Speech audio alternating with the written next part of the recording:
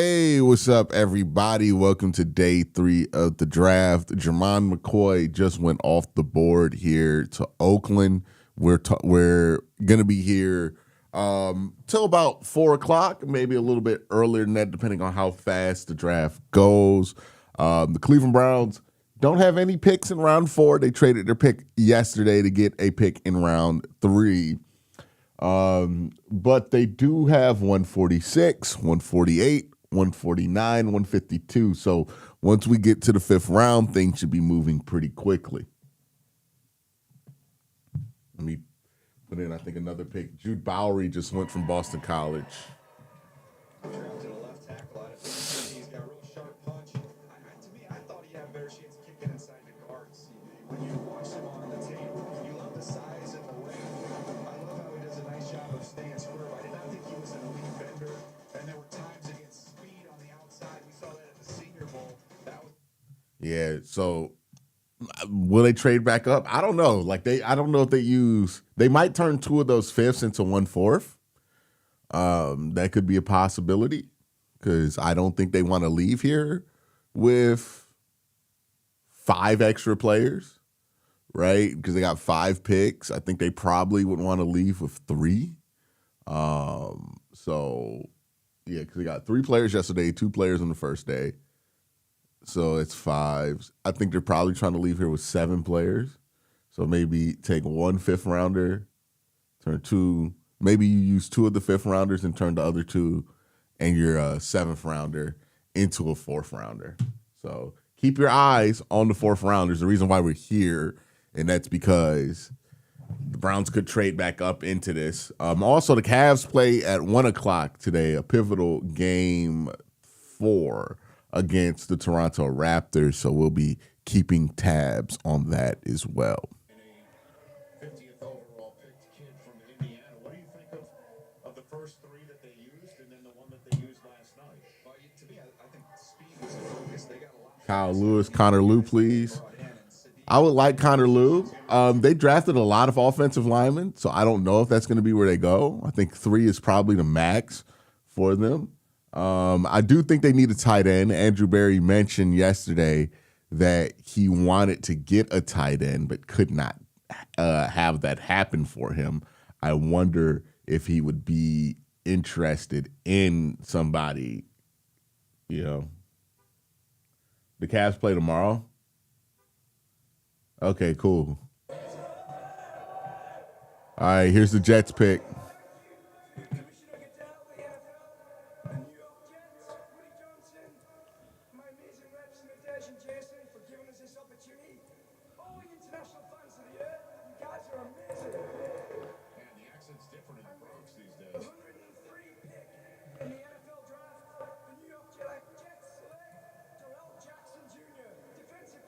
Oh.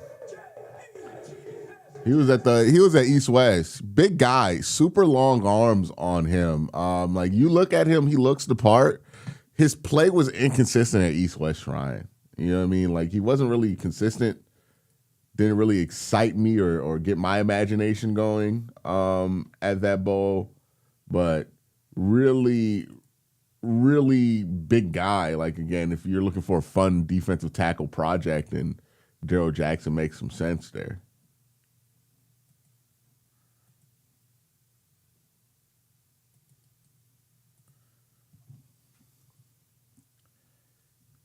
Definitely. Is my mic working? Yeah. Thumbs me up in the chat if you're getting audio, just to make sure, because I heard somebody say they didn't get audio.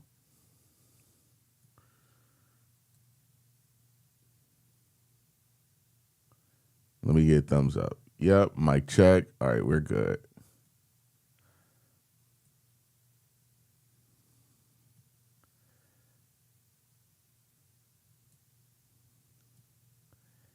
All right, Arizona's picks in.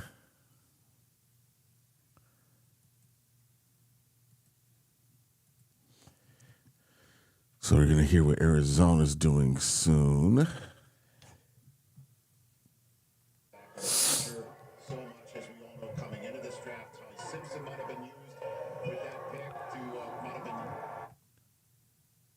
Jeremiah Love. The Cardinals got Jeremiah Love, Chase Basantes.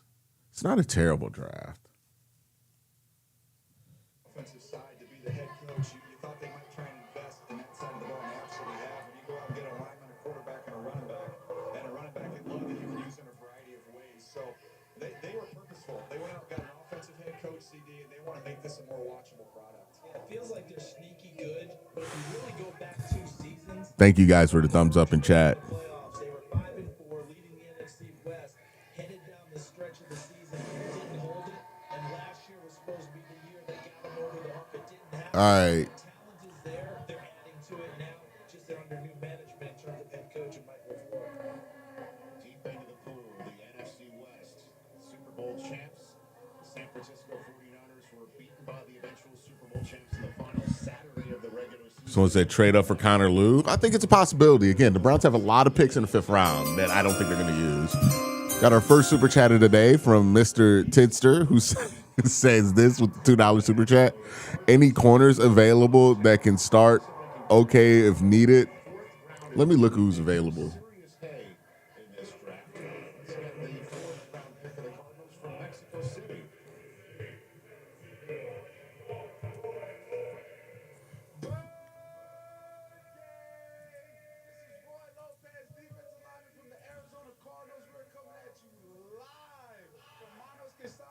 In Mexico City, and with the 104th pick in the 2026 NFL Draft, the Arizona Cardinals select Caleb Proctor, defensive tackle. I like him. From Louisiana. Let's go Cardinals, baby! And now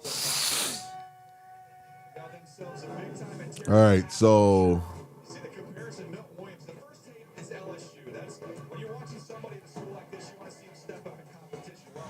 I mean, Keontae Scott can play. Keontae Scott from Miami. He's a good player. The only issue with him is he's super old. So, you worry about that. But he's a good football player.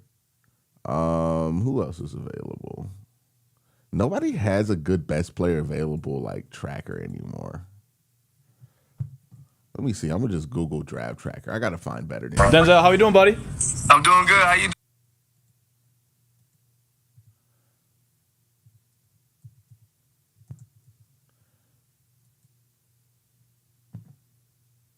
What about CBS? All right. Yeah, CBS's draft tracker is better.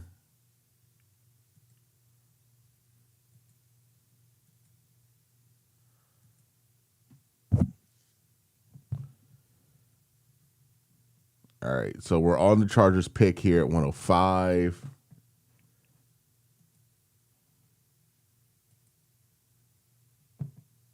He didn't get drafted. I could have sworn he got drafted. Why isn't he on this ticker?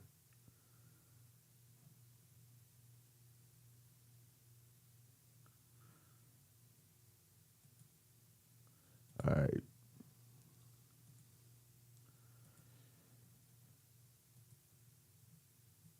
Someone said Kyle Lewis. I like Kyle Lewis. He's a good player.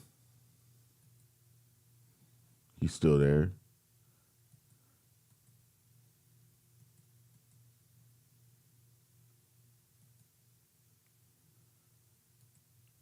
Keontae Scott. Thad Dixon. And Devin Marshall. Yeah, those are the 3 I like so far that are still left. The Browns pick at 146, 148, 149, and 152 with 248. So the Browns are going to pick after the 4th round. Right now we're at pick 105, but I do think the Browns are going to use some of those 5ths and trade up into the 4th. I don't think they're going to stand pat there.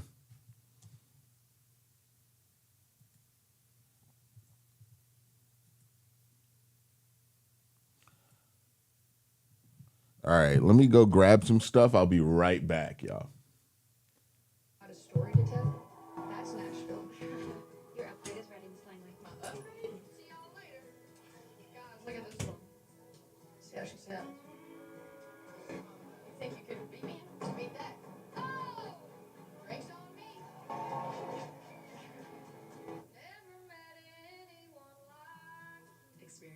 sounds of Nashville with a card that's even more rewarding. Chase Sapphire Reserve. The 2026 NFL schedule is about to drop. Let's go, baby. Get ready for what's coming your way. Debuts, revenge games, and defending champs ready to roll it back. Veterans in must-see showdowns, and the young stars ready for prime time. From week 1 down under to the biggest international slate ever. Every game revealed. The 2026 NFL schedule release on NFL Network and ESPN2. This is an example about how franchise fortunes can change in the 4th round. When the Raiders chose Max Crosby, how many Raider fans were like looking up where Ypsilanti, Michigan is? Eastern Michigan football was all about. And then Dakota Prescott, ladies and gentlemen. I mean, when you choose a quarterback out of the SEC and you're the Dallas Cowboys, clearly people will look it up. But everyone was wondering, you know, Tony Romo's there, and when would Prescott play, and how good will he be when he gets out there? Yeah, so And wasn't expected to play as a rookie. right, correct. So, long story short, is the names you're hearing right now, we might make some note of it, and then obviously keep an eye on it. But day 3 picks are picks too. It's a big deal. And I love that you brought Max Crosby real quick. That's our guy, Mike Mayock's guy. Let's send things to the stage. Is this the guy is that Matt Money Smith? Is he calling? Today, with the 105th selection, Los Angeles Chargers select Brennan Thompson, wide receiver from Mississippi State. Let's go, Chargers! All right. Viva Mexico! Brennan Thompson, wide receiver. All right, cool.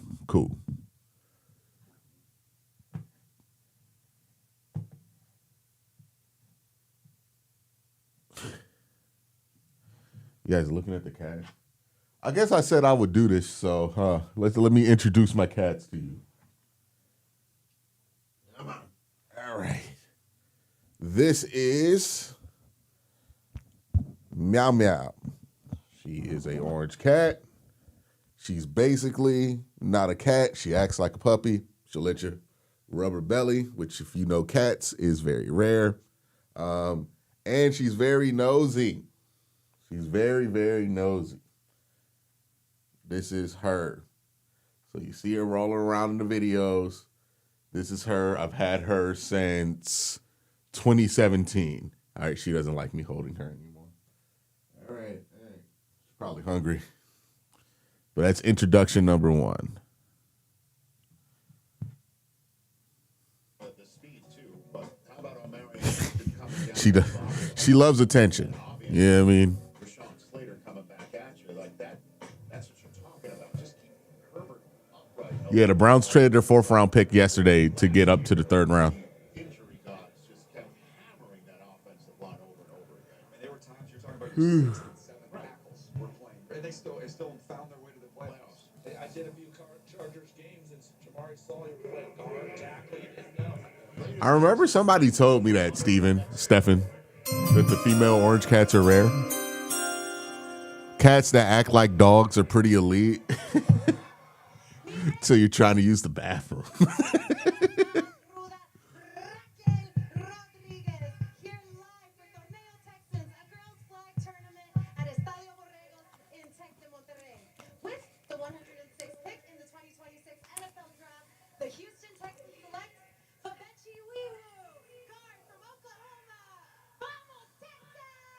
All right, cool. Didn't have him on my radar. All right. Hey, check on mine. That was the perfect name there for that pick as well. This is a fun player. Plays at guard on the right side. You see him at left guard. He's played center. Very versatile. I liked him best at center. I thought that's where he might find his home at the next level. When you watch the little bit of work that he did get there, just 150 snaps, you can see someone who's got real active feet. He's athletic. He plays with leverage. He's played a lot of football. He's a 4-year starter with that interior versatility. That's what you're looking for at this point in the draft. Yeah, and you remember a few years ago that Houston was trying to address that center deal with Drew Scruggs and never really settled in there, right? I think David Andrews is there now, so we're thinking Will was going to stay at guard, but he's stout and firm there at the point of attack. And as you noted yesterday on this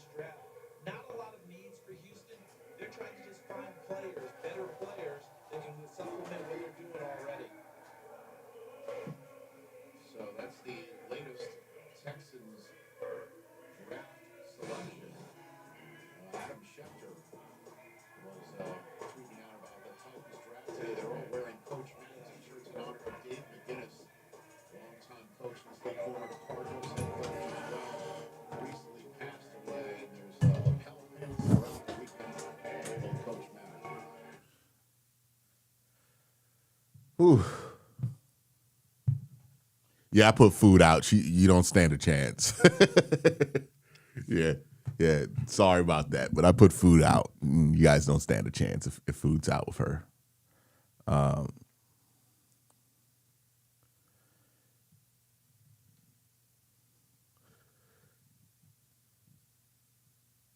The double cup. This is a thermos with green tea in it. What are you talking about? This is a Owala thermos. This is the most suburban bullshit I could have in my hand. We got a fitty bomb from Michael Grilly. Appreciate you, Michael Grilly 4926. Said appreciate the content. I will never change the fitty bomb from being Nick Chubb or Jim Donovan's touchdown call right there. That's going to be permanent, because I've thought about changing it since Nick's not on the team anymore, but nah, why? Why change it? Nick's a Brown for life, man.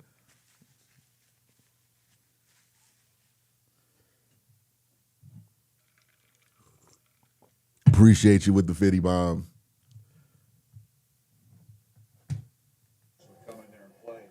And yeah, the super chats are always gonna be the Nick Chubb face, man. That Nick Chubb face is just so funny. Like, I can't, unless somebody surpasses the meme quality, it has to be the Nick Chubb face. You know what I mean? Again, he's a Brown for life, man. He might play somewhere else right now, but that dude's a Brown. He gonna retire a Brown, and we gonna argue he should have been a Hall of Famer, and that the Steelers stole that from him when they sniped his knee. So this is where the Browns would have been picking if they still had their pick, but they traded their pick to get to the third round yesterday.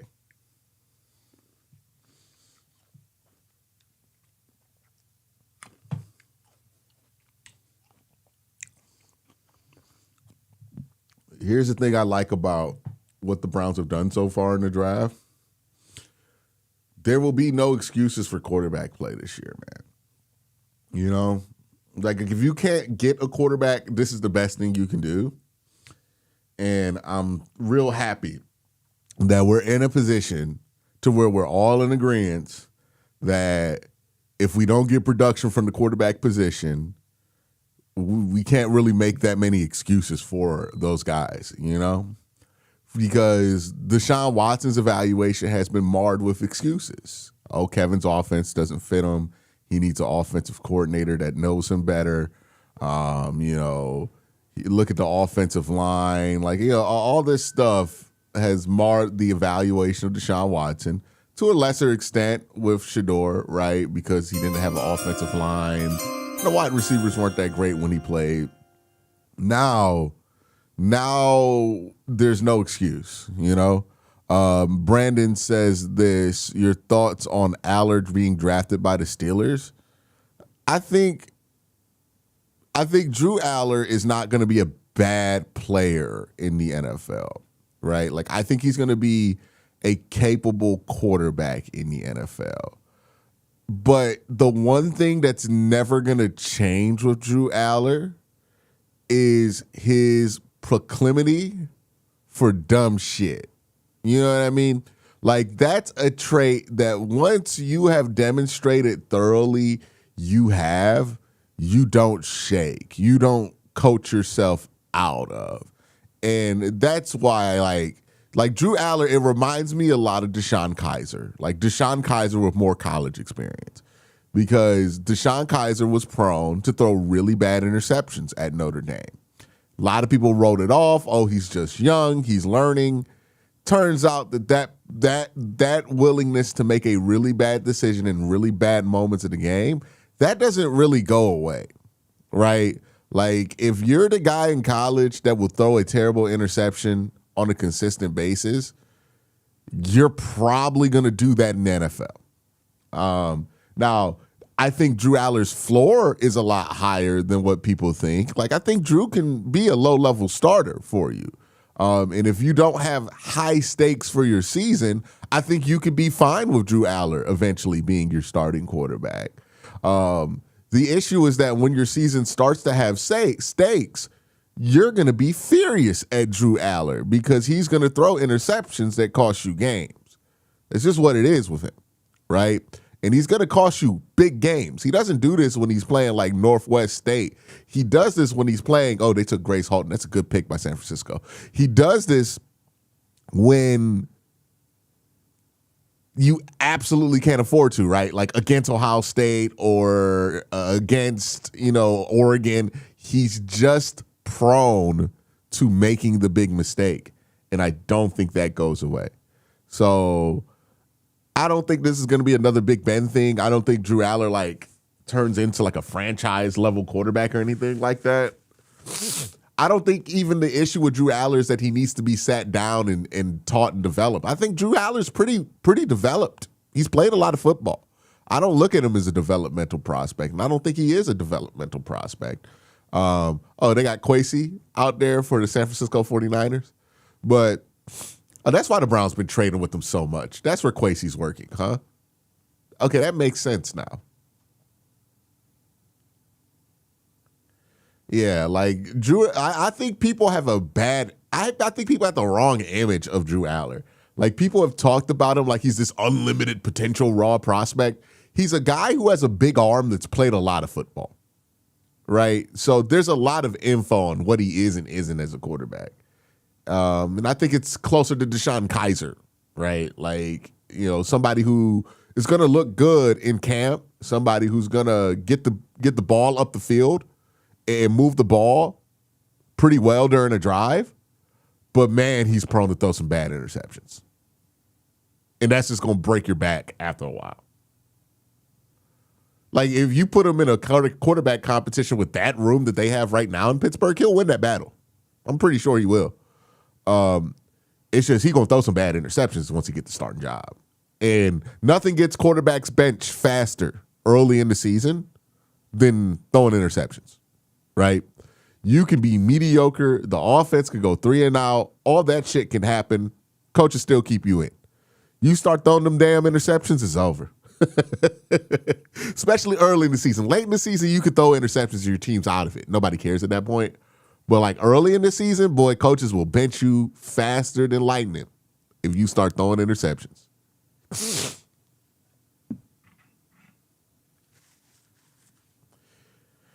Some people in chat were saying Deshaun Kaiser. I think that's unfair. That's mean. I'm like, Deshaun Kaiser was a second round pick, y'all.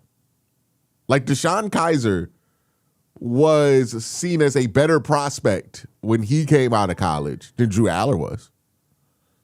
Really think about that. You know what I mean?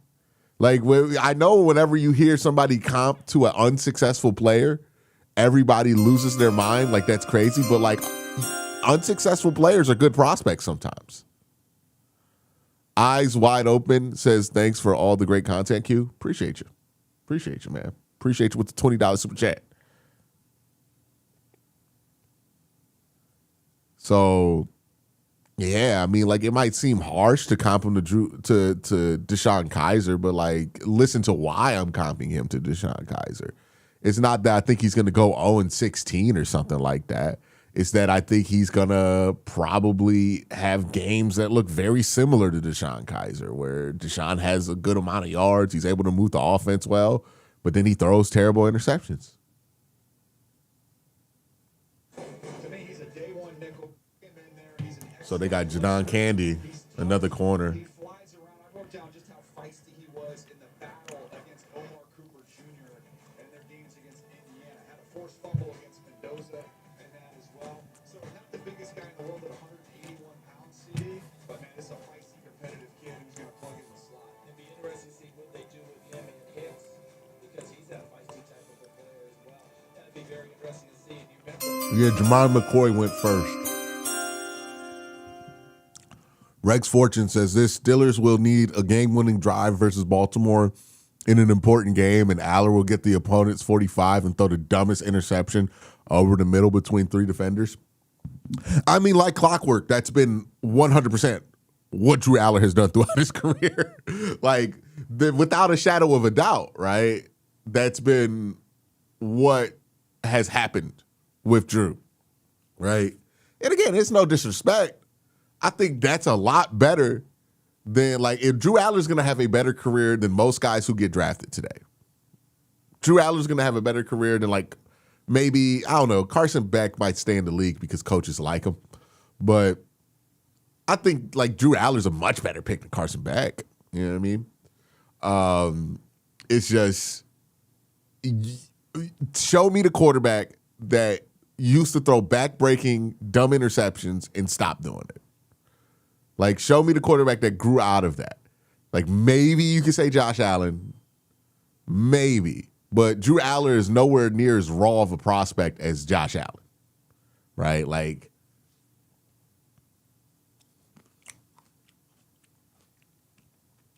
I don't think Drew Allar's a crazy gunslinger. I think Drew Allar just makes dumb decisions sometimes. Like, I don't know why this is hard to explain. Drew will make a bad decision. And it will be an interception. And it will happen probably like 16 to 17 times a season.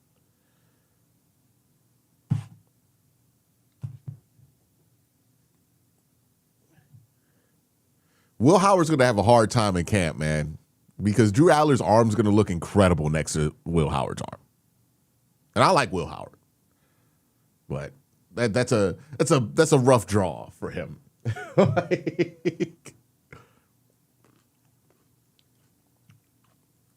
These are grapes.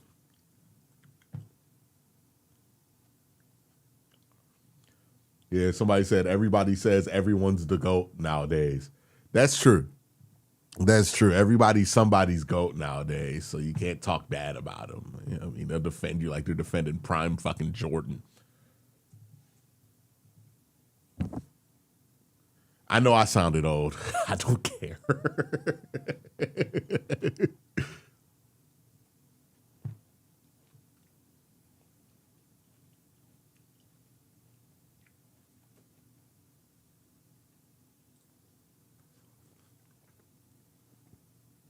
I do have another cat. I doubt you guys will be able to see her because Lily is extremely shy. So I'll try to get Lily on the stream, introduce you guys to her, but she's extremely shy. Nah, we not whipping out the nuts. You know, Andrew don't need me. Andrew don't need that for the draft. He got it. He good. He good. He don't need the extra help. Why is Twitter not loading on desktop only? You know what? We're just going to close out of all the Safari tabs and then reopen. We're at pick 110 right now. We're at pick 110 right now.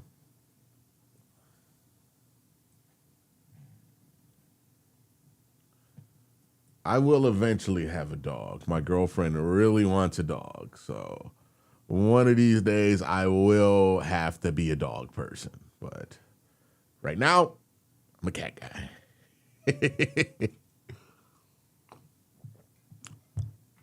All right. Draft is back on. Let me put the audio back on for it. I think there might be one more coming. Well, I mean, the Jets just chose somebody and they are clapping.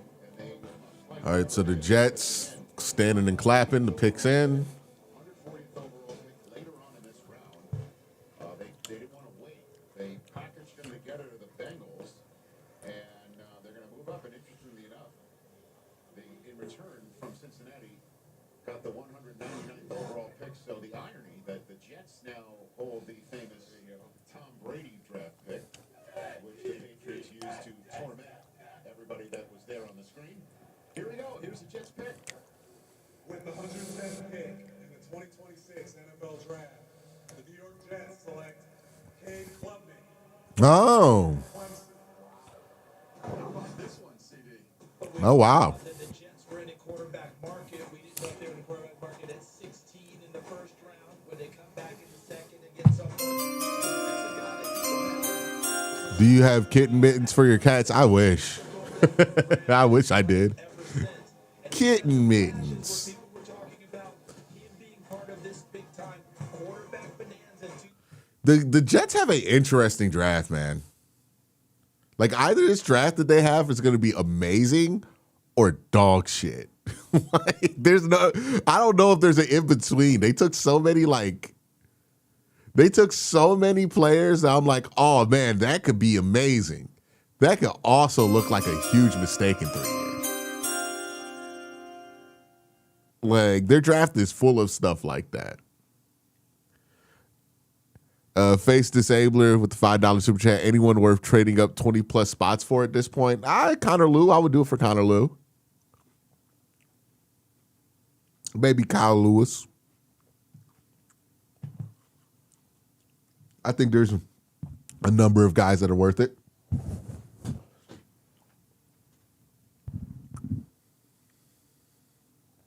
McCoy is drafted. We get asked every time. People just join the stream and ask about Jermon McCoy. Jermon McCoy was the first pick of the day today. He is not on the board. He's gone. Jermon McCoy is gone.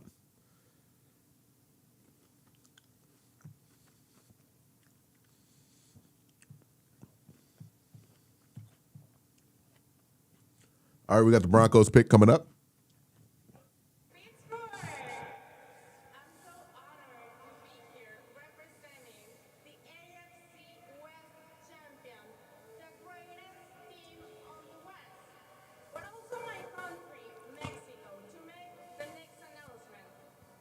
With the 111th pick in the 2026 NFL Draft, the Denver Broncos select Cage Casey, guard, Boise State. Cool.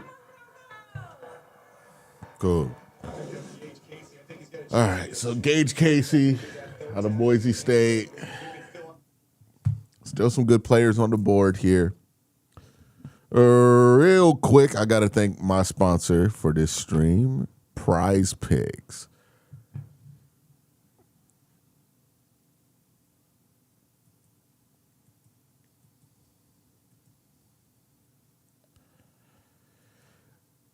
All right, let me talk to you guys about my sponsor, PrizePicks. It's a fun way to win cash while watching your favorite teams. Forget complex betting rules. PrizePicks is incredibly easy to use. Just pick more or less on a few player stats. We've been doing some picks on the NBA playoffs. The Cavs, they play, I believe, tomorrow. Chad has corrected me that they play tomorrow. So probably going to drop some picks in for the Cavs there. Actually, you know what? Let's do that live right now. Let's drop some picks in live right now. Let me pull out the app. We're going to put some picks in for that game. Y'all tell me what y'all thinking, and we're going to see if we can win on some picks here on PrizePicks with the Cavs. So let's see here. We're going to go to the Cavs game. Toronto Raptors is a big one. They got the Cowboys selection coming up right now. All right, let's see. Cavs. They went Drew Shelton out of Penn State.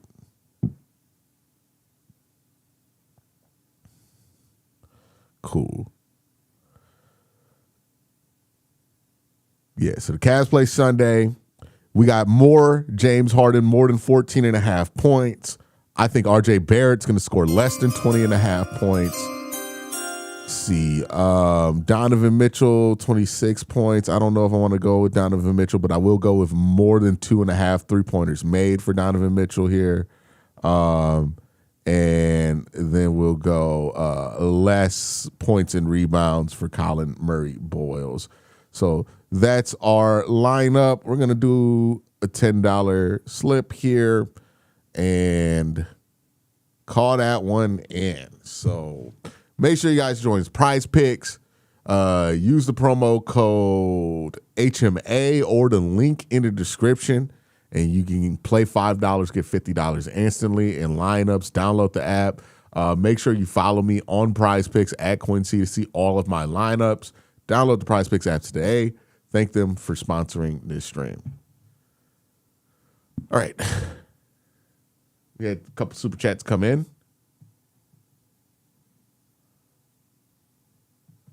Your prediction of the depth chart after this draft? The depth chart. Am I tripping? Please clarify what you mean by that. I don't know what you mean.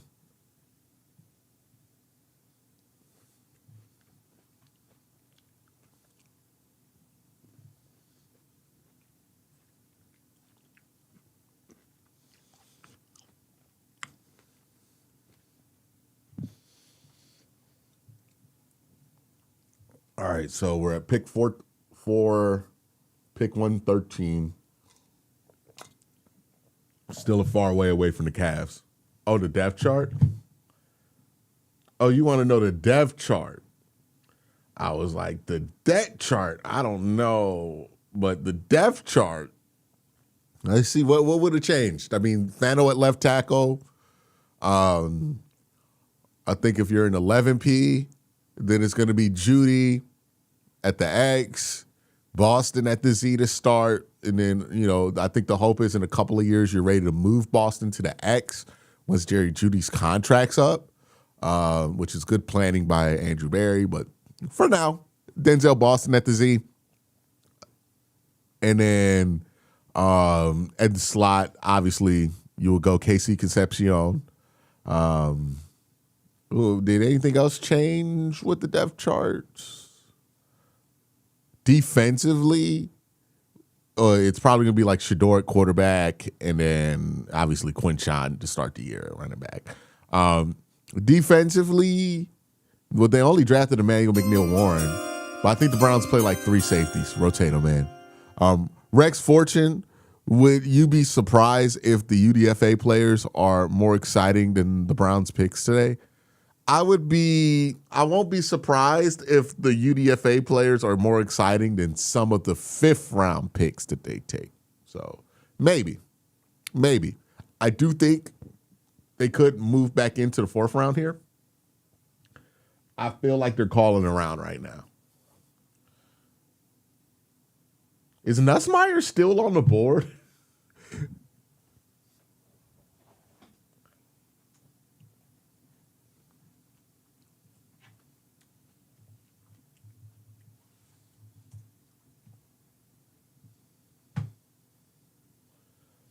Yeah, Nussmeier's still on the board. I wouldn't do it. Keontae Scott, Kyle Lewis, Sam Heck. There's some really good players. I know Kobe likes Genesis Smith a lot, but we already got safety. Bud Clark went super early to the Seahawks. That would have been my pick for a slot corner.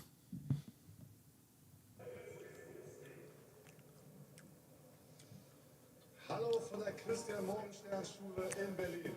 I'm Bjorn Werner, and I'm standing in front of the playground that the Indianapolis Colts and the NFL donated before last year's Berlin game. With the 113th pick in the 2026 NFL Draft, the Indianapolis Colts select Jalen Farmer. God Kentucky. Go Colts! Well, the Colts love guards who can move people on the run game. Think about Quentin Nelson. This is a road grader coming out of Kentucky, and Jalen. All right, so Jalen Farmer out. At this point in the draft, you're looking for guys who have some traits, and he does. He's got a ton of. I don't know if you put Emmanuel McNeil-Warren in the slot in man coverage situations. I think you leave that up to Grant Delpit, right? And that's the beauty of, like, I think I talked about this with Tyvis Powell a while ago, but, like, look at how much better of an environment the Browns defense was last year to develop young players versus their offense.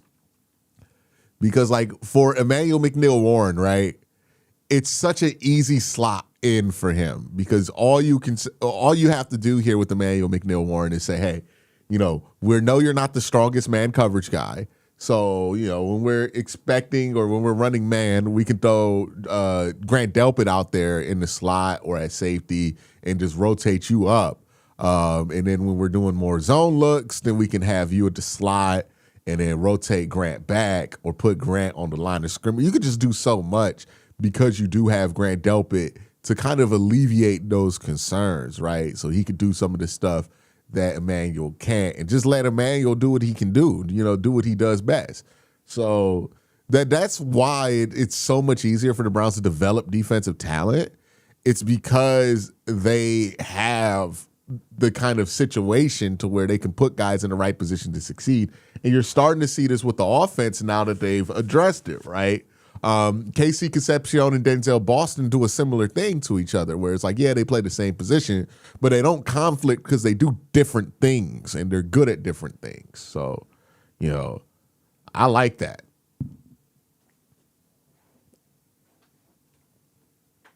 I think Cade is a better, I don't know. I saw Cade throw at the East-West Shrine, and his arm's not impressive. That's the one thing with Cade Klubnik that you got to, accept. His arm's not impressive. Now, if the Browns didn't want to go a developmental quarterback, I'm all for Jalen Daniels. I like him. He has a great personality. He seems like a guy you want in the building. And he's also somebody who showed some development at the All-Star game. East-West Shrine, I thought he had a good week. Thought he got better every day. Seems like a super team guy. I like Jalen Daniels as like a developmental prospect. All right, the Ravens pickers in. Biggest pick for the Ravens. Again, they've got 8 of them today, so there'll be lots of them here in Pittsburgh. With the 115th pick in the 2026 NFL Draft, the Baltimore Ravens select Elijah Surratt, wide receiver, Indiana. That makes sense for Baltimore. Let's see if Lamar Jackson sneaks back shoulder. Yeah, I think Elijah Surratt reminds me a lot of Rashad Higgins. I think that's the kind of career Elijah Surratt has.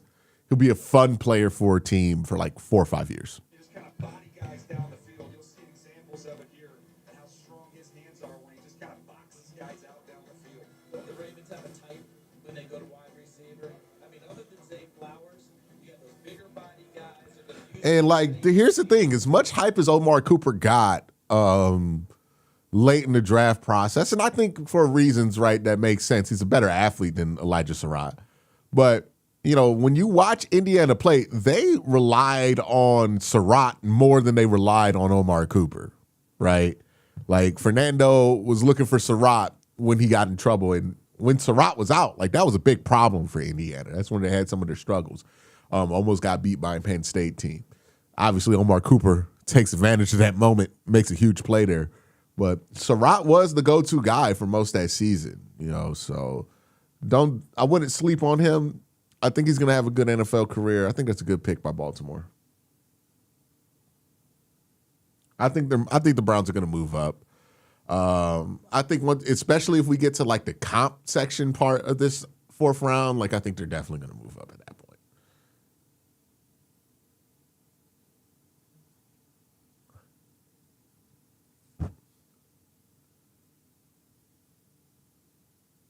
That's crazy.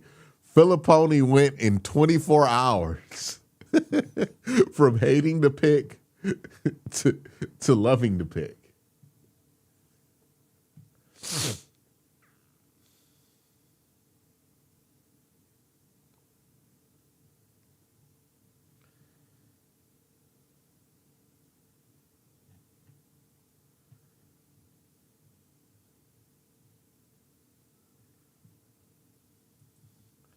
All right, so Tampa Bay's picks in. Are they going to go to the? Yeah, they're going to the podium.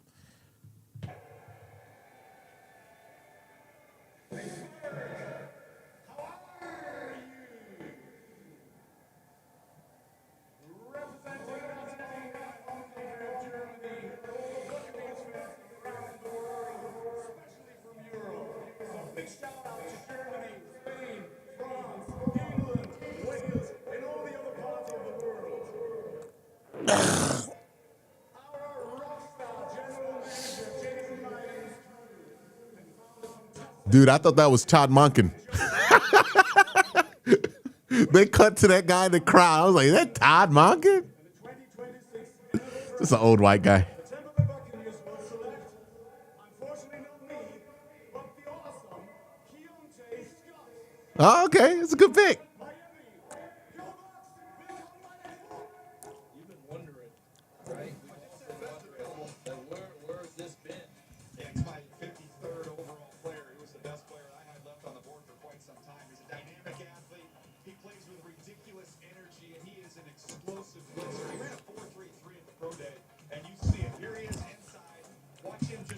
I like Keontae Scott. The only thing that like made me not really talk about him that much is he is extremely old, and I know for a fact Andrew Berry ain't gonna draft him. Like we've been in the Andrew Berry era. This is our sixth Andrew Berry. Think about that, man. We've had Andrew Berry as our GM for 6 years. This is our sixth Andrew Berry draft. He has some trends that aren't going to go away here. He's not going to draft a dude like Keontae Scott, right? Like that's just not on the card in the cards for Andrew Berry. So the second I saw that he was like 25 years old, I was like, oh, okay. Well, we're not doing that. There's a trade here. There's a trade here at 117. The Chargers are going to make the pick here.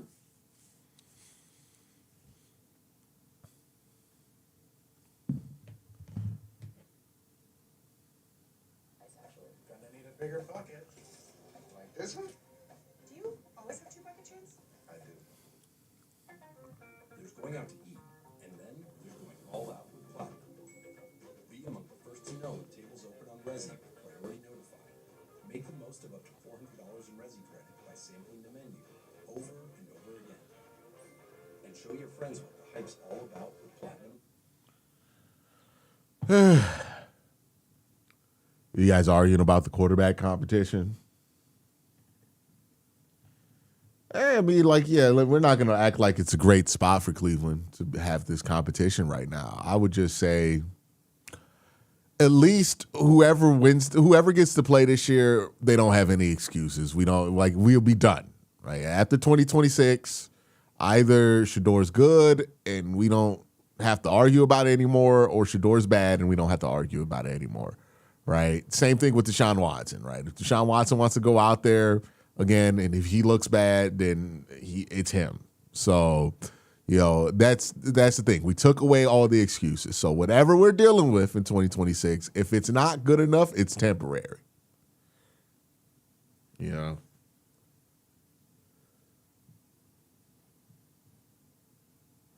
So that's the bright side of it, right? We can feel how we feel about the quarterback room, but at least we're giving that quarterback room a fair chance to succeed, so that we don't have to do this bullshit next year where we're like, oh, well, we didn't really give them a chance, and how can we give up on quarterbacks when it's like, all right, we gave them a chance. We gave them somebody to be successful with. They weren't successful. Let's go and get somebody in the draft that we think can be successful with the pieces that we got, or let's make a trade for somebody, But either way, we're done with the excuses here, right? Either produce or not. That's really no question. And I think that's going to be exciting to watch. So,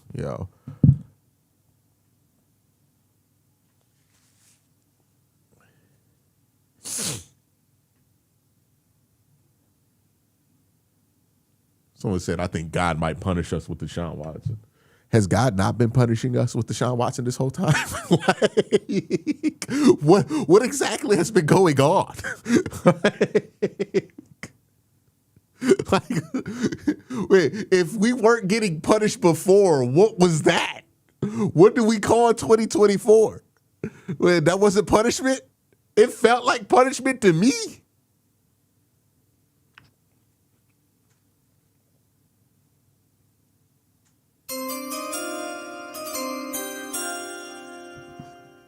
Sir Philip says, could Dylan be a better coach than player? Absolutely. He's going to be a great coach. Dylan Gabriel's going to be a good coach. Like, I wouldn't be surprised if 10 years from now he pops up as somebody's offensive coordinator, like a Davis Webb or somebody like that. He's a sharp football mind. Like, Dylan Gabriel is a very sharp football mind. The issue is that he doesn't have the physical abilities to overcome his shortcomings. No pun intended, please. And that's just going to make it hard for him to execute what he needs to execute. He can't execute physically in the NFL level. But he'll be a great coach. You know what I mean? If he wants to coach. He has a good demeanor, too, for coaching, right? He's not really like a high or low guy, real patient, has a good demeanor. He'll probably be a great coach. at least at the position coach level. After that, it's a crapshoot.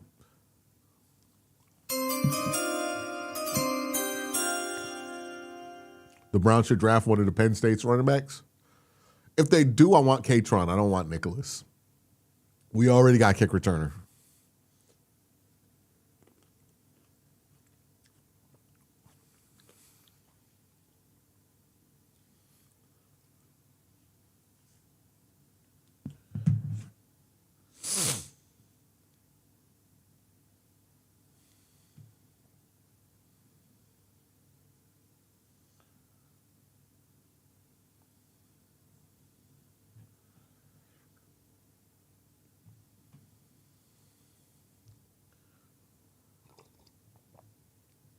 All right, we're at pick 119 and moving along quick now. That pick's in already.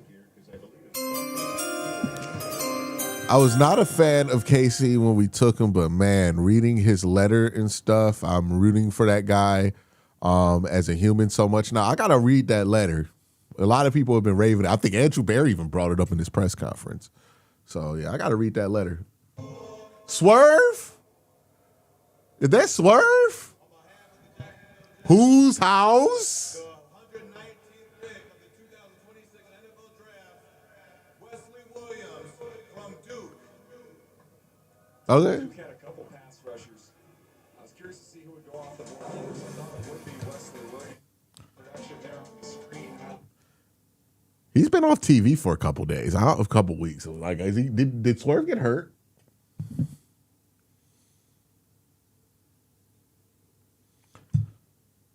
Yeah, because he beat Brody Lee at Revolution, and he hasn't been on TV since.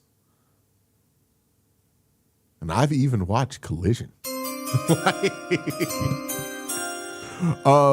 Zachary says this, Q, thoughts on possible problems or issues with us having an offense that is 80% rookie in year two guys?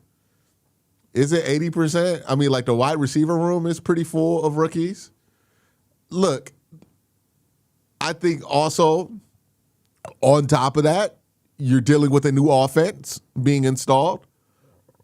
I expect things to look a little rough at the start of the season. I think it's going to take a couple weeks for the offense to start to look like how they want it to look. So it's probably going to be a rough first month of the season for this offense. The good news is that's not going to be much different than what we've been dealing with, and there'll be the upside of that changing over time. But yeah, they're probably going to have a hard time out the gate because they're installing an entire new offensive line, and they got veterans on that line, but they're all new to this team, new to this system. So everybody on the offensive line is new. It's a new system, new quarterbacks, new system, new running back, or new wide receivers, new system. So yeah, there might be a little bit of a period of figuring out here, but I think once they do figure it out, it'll be much more promising.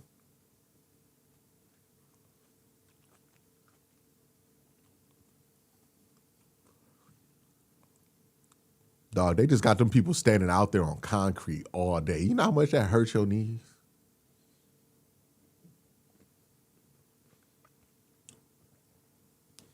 Honestly, somebody asked me, do I watch WWE or AEW? I keep up with WWE through what I see on social media, but I'm not that invested in WWE. I watch AEW regularly, though. I think that their product, for me, is more of what I want from a wrestling show. And there's less shows you have to watch in AEW. So it's like AEW, you can watch one Dynamite a week and you're good. You're not going to be like caught out on storylines. WWE's got like a lot of shit going on. You got to watch like NXT on Tuesdays. It's too much for me. And then you got to get like 12 different subscriptions to watch the PLEs. I just find AEW just easier to watch, easier to get into, and they got wrestlers I like, and the style of wrestling they do in AEW is more for me. I'm somebody who really loved the Cruiserweight Challenge when WWE did it, the original Black and Gold NXT, that's the kind of stuff that I love when I watch wrestling. So AEW gives you more of that these days than WWE does. So I stick with AEW there. I like their product better. It's more for me. Remember last year, good up there. He didn't quite have it right, but he's got it now. I don't know if I should write down this. Someone said AEW was hard to get into years ago without knowing anything about any of the guys there. Sometimes I think they do a better job of it now, right? Like if you're a new person and you join or you watch an AEW show, a couple of years ago, they didn't tell you shit about nobody. But now they're pretty good about constantly running promos and letting you know who these guys are and giving you information and background on why this match is important. They do a better job of it now. They still could do better. You know, I think that's a fair complaint about AEW. It's not the most inviting to new watchers. You do feel like you got to get on Reddit and figure out all the lore. But here's my advice to anybody wanting to get into wrestling, whether it's AEW or WWE. Just start watching. You don't have to know all the lore. It's wrestling. The stories are basic. So if you just start watching, after like a week or two, you'll figure it out. You know what I mean?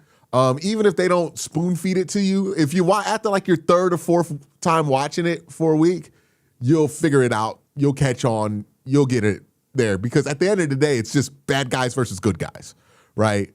And once you figure that one out, then you know the rest will fall into place. So.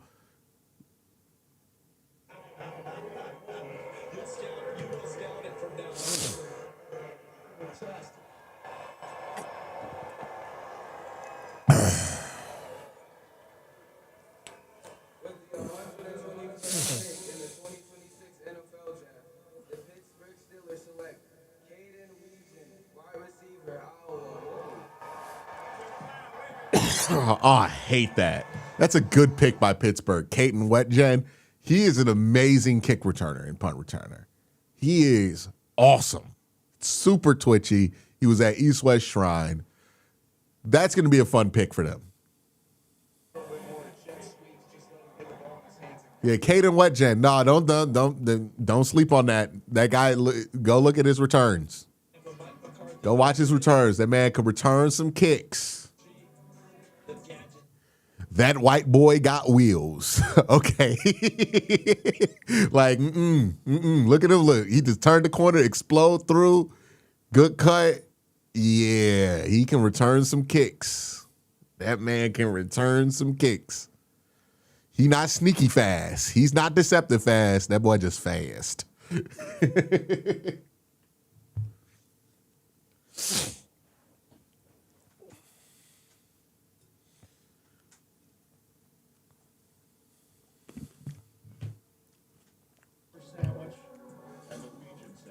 Now, fourth round was early for him.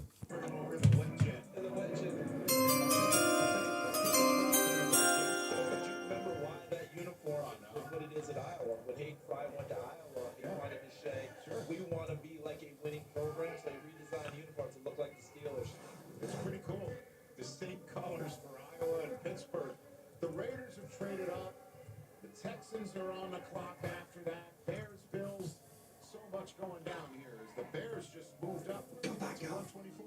Yeah. Yes. All right, so we got pick 122 coming up here. Super chat for Face Disabler. I'm going to pull that one up from the chat. Had front row seats in SmackDown back in 98. Rock and Sock peak connection time. Great memories. Attitude Era was different. Definitely. So when I was young, I wasn't Attitude Era young, but I remember this was back when John Cena was still Word Life John Cena on SmackDown. I got to see him. I think the Ultimo Dragon was on that show. Didn't really realize how cool that was. Then I got to see the Ultimo Dragon. He had a cool entrance though. I remember it from like Here Comes the Pain. I was like really excited to see it. But yeah, I think it was like Big Show and John Cena. And Big Show had said to John Cena, I eat pieces of crap like you for breakfast. And John was like, you eat shit? And that was like the funniest thing to me.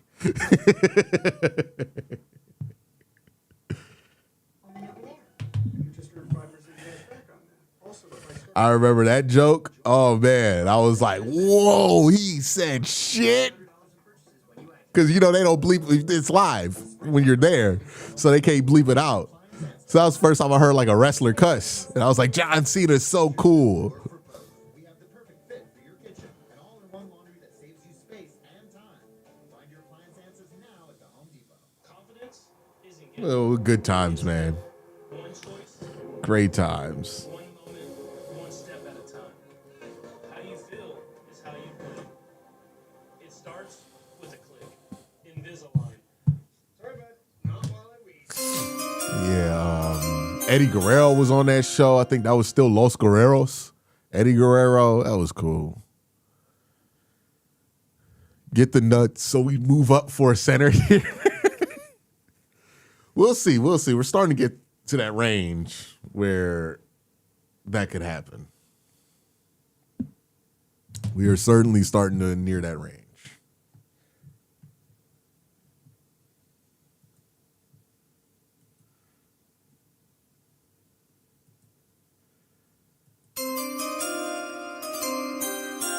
I feel like there's still a lot of centers left. Yeah, I think there are.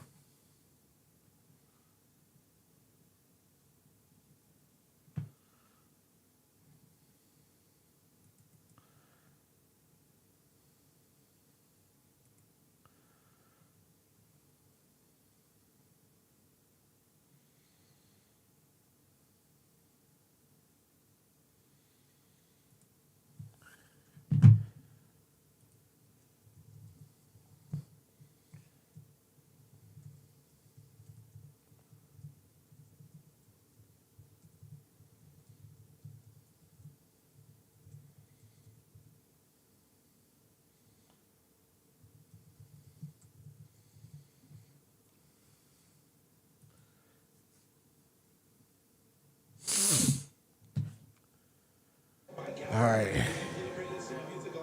We got some super chats in. No, we good. How is this young lady Xavier? Voting for Major League Baseball All-Star games at the stadium, punching out. We would be hanging chads. Were you part of the Cincinnati staff team that year?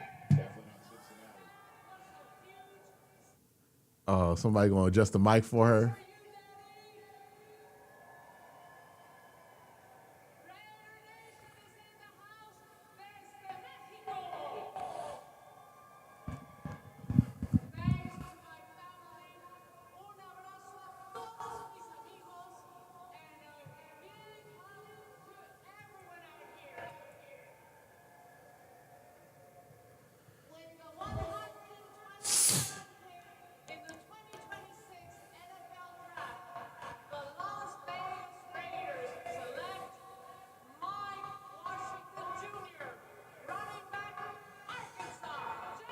All right, cool. Cool. Ain't nobody gonna help.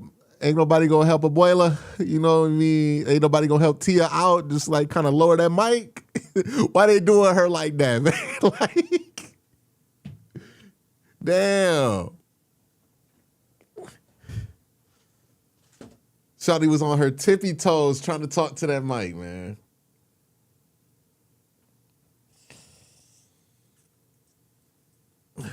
Said Lorenzo Styles at 248. Let me tell you, man, I don't give a fuck about who they take at 248. Sure, yeah, if you want to take Lorenzo Styles, cool. Like, I'm not going to have a strong opinion about that. You know what I mean?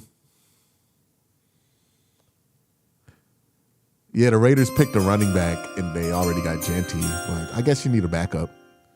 A cheap backup. K Mountain says, what round would Dylan Sampson go in this draft? Dude, Dylan Sampson would probably have been a third or second round pick in this draft. He would have went day 2 in this draft. Definitely would have went day 2 in this draft. He came out a year early. I think he should have probably stayed.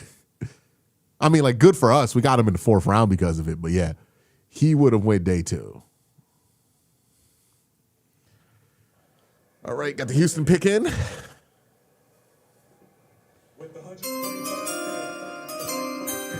Position coaches begging Andrew to keep his 3 5th-rounders right now. Probably. I don't know how we going to roster all them players, though. There on the screen, versatile. As an off-the-ball linebacker, you get almost 6'4" with some length to go along with it. Now there's tons of lateral range. He's a little bit tight, but this dude can run sideline to sideline. I thought he was aware in coverage, and he'll attack and punch off blockers when he has to. To me, we've seen several of this body type now in this draft as these off-the-ball linebackers. Again, not only because he can rush the quarterback a little bit, what he can do in the run game, but that size kind of clogs up these throwing lanes in that middle level of the field. Yeah, and you see how he came from inside out on that one. I loved how he played on tape. And when I wrote down watching him, Wade Wood-ass, I substituted that in there for the Wood. That's what I thought. All right, the Bears just traded. So, look at that cutie. I meant the kid. That's very enticing. Yeah, Dylan Sampson was a 4th-round pick. Yeah, he was day 3 last year. He would have been day 2 this year. I'm from Spain. Do you like Spain? We have the rich cheese there, and we also like the great thing.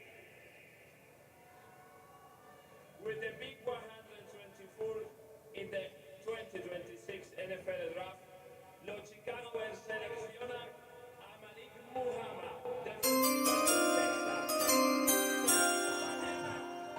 Hey, Q, ready for day 3. Hopefully we get some good players. I also think that there's a non-zero chance they trade for a veteran quarterback today, AR or Will Levis.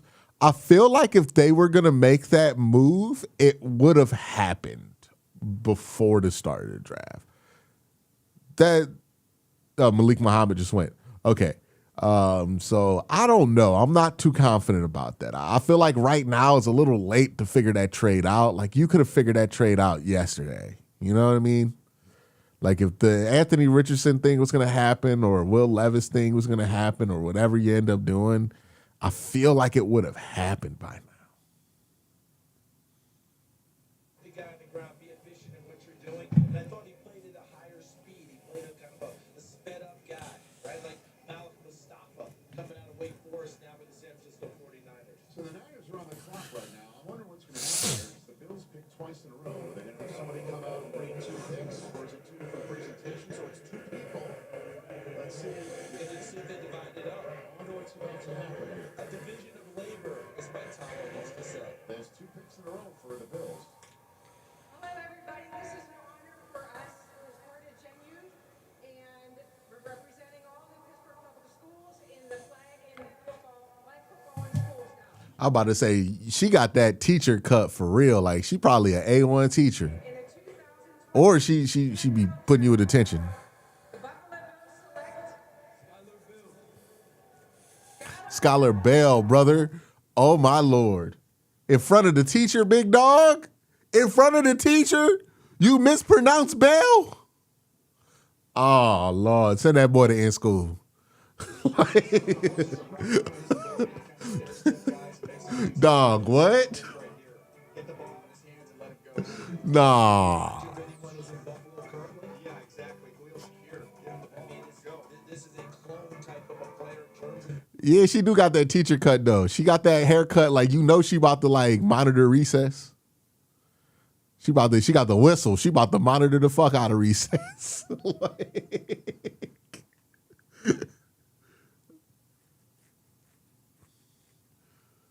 The combine ran 4.4 flat, and that's So Skylar Bell joins the wide receiver room.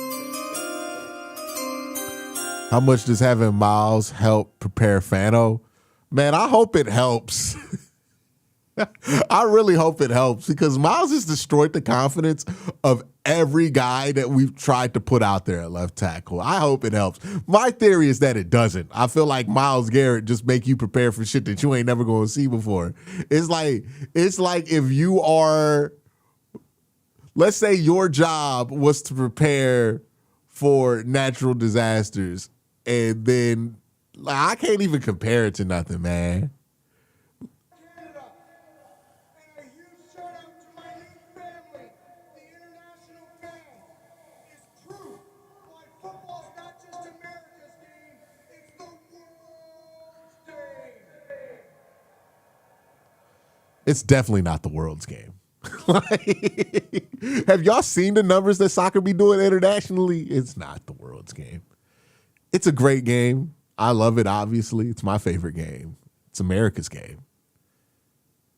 But they don't be, the world don't really care. The 126th pick in the 2026 NFL Draft, the Buffalo Bills select Caleb Elandor, linebacker, TCU. Welcome to the Mafia, and welcome to, I forgot to do a shout out to the Allen family on the latest edition. Nice. I love you all. We got to have somebody next to the mic next year, man. We can't just be letting people just have the mic.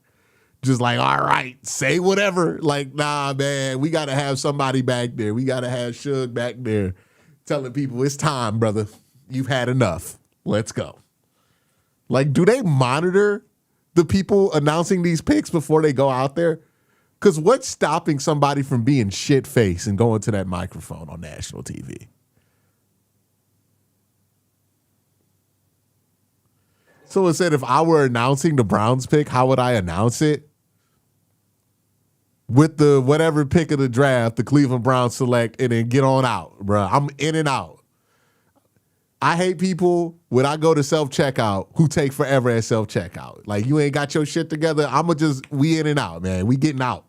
We in, we out. We in, we out. We in, we out. Just announce the pick. Let's go.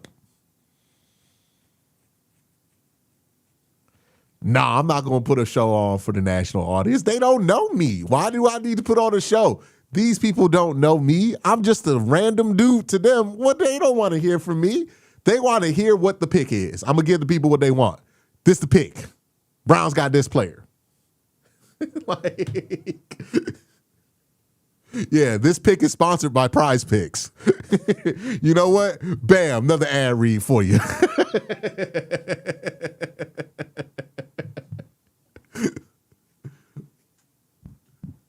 And then I'll do the little shake.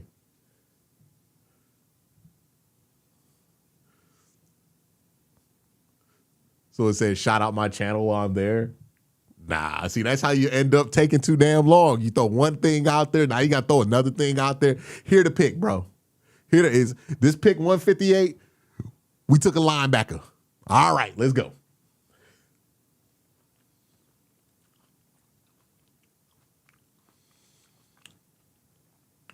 Let's get it going, man. Let's get it going. I don't need to take it. I don't need to do a whole thing and wear a cape and a costume. I'm good. I'm good. We're going to be businesslike. Mono says this. The disaster analogy is perfect. It's like preparing to respond for a natural disaster for your first. It's like becoming a firefighter. And then the first thing you deal with is a hurricane, like a Category 5 hurricane. Like, what are you really going to learn? Like, you know what I mean? So, yeah, I think you're right on that one. Like, it's like you face what happens in Fukushima. It's too much. It's too much. J Balls 92 says, cute doing a Pat McAfee promo, reading the pick. If I do a promo, I'm not going to take as long as Pat McAfee. You know what I mean? It's going to be a couple zingers, maybe I'll just say something about the Steelers having Big Ben crying on the sideline or whatever it is. Like, if I got something that can hurt the Pittsburgh Steelers, I'll throw it out there maybe. But other than that, and I'm announcing that pick and we going to get on with it. If tackle job is managing a flood or heavy rain, Myles Garrett is Hurricane Katrina. Like if your job is disaster relief and you think you about to be handling floods, Myles Garrett is like a tornado hurricane, dog. It's too much. Like, how are you? You're never gonna see that again. like you're never gonna see that during the season. Somebody like Myles. So preparing to stop him is pointless.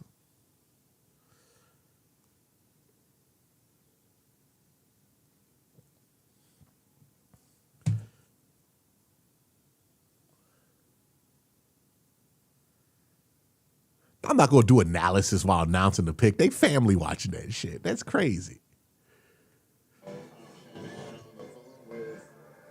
The latest 49er to be added. 49ers got a dumb amount of picks right now. Ugh. 4 fourth-round picks. I think they're right here. And then 133rd, 139th overall. Here's the latest 49er pick.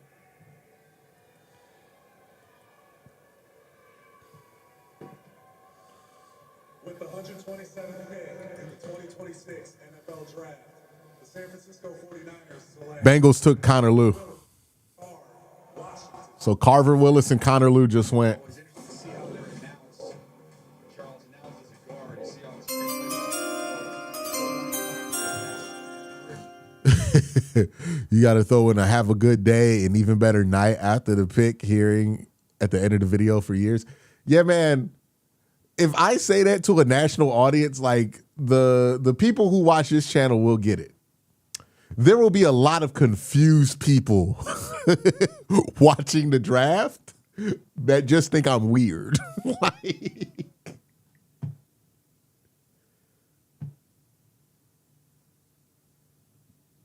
someone said, Card Shark says, no. Oh, J Ball says, is there any shot we take all 4 of those picks? It's looking like it. It's looking like it. Card Shark says, nah, a better comparison is if you're a person who prepares for floods, Myles Garrett is Sharknado. It's like, what the fuck am I supposed to do with this? Like, what am I supposed to do with Myles Garrett? Like, I don't know if you wait to put Myles on Spencer Fano. You don't do that shit day one. Like, to Spencer Fano's credit, like, he's the kind of tackle that Myles tends to have issues with, more athletic tackles with good feet. But, yeah, man, he don't got to do that day one. Appreciate the super chat, Card Shark.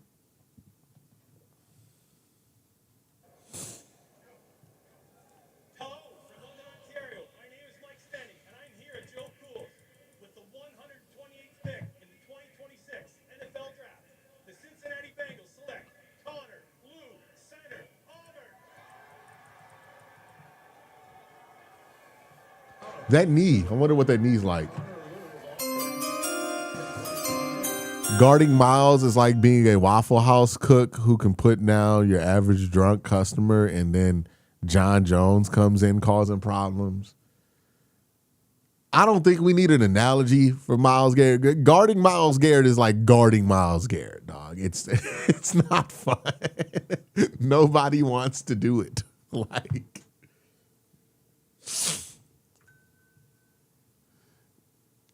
you know what it's like? It's like winning a boxing match and then fighting Mike Tyson right after. You know what I mean? It's like when you win your championship match and somebody cashes in the Money in the Bank right after. K Mountain says, when we're bringing JP on the show to clown him for the Jags draft, Pregnon might be the only pick that's decent. I can hit him up and see if he wants to come on.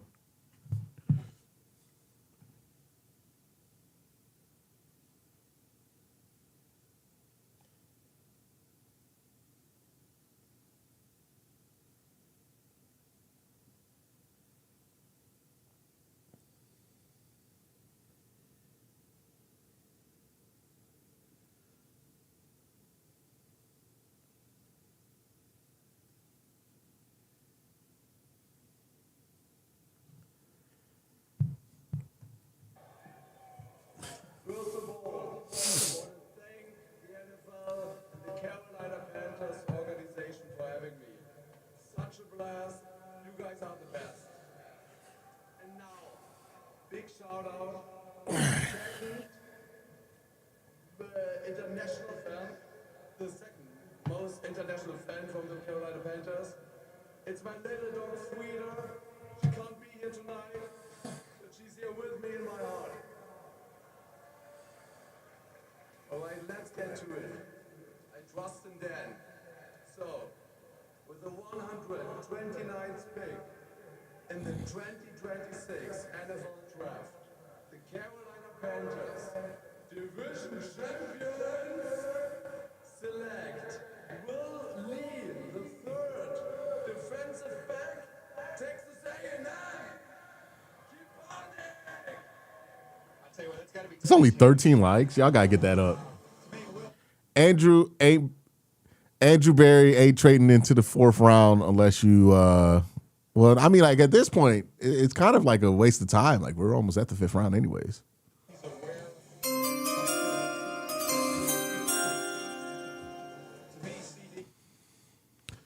Techanon says, "Imagine spending 5 hours to say nothing."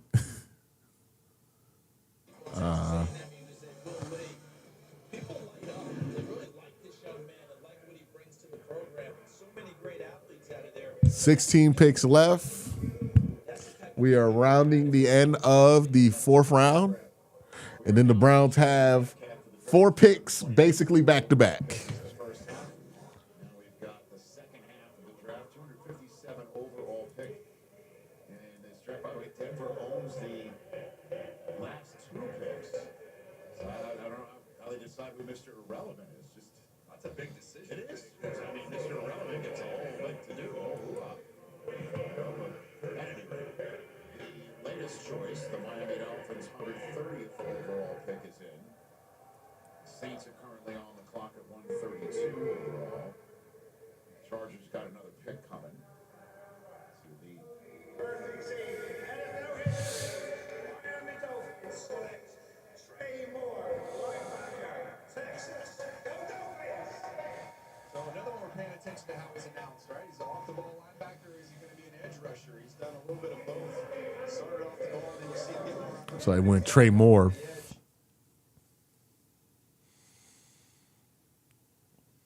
So we're at 146. We're at 130. Oh, it's $5. Imagine spending $5 to say nothing. Well, sometimes what happens is if you cuss in a super chat or say a word that is on the block list, it's just gonna pop up as nothing when it pops up as a super chat. So you gotta, if you're gonna super chat, you can't put like vulgar shit in there. So or else it gets kind of like wiped out.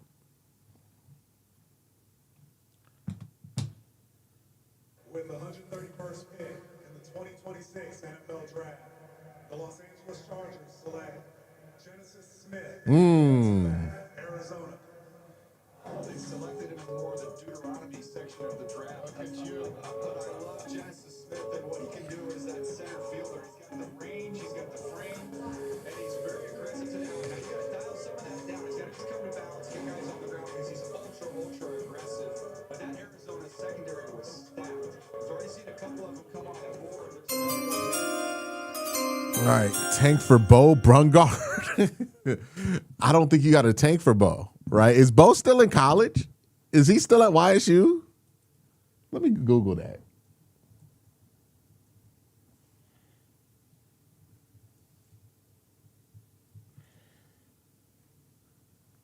Yo, is he still on a roster? How does he have eligibility left?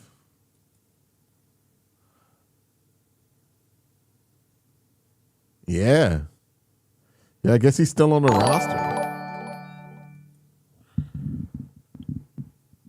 Hey, thank you for the sticker there, Sexton.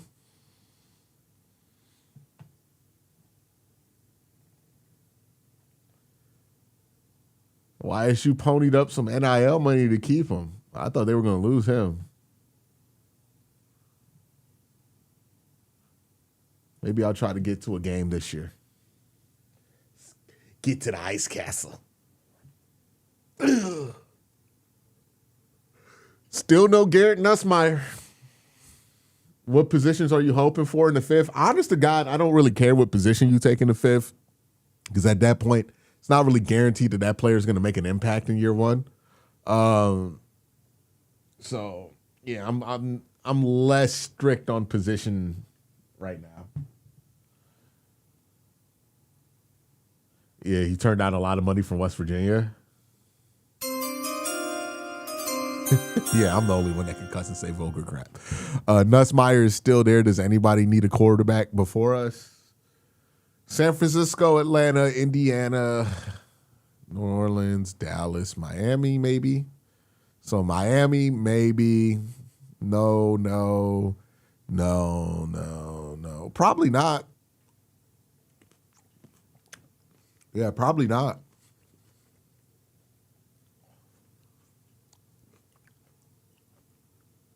If they want Nussmeier, they can have him. Connor Wart saving this franchise soon. Is that who I think it is?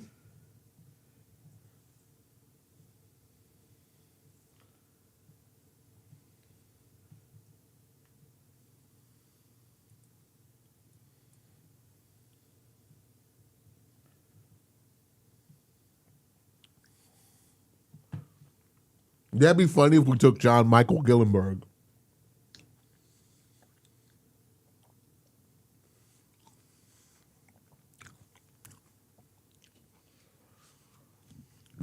Tracy, thank you for gifting subs.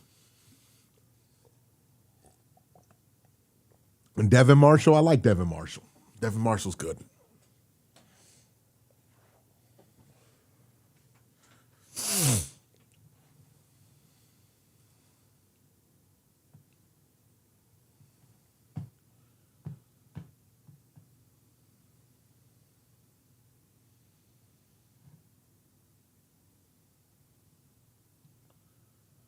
Someone said they want Sam Heck. It looks like you might be able to get him.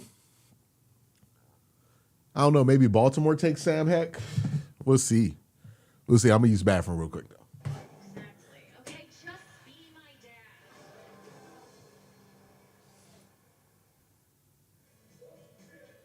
All right, Daniel, I'm going to leave this to you. So Genesis gets picked, and then Jeremiah gets picked. Did that really just happen? If Leviticus goes next, then we know we're in the end times here. Jeremiah Wright coming off the board from Auburn. A right guard. Look, he didn't allow 5 sacks this last year, so we got to clean some of that up with pass protection.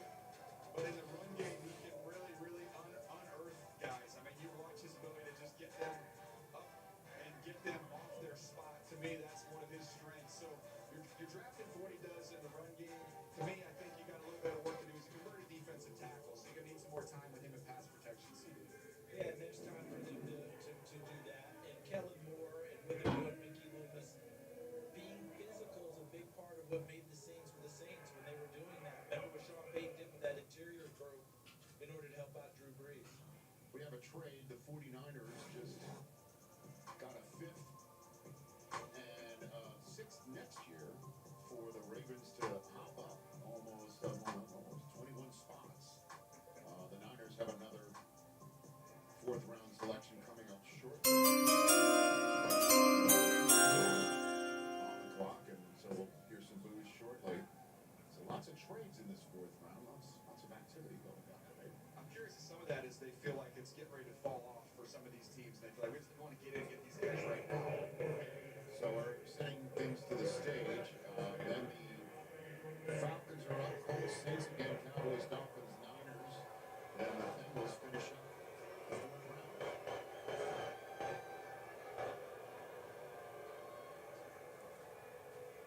Pittsburgh, I'll keep this short, like your postseason.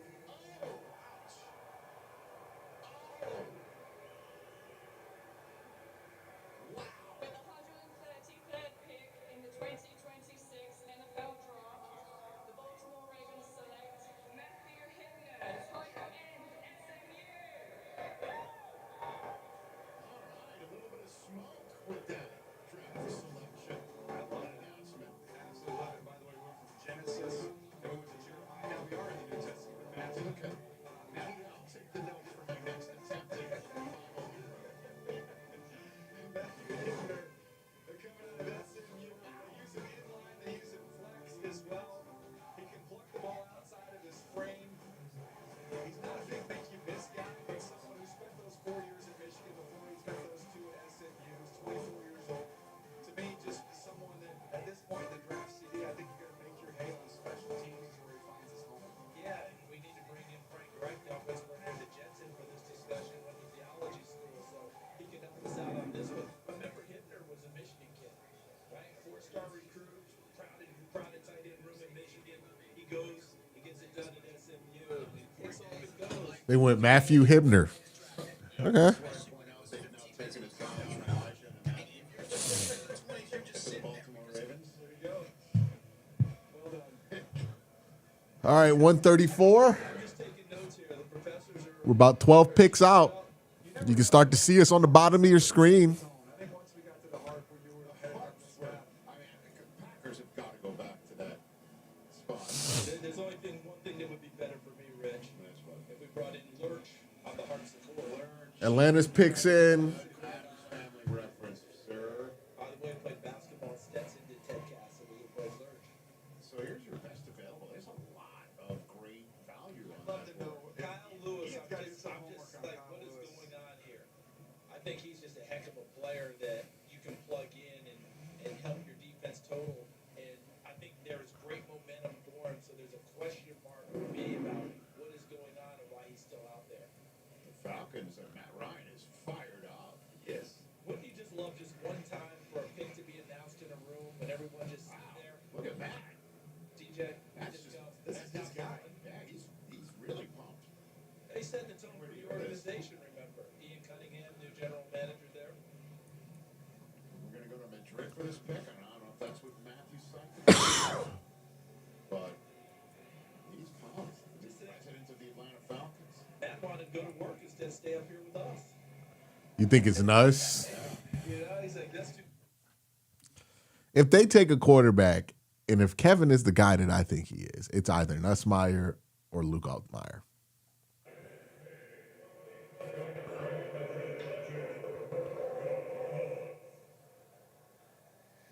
Buenas tardes, soy Roberto Carlos, embajador de Real Madrid, desde el icónico Bernabéu, donde los Atlanta Falcons jugarán la próxima temporada.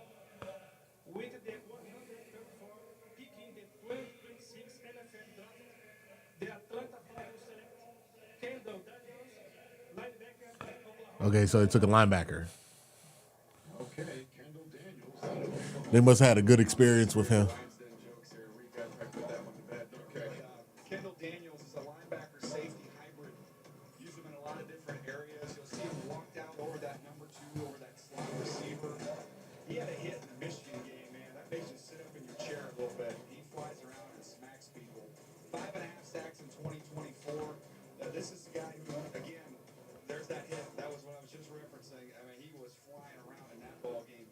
Charles, I'm going to say this a lot with these guys in the 4th, 5th, 6th round.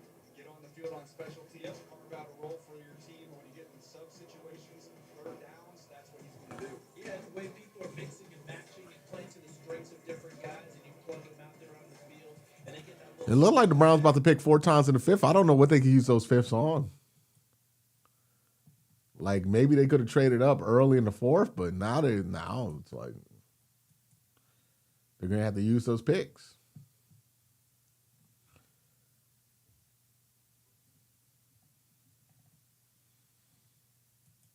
All right, the Colts picks is in.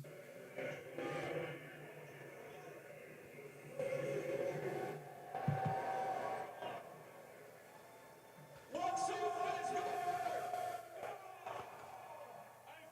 all, I want to say thank you so much to the people of the United States.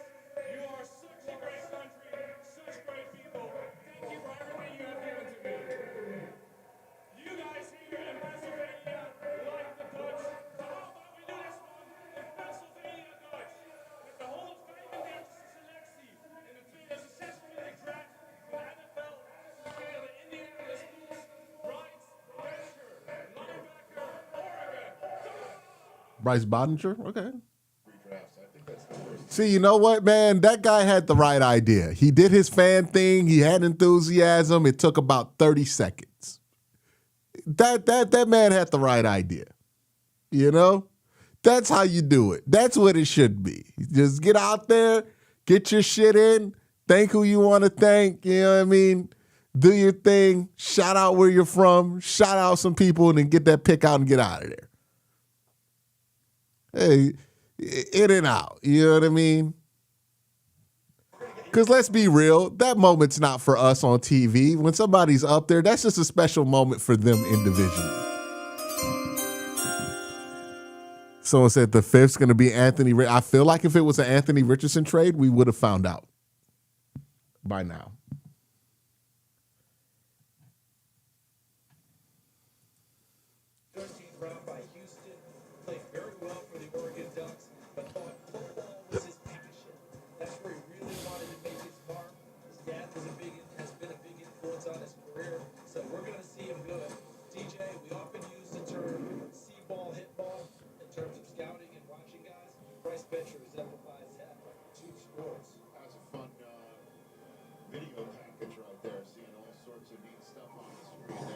Star Thomas didn't think so for Tennessee.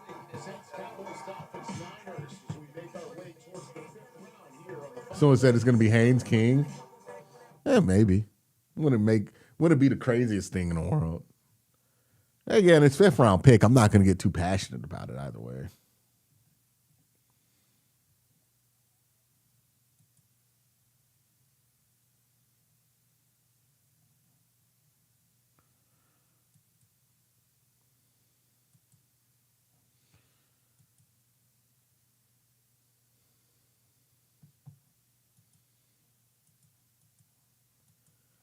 I think you probably need a 4th in that room, so maybe you could do quarterback here. But yeah, I think if it were a trade for Anthony Richardson, it would have came in already. The fan rooftop pool says I would package 2 of these picks for a third. That's not how that works. Nobody's doing that. Nobody is doing that. Maybe you get a 4th round pick next year. Maybe a 4th round. You're not getting that extra. You're not getting that. A third, you can give them all them 5th round picks. They're not giving you no third. That's not how that's going to work.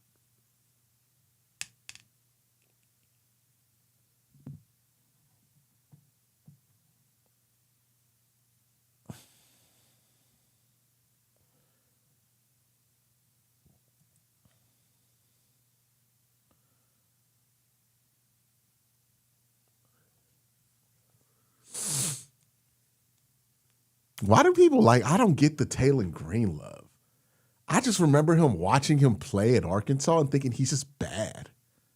I get it, he has long arms, he's a good athlete, but it can't just be that, right? You got to watch him play football.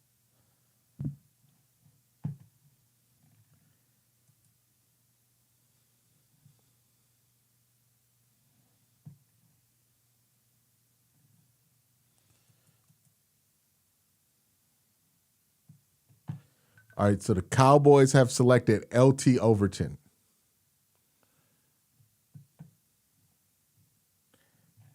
LT Overton of Alabama just went. 9 picks to go.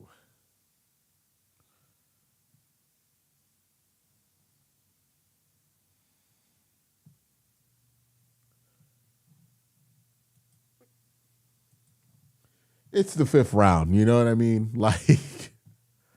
I don't really have any I'm more willing to take guys I don't know in the 5th round. Cuz it's the 5th round.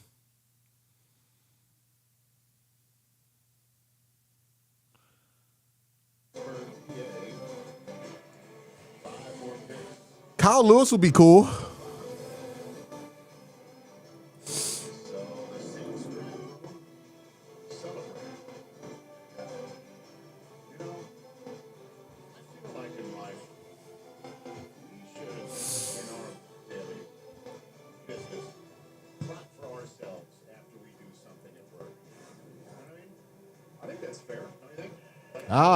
Bryce Lance just went. What if it's a Zoom and you're by yourself? Do you dap yourself up? 8 picks away. AB Cooks in the 5th round, though.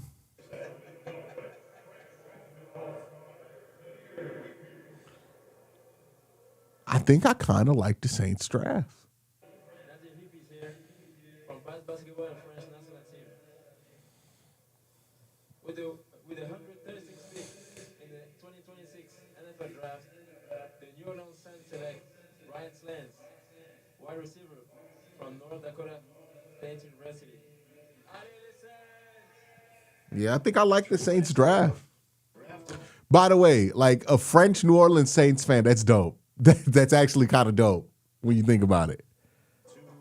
Of course, right? The easy comparison is the same school Christian Watson. When you have that size and the ability to get vertical down the field, get the ball up and over the top. Remember in the 1st round, they took George. He has some amazing catches on his tape at North Dakota State, man. Really get vertical. And he's a 4'3" guy. I like him. Urgent 6'3 and a half, 204 pounds, and someone who ran in the low 4.3s. He can adjust to deep balls down the field, and when the ball gets into his hands, you see that long stride. He's got legit home run speed. So you see Tyson being a little more the volume guy. He's going to be the home run hitter. Just think about how many crazy athletes we saw at the combine. That he kind of got lost in the shuffle in terms of us just going crazy about it. You mentioned he ran 4.34. He verticals 40 inches. He brought Damn, man. That's crazy. He looks like a child. He looked like a child in 2021. It can't 5 years really that long? There he was. Now he's going to the National Football League and joining the New Orleans offense. Ray Rag says, why do people hate on AB so much for the 22 and 23 drafts? Like, I get it, they're not that great, but I don't want to, when they don't pick till 74 in 22 and 54 in 23, what do you want them to do? Pull first round talent out of thin air? I think there is an expectation that, like, because they didn't have first round picks, that they would do something like that from people. I don't know, man. A lot of the AB criticism, it's just not really like good, and that's why that's why I always have to argue with people about it, because I'm like, I'm all for criticism, but like, it feels like a lot of the AB criticism just lacks critical analysis to it. It's like nobody wants to actually think critically about it. They just want to like have their hot takes and be mad that the Browns didn't win enough games and blame it on AB. And maybe it's because AB went to Harvard and they blame him. They like, oh, analytics or some shit like that. Like, you listen to the reasons why people don't like Andrew Berry, you usually hear like, I mean, it's usually like, I don't like analytics, shit like that. You know what I mean?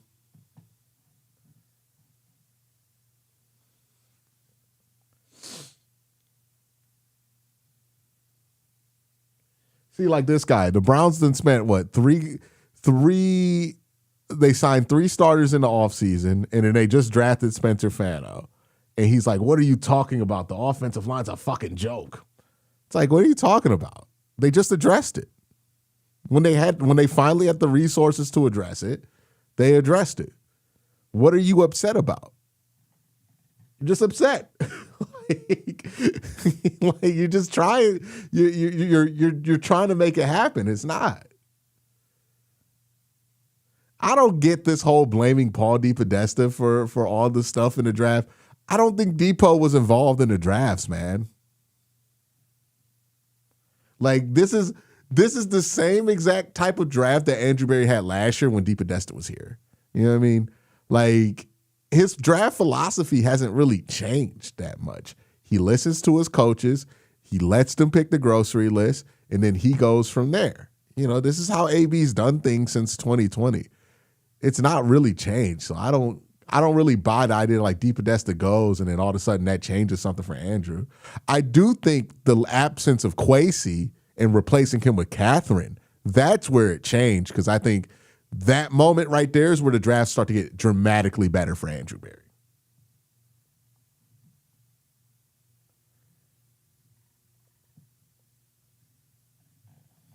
Did Lewis go?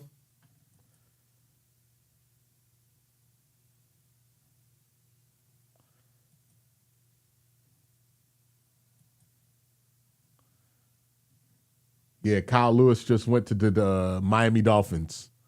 So he went 138.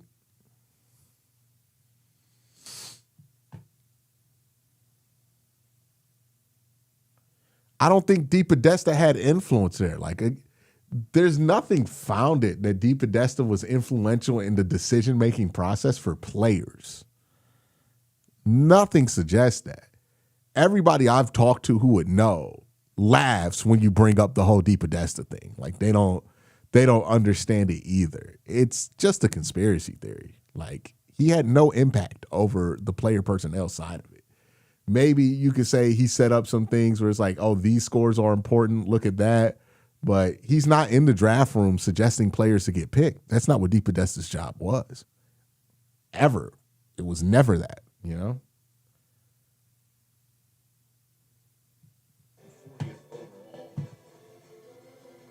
Cowboys, I mean, just everybody daps each other up. I love it. Everybody goes through the line. Steven stands up, talks to Jerry. Jerry's Yeah, I think if you look at his drafts, they start making a lot more sense and looking more like they have the last couple of years when Catherine Hickman gets brought on as one of the AGMs. I think that has more. I think replacing Kwesi with Catherine makes a huge difference in what they were doing. I think that's more likely because DePodesta never had say over players, never even acted like he did. So I don't buy the DePodesta thing. And DePodesta was there last year, and that draft was awesome, right? Like the 2025 draft was awesome. He was there. So I don't get that. Yeah, I think that's the big thing. One, Kevin being gone changes the priorities on offense, and Catherine being there has changed how they draft a little bit to where I think it's a better process.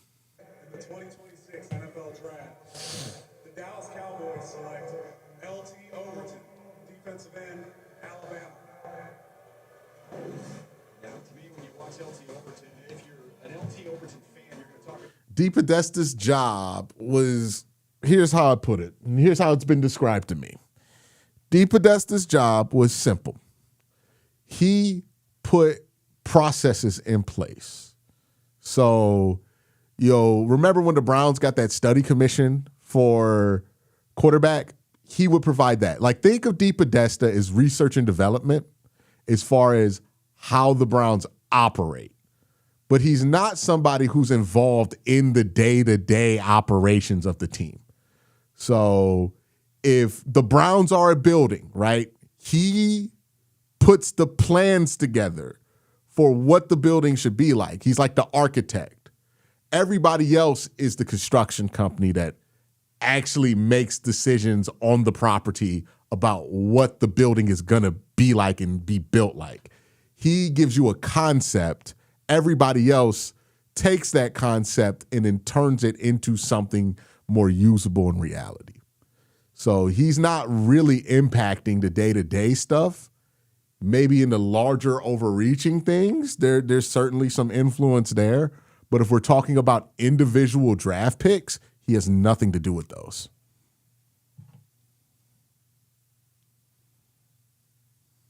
You don't believe this is straight from people who would know. Like,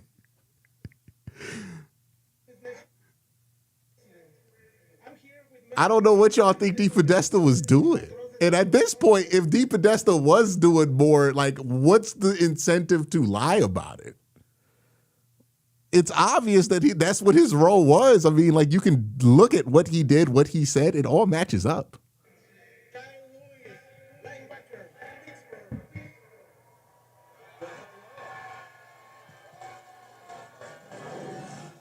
I've been advocating for him for a long time. Yeah, Kyle Lewis just went. We're at pick 138. We're about to enter the fifth round. Are you thinking linebacker? Look at him get downhill and explosive in the run game and a tackle made there. Even though size says safety, there's the safety training. Look at that zone drop. Kick to the right place, eyes back to the quarterback. Locate the football, take it away. You want to run someone upfield and think, hey, I got a linebacker. That's Sam Brown. He's a tight end from Stanford who went earlier in this draft. And then, of course, when it's time to run someone down, quarterback's like, that ball fake's supposed to help out a little bit better than that. Turn around, see a guy with the opposite jersey in your face. I just think that with the hybrid nature of what he's doing, you can do multiple things with him. There's Joe Barry in the background there, the linebackers coach. He'll be having a heck of a fight with the secondary coach about what we're going to do with that young man. Somebody said, how much did Depot affect Jimmy's decisions? It depends on what decisions we're talking about. If we're talking about football decisions, player decisions, I don't think DePodesta had much influence. If we're talking about, organizational decisions, like, yeah, DePodesta was very influential in getting Kevin Stefanski and Andrew Berry hired. There's no doubt about that. But as far as once those two got the job, DePodesta was pretty not involved in the day-to-day operations there, right? It's kind of like that, right? Like some things he did have heavy influence over, right? But it's not the day-to-day stuff that some of this like conspiracy theory stuff about DePodesta requires you to believe he had his hands in. He just didn't. It's just not what happened.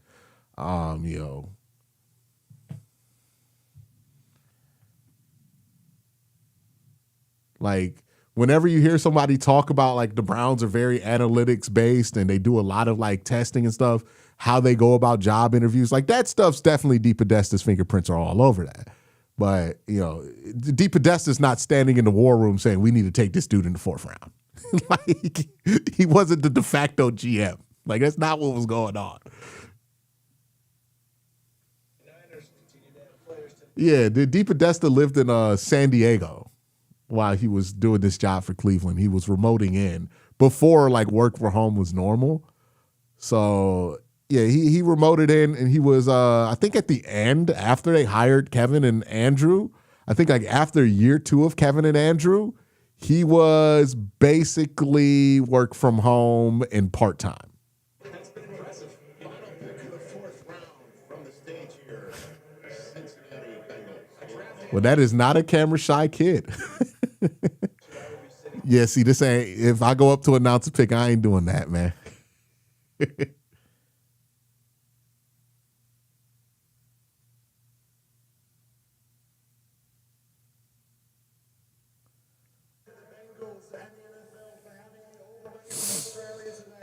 Thank you so much.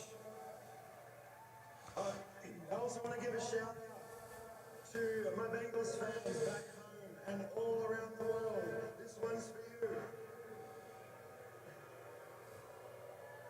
Why are they booing the Bengals, man? What the Bengals ever do to the Steelers? The 140th pick in the 2026 NFL Draft, the Cincinnati Bengals select Colby Young, wide receiver, Oh. Georgia. Yeah, big wide receiver out of Georgia. I think he used to play at Florida too. No, Miami. He played in Miami, yeah. Big guy, good athlete.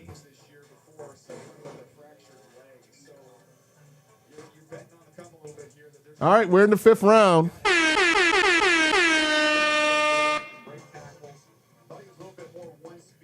I mean, it's the Bengals. They know how to develop wide receivers, so that could work out. It's worth throwing a flyer at, right? It's like if the Browns draft a linebacker, I'm not going to be pissed because I'm like, we're good enough at developing him to where it could work out.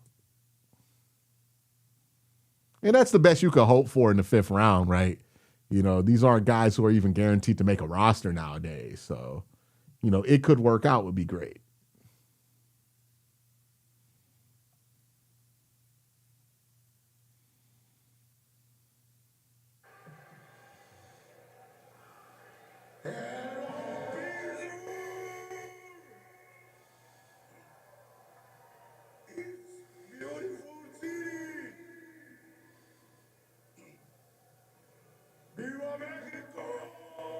Nah, that man shit-faced. That man shit-faced. No shot, bro. No, see, this is what I'm saying. They don't monitor these people before they go out there, bro. I know that look. He got that glazed over look, bro. Like, I know it.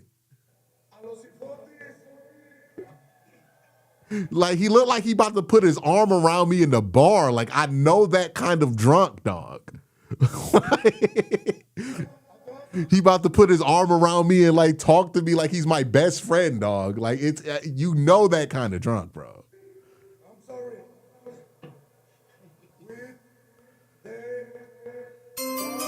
Oh, that boy shit face. Oh, my God. Well, I know what he smell like right now.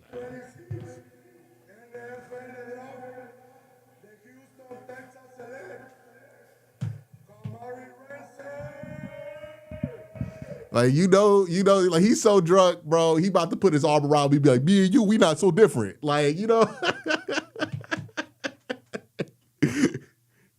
we not so different, man. Me and you, we not different. When guys try to solve the world's problems when they get fucked up, that's the kind of drunk he is, man.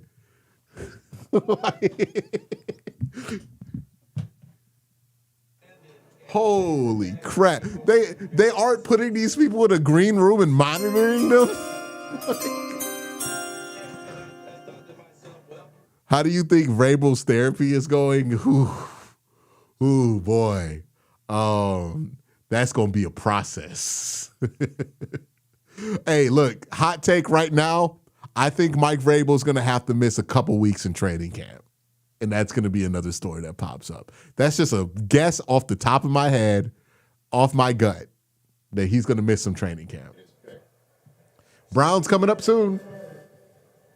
With the 142nd pick in the 2026 NFL Draft, the Tennessee Titans select Fernando Carmona. I was about to say, I know that ain't Mendoza. They done drafted a relief pitcher from the Cleveland Indians.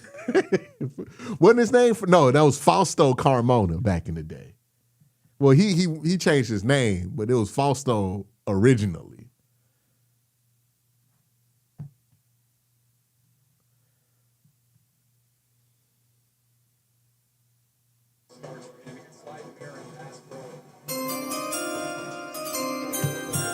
Needs are nickel and center. I mean, a fifth round pick, you're not going to be drafting for need.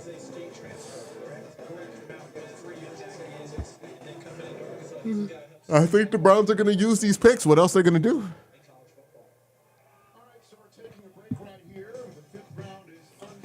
All right, the Browns pick at 146, and stay tuned. Once they go from 146, they'll be right back on the clock at 148, and then on the clock again at 149, and then right after that at 152. So don't go anywhere. Do not go anywhere.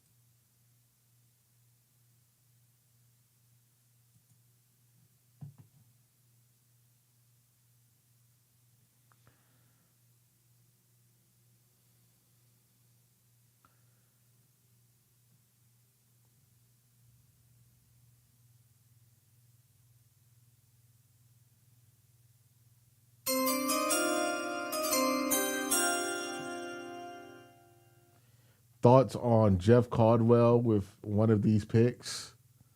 Sure. You got 4 of them. You know?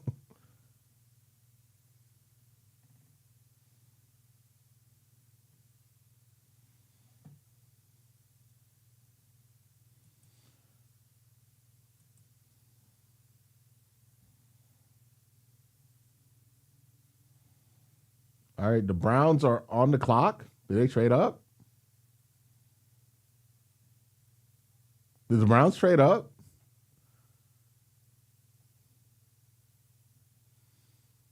Or are we that behind? I guess we are. So the Browns are on the clock, so their pick's going to be coming up soon here.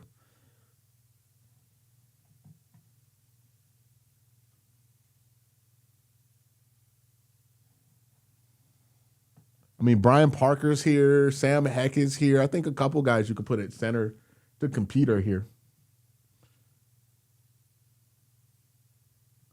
No, they're on the clock. It's been reported. They're on the clock. The Browns have said they're on the clock.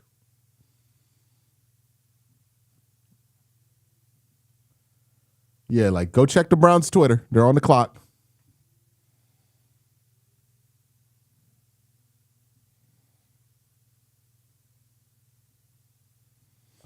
All right, so while we wait to figure out what the Browns are doing here at pick 146, yeah, I think it's because like you have to put those guest announcers out there, and that slows down. But like the draft clock keeps going behind the scenes.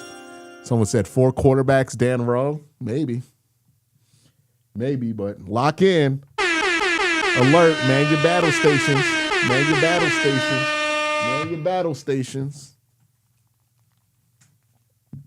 Man your battle stations. The Browns picks are in. We will hear it announced soon. ESPN showing the Cardinals picking. NFL Network's on commercial right now.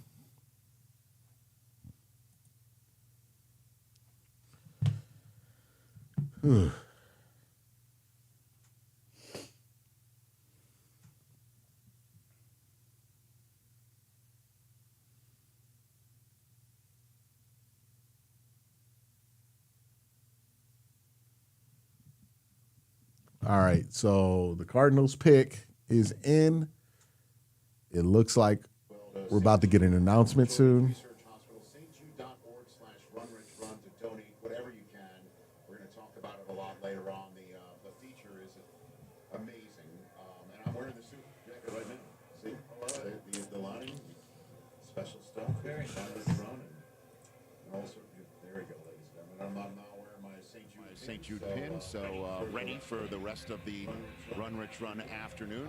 And the QR code at the bottom of the screen, please make sure you use that if that's the way you'd like to donate. Every penny goes to St. Jude Children's Research Hospital. All right. Make sure a parent never sees a bill for the health care and the kids get better.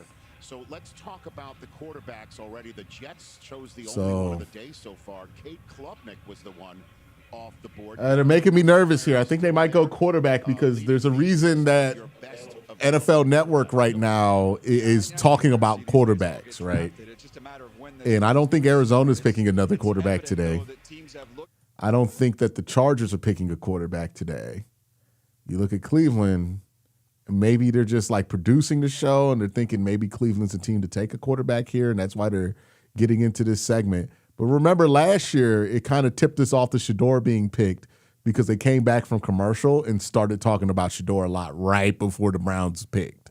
Let's bring in Ian Rappaport. Haven't spoken with you in a while. Ian, you have the floor here. Yeah, Rich, certainly a curiosity that Garrett Nussmeier went after Cade Klubnik, but I think it's fair to say teams are really trying to understand what to actually make of his season. This past year obviously did not quite compare to the 2024.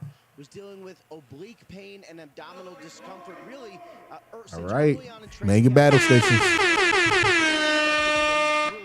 Then they learned at the combine that he had actually been dealing with a cyst near his spine, something that really had caused the weakness and discomfort. Surgery is possible, really be just a couple weeks just to repair the stitches and get him all fixed up, just to get him back throwing like normal. But at the combine, a much better throwing performance still.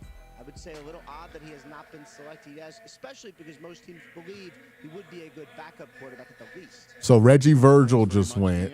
Reggie Virgil of Texas Tech was just the latest. I have to imagine the Browns pick is in at this point. Carolina's going to select, then the Chargers, then Cleveland.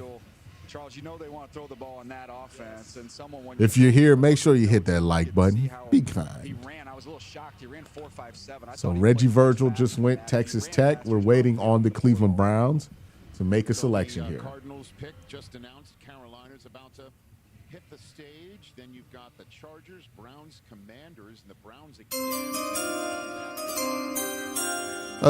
Sam Heck, well, Super Cinema Vault, appreciate you for the super chat. Who we want, Q? Sam Heck would be nice. You know what I mean?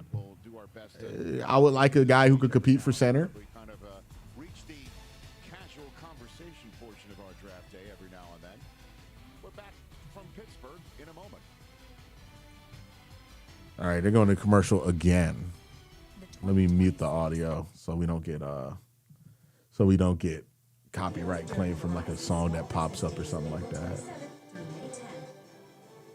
Verizon Small Business Days are coming, and we're here at Patty's Diner.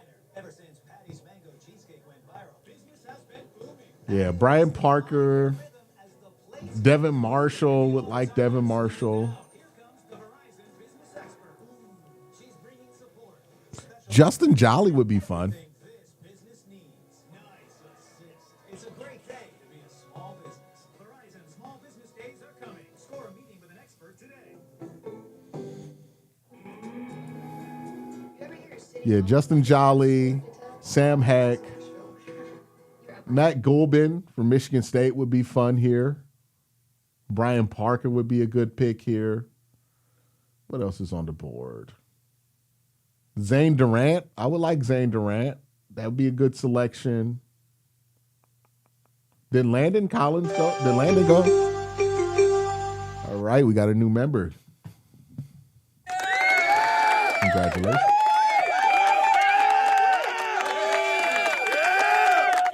Did the kid from Navy go already? I think he did.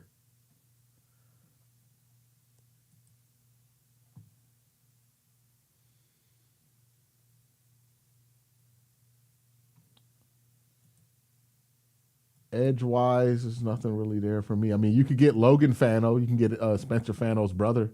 Mason Reiger would be fun, too. Jalen Kilgore, long snapper, kicker. All right. Yeah, there are a lot of picks the Browns can make here that'd be good. I mean, at this point, if you want to take Nussmeier, sure. Right? It's the same concept that got us Shedeur Sanders last year, where it's like, I mean, the value at this point, why not? Looks like Cleveland traded one of those picks. Yeah, I think Cleveland traded 149 because we're at 146, 147, 148. Okay, so they traded 148. What did they trade 148 for? What did they get for 148? But they traded 148, so now they have 149 and 152. Because you can't see it anymore on there. All right, we're back. Round draft picks be? Well, just ask two of the best teams in the NFC West. All right, the Browns pick is in. Let's see what it is. 2017, he's been dominating ever See what the since. Browns did here. Don't know if this pick gets announced. Unfortunately for the rest of the league, quite often he can hit you. And so a buck 46 into the draft, 146th pick in. We're now in the 5th round, and we'll see who can become the next star of the sport from this round. And there's your best available, Daniel Jeremiah. All right, let's see what we do. Pittsburgh once again. Are they waiting to put us on TV? And we'll update you on what's going on here from the Steel City in just a matter of moments. You're going back to commercial? All right, so they're going back to commercial. I think this pick's going to get announced during commercial break.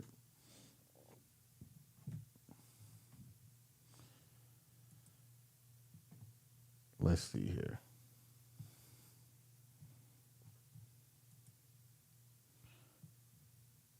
Yeah, the Browns have traded pick 148 to the Seattle Seahawks.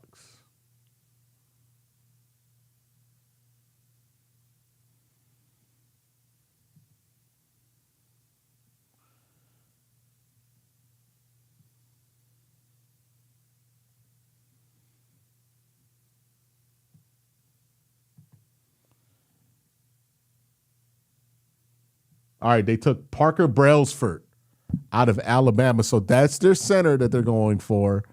I'm not the biggest fan of Parker Brailsford. I think he real small at the position with 289. Thought that you saw that on tape. I mean, he's a long-term starter, so he'll compete for the starting center job. I think did Sam Heck go before him? There are a couple guys. Brian Parker I probably liked more than him. But yeah, they go Parker Brailsford, the center from Alabama. At least they addressed the position, you know. He's not a terrible prospect. I just liked other guys more than Parker here. But that's who they went with first. They got more picks coming up. So 146, Parker Brailsford. That's the selection. They got 149 and 152 here. So it looks like they're going to pick those three selections. We're waiting on the details for what the trade back was we're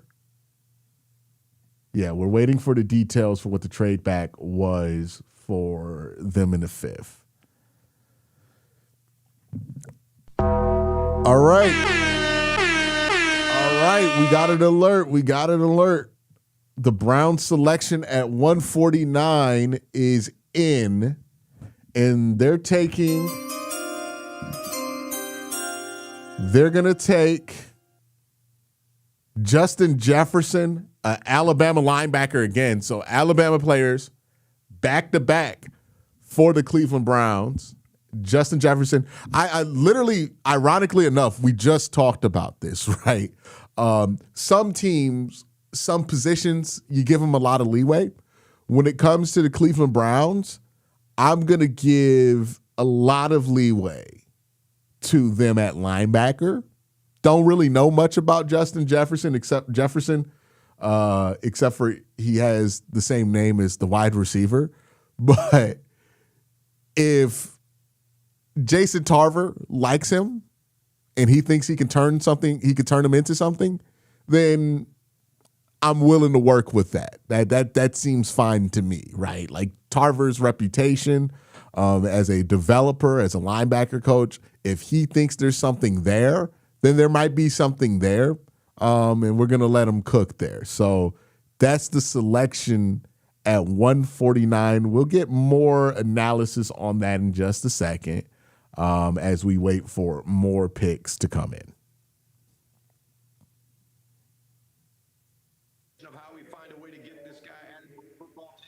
I think it's also pretty clear the Browns are not taking a quarterback. If they were going to take a quarterback, they would have done it by now.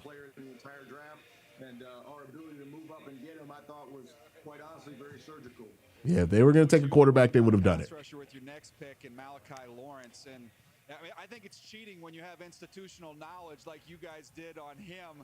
How much of that helped you in that evaluation process? You know, it's always good when the inside knowledge you have with Dimitri Brim being here aligns with what the scouts are saying. And then I'm not saying it's an advantage. So I don't think they're going quarterback.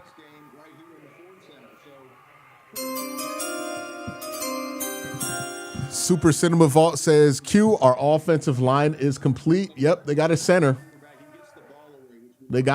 So now they have new players at every position. Somebody said a 2027 fourth.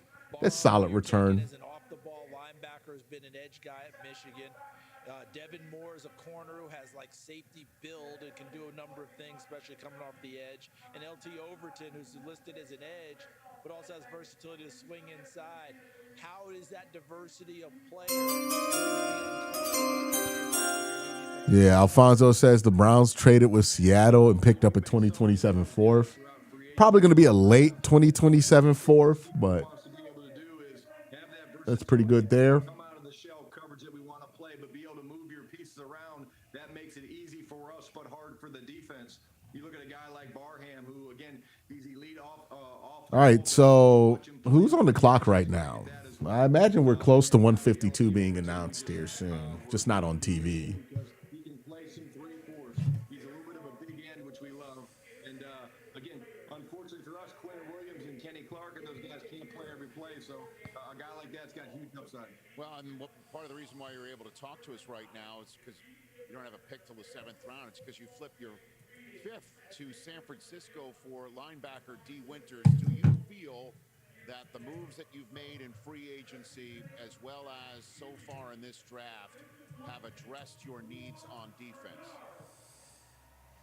Without a doubt. You know, Rich, I feel great looking at what we've done. You know, with the Joneses and Wilma play, we're never done.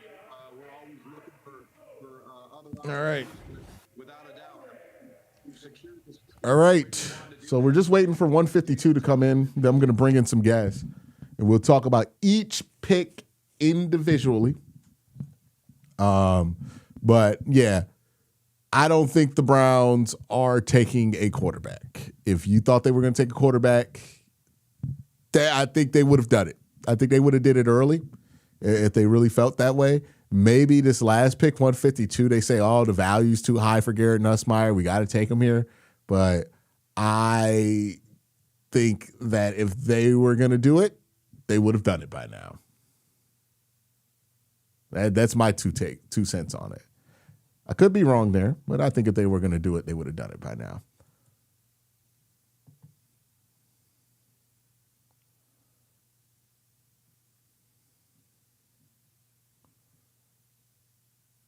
Yeah, so Justin Jefferson and Parker Brailsford, the last 2 picks, they'd go Alabama back to back. Again, when you have Jason Tarver, I trust him. If he wants a linebacker, let's get him, right? Parker Brailsford, he does need to get bigger. We'll see how he factors into the competition there. I would have preferred Hack. I would have preferred Brian Parker. But, you know, Brailsford, he could work out. We'll see what happens. Someone said Nick Harris 2.0. It could be that. It could most certainly be that. You know.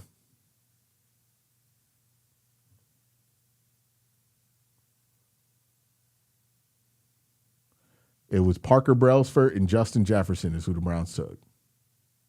Yeah, Heck was gone by then.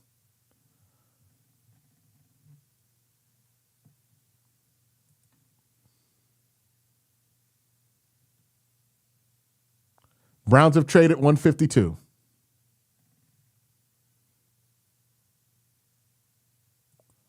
The Browns have traded 152. Did they trade out?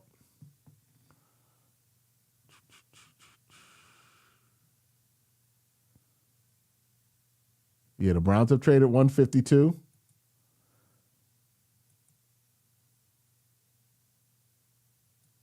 I imagine they traded out.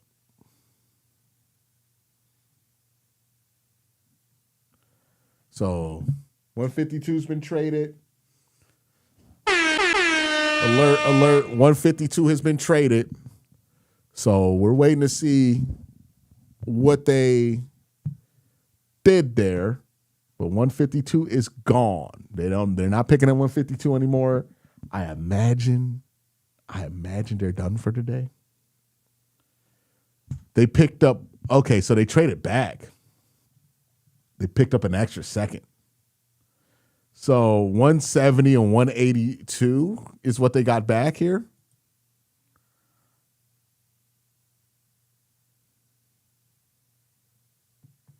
Yep. So the Browns have traded 152. The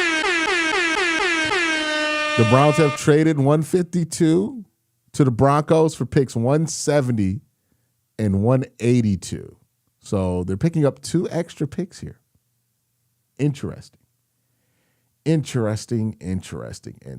Look, I'm going to be offline by 4:00 today.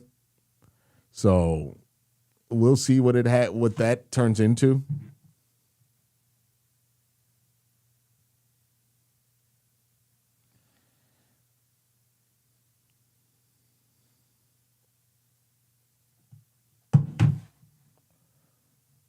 But that's interesting.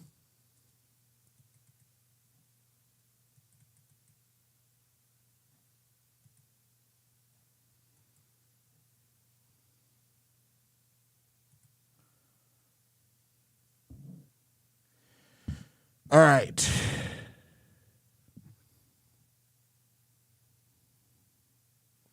All right, let me get Mac Robinson on here.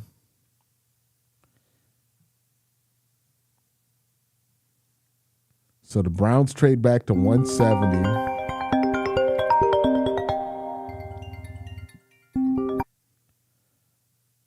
Give me 1 second.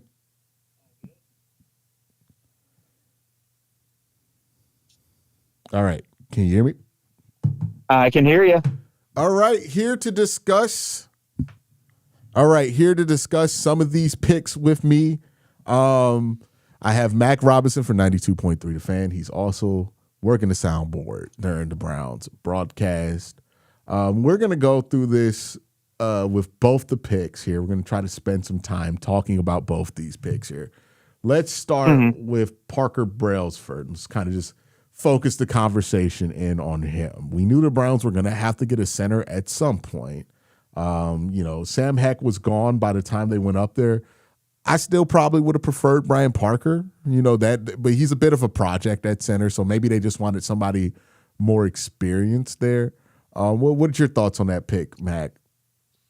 Yeah, I kind of was with you on that. I liked Brian Parker coming into the day, but also understanding that, having him switch back from tackle back in center where he played in high school, there's going to be some work to be done there. At least with Brailsford, you have the experience. I know he's a little bit undersized, but that's something that I'm sure they wouldn't be making the pick if at least Warhop did not think that he could get something out of that. But also the fact that, again, I know it's not the Nick Saban era anymore, but, having somebody like Brailsford come in and be able to be a team after following Kalen DeBoer over to Alabama, I do think that that's interesting in particular. And the one thing, I know we talked about it the last couple of nights on stream as well, but the fact that, Monken's press conferences throughout this offseason in particular, he's really been saying over and over again that he really views Elton Jenkins as more of a guard. So I do think that this could be a potential opportunity for somebody like Brailsford.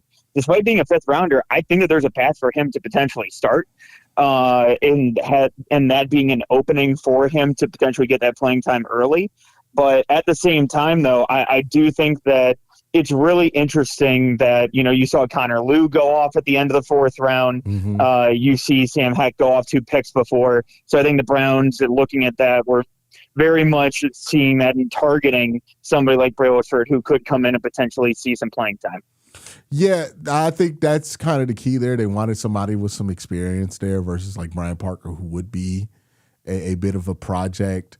I think, too, the interesting thing with Parker is that he's like undersized there at the center position, and he's going to that definitely stood out for me. Yeah, he's going to come in there and compete with Luke Whippler. It seems like they're fine with that being the competition. To be fair, right, like we can fixate on like wanting to have 5 great players on the offensive line, but even the best offensive lines, it's usually 3 carrying 2 or 4 carrying 1 if you're super lucky, right? So, yeah, on a good offensive line, shout out to my guy Vach Lombardi. He always makes this point.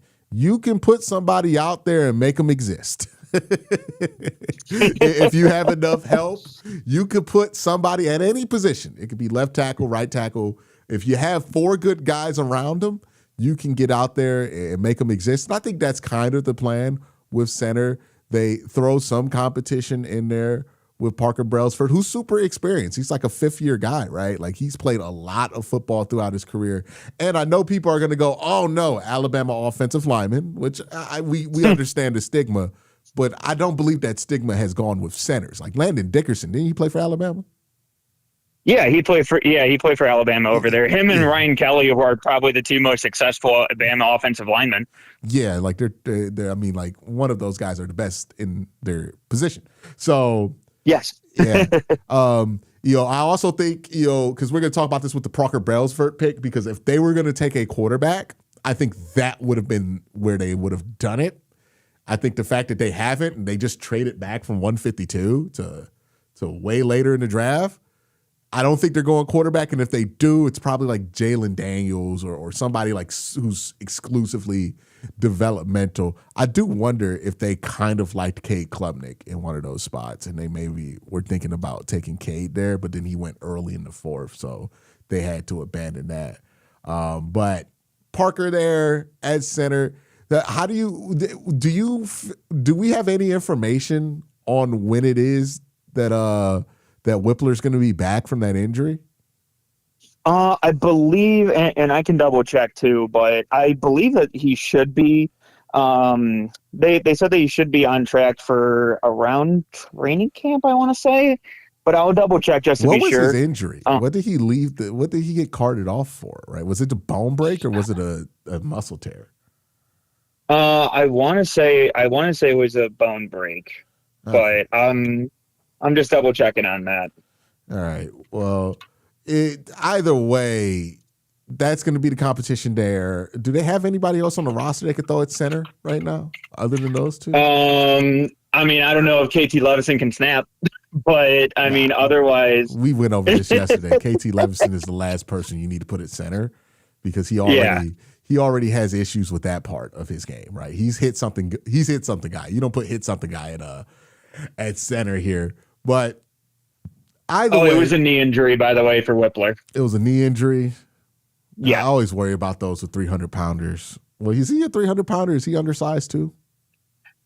He's maybe like a hair over 300, but he's right there. You always worry about that with 300-pounders.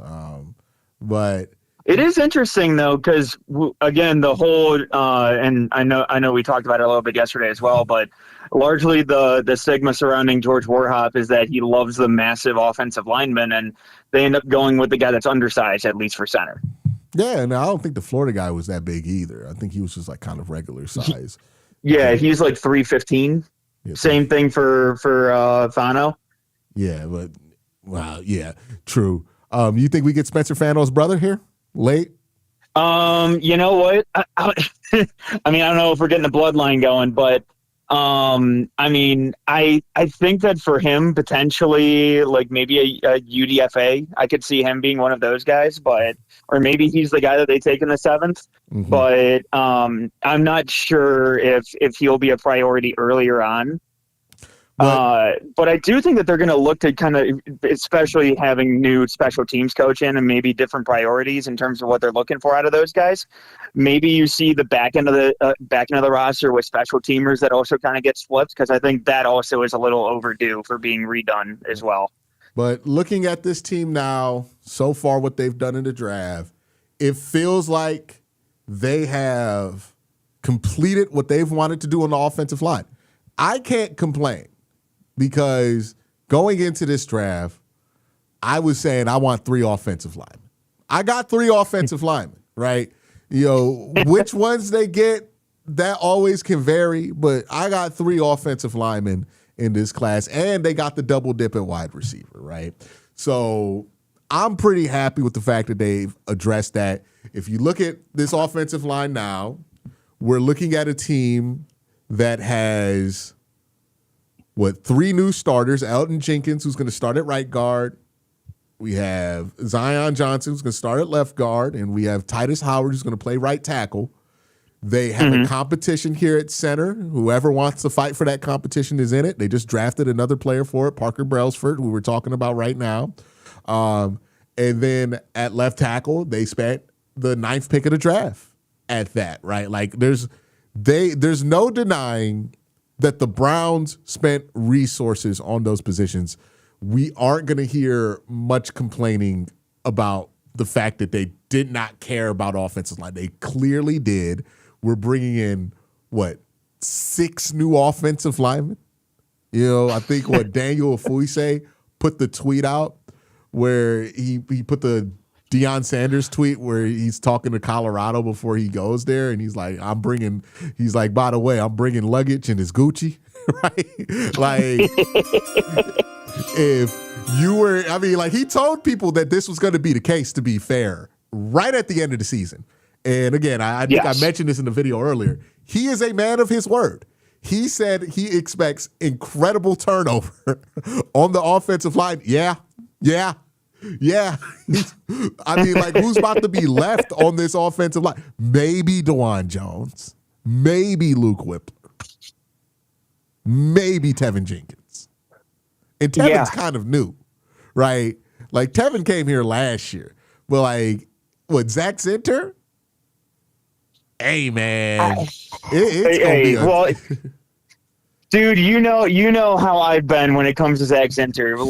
He was getting cooked by 3rd-string defensive linemen again on the Eagles last year in the preseason. That dude was not good last year. I'm still astonished that he was on the roster. I am going to give Zach Zinter some grace here because I feel like what's not appreciated with Zach is what exactly went down, right?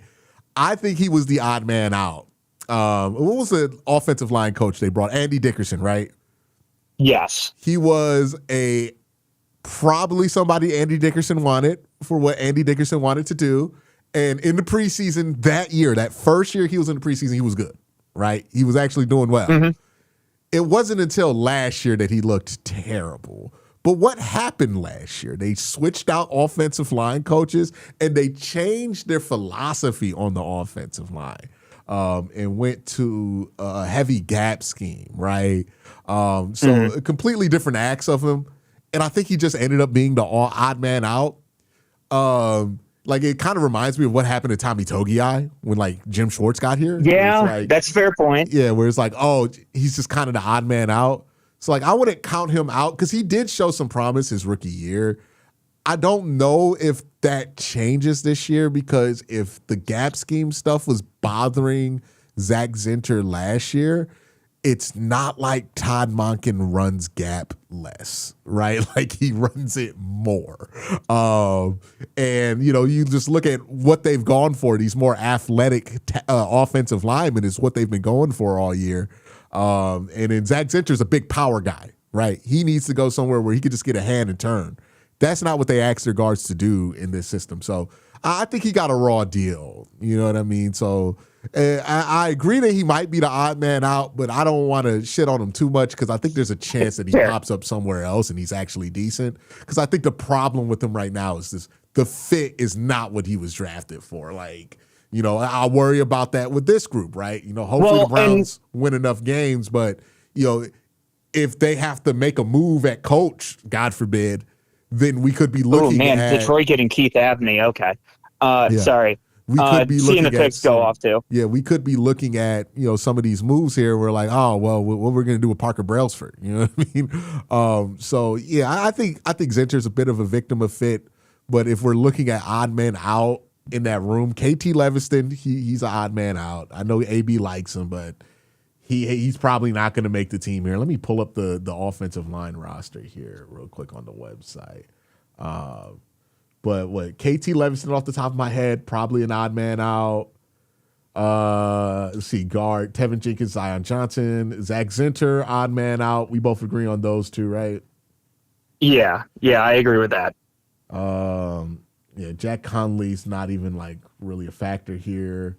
Tyree Phillips out. Yeah, there's basically maybe DeWan. I don't know. Yeah.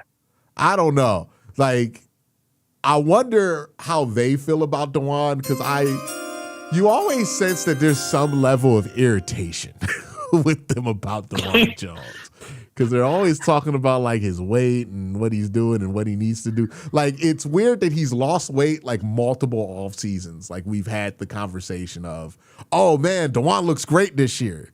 But it's like because the year prior he got big when he lost that weight coming in.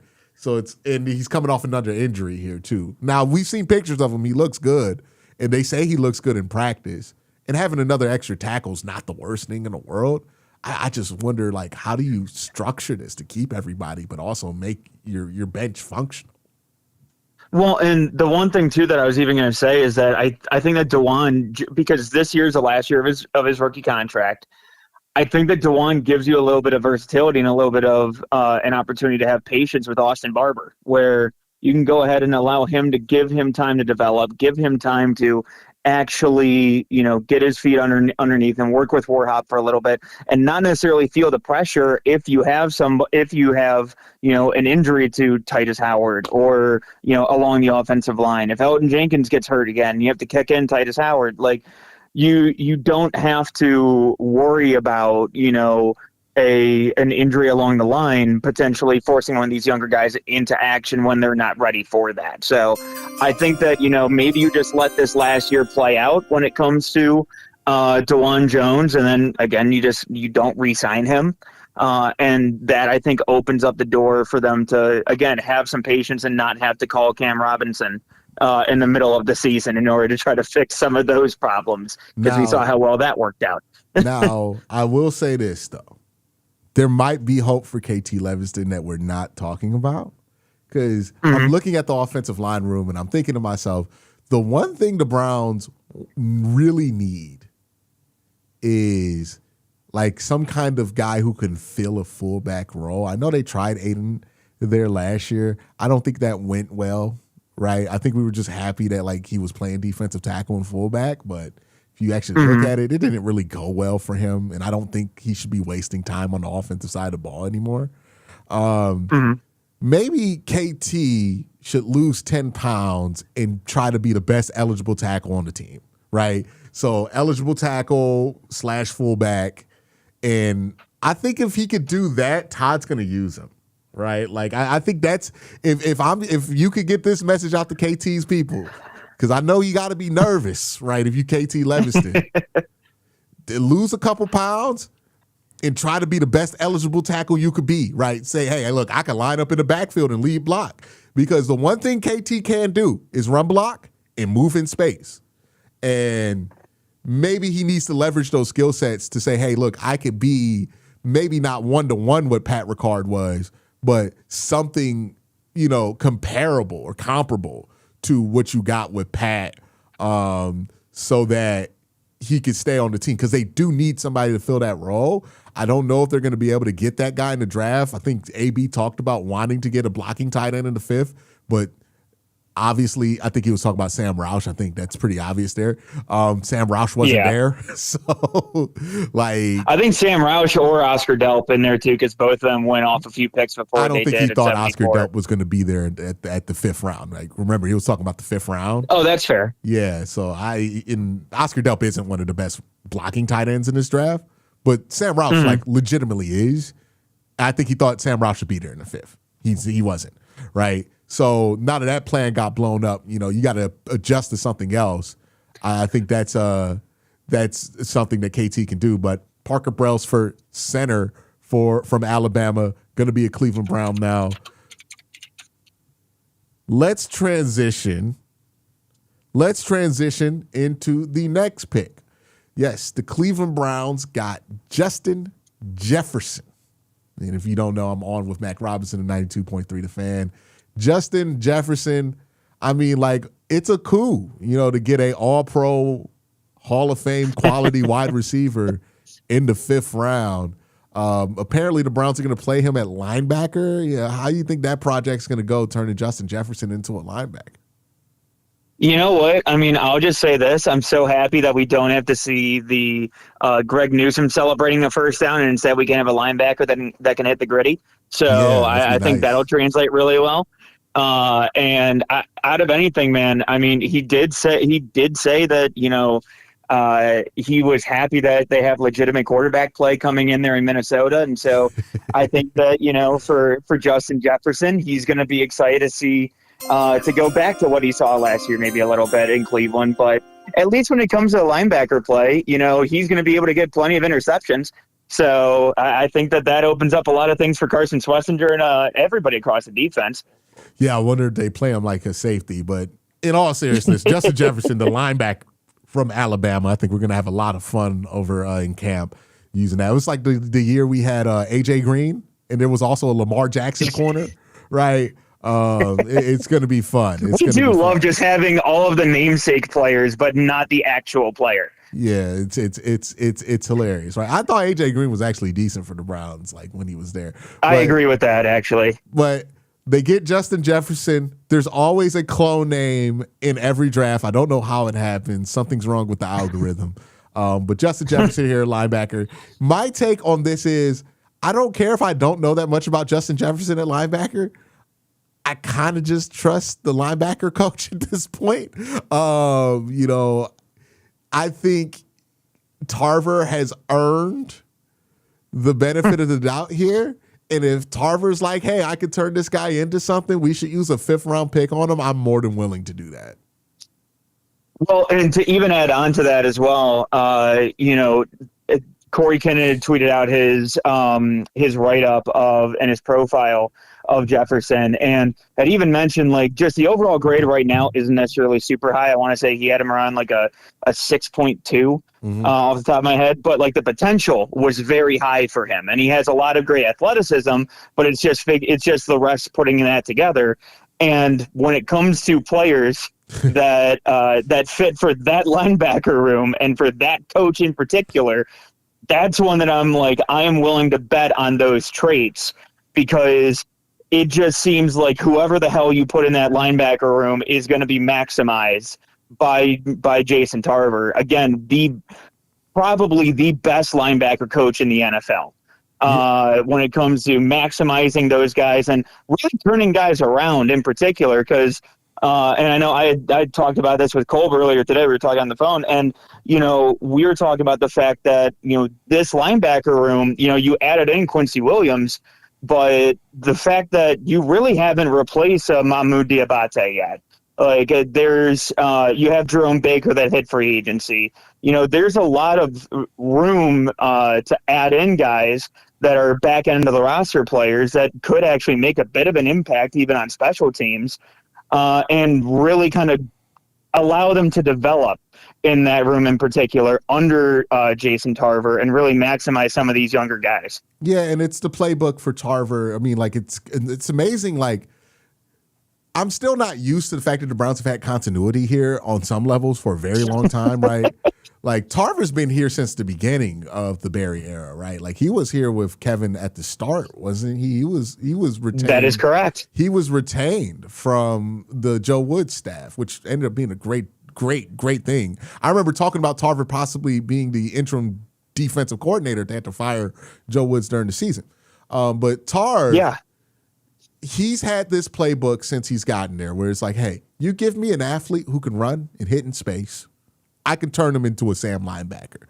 And that recipe has only gotten easier to replicate for him as the Browns have gotten better on the defense. And now the Browns have this defense where it's incredibly easy to play linebacker for, right? We saw Carson Schlesinger jump in and then play extremely well year one.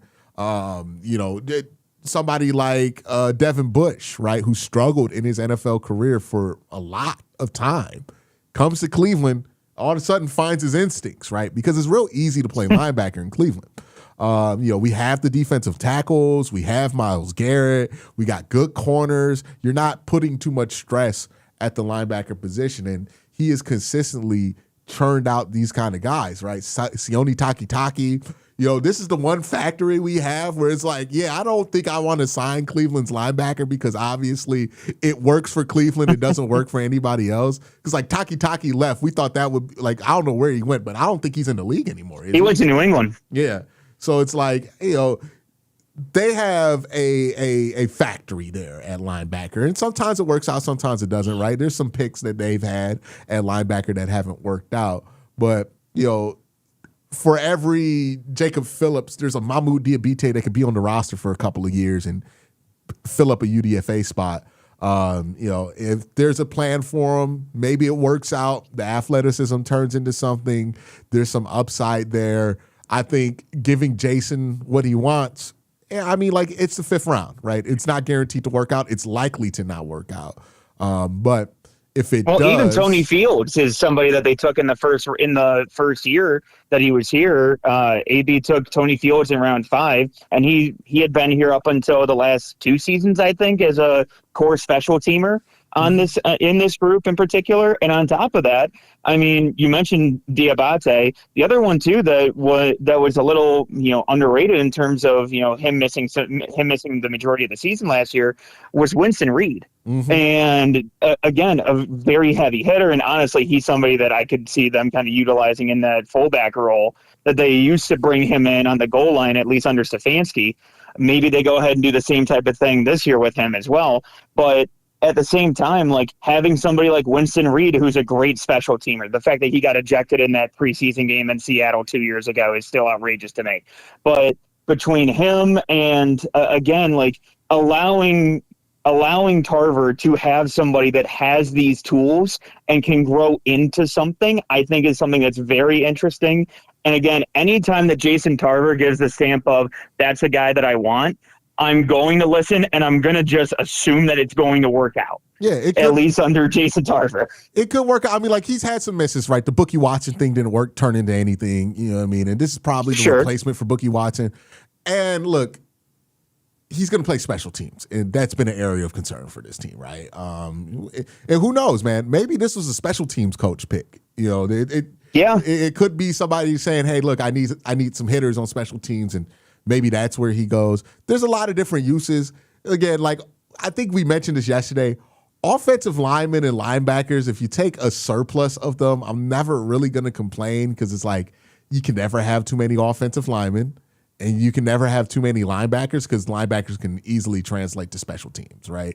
And this team did struggle in special teams, and that's kind of an underrated part of this draft. We haven't really talked about it or focused on it, but they've improved special teams with this draft too. They got a legitimate punt returner, and they talked about in the press conference, Casey's going to return punts for him, right?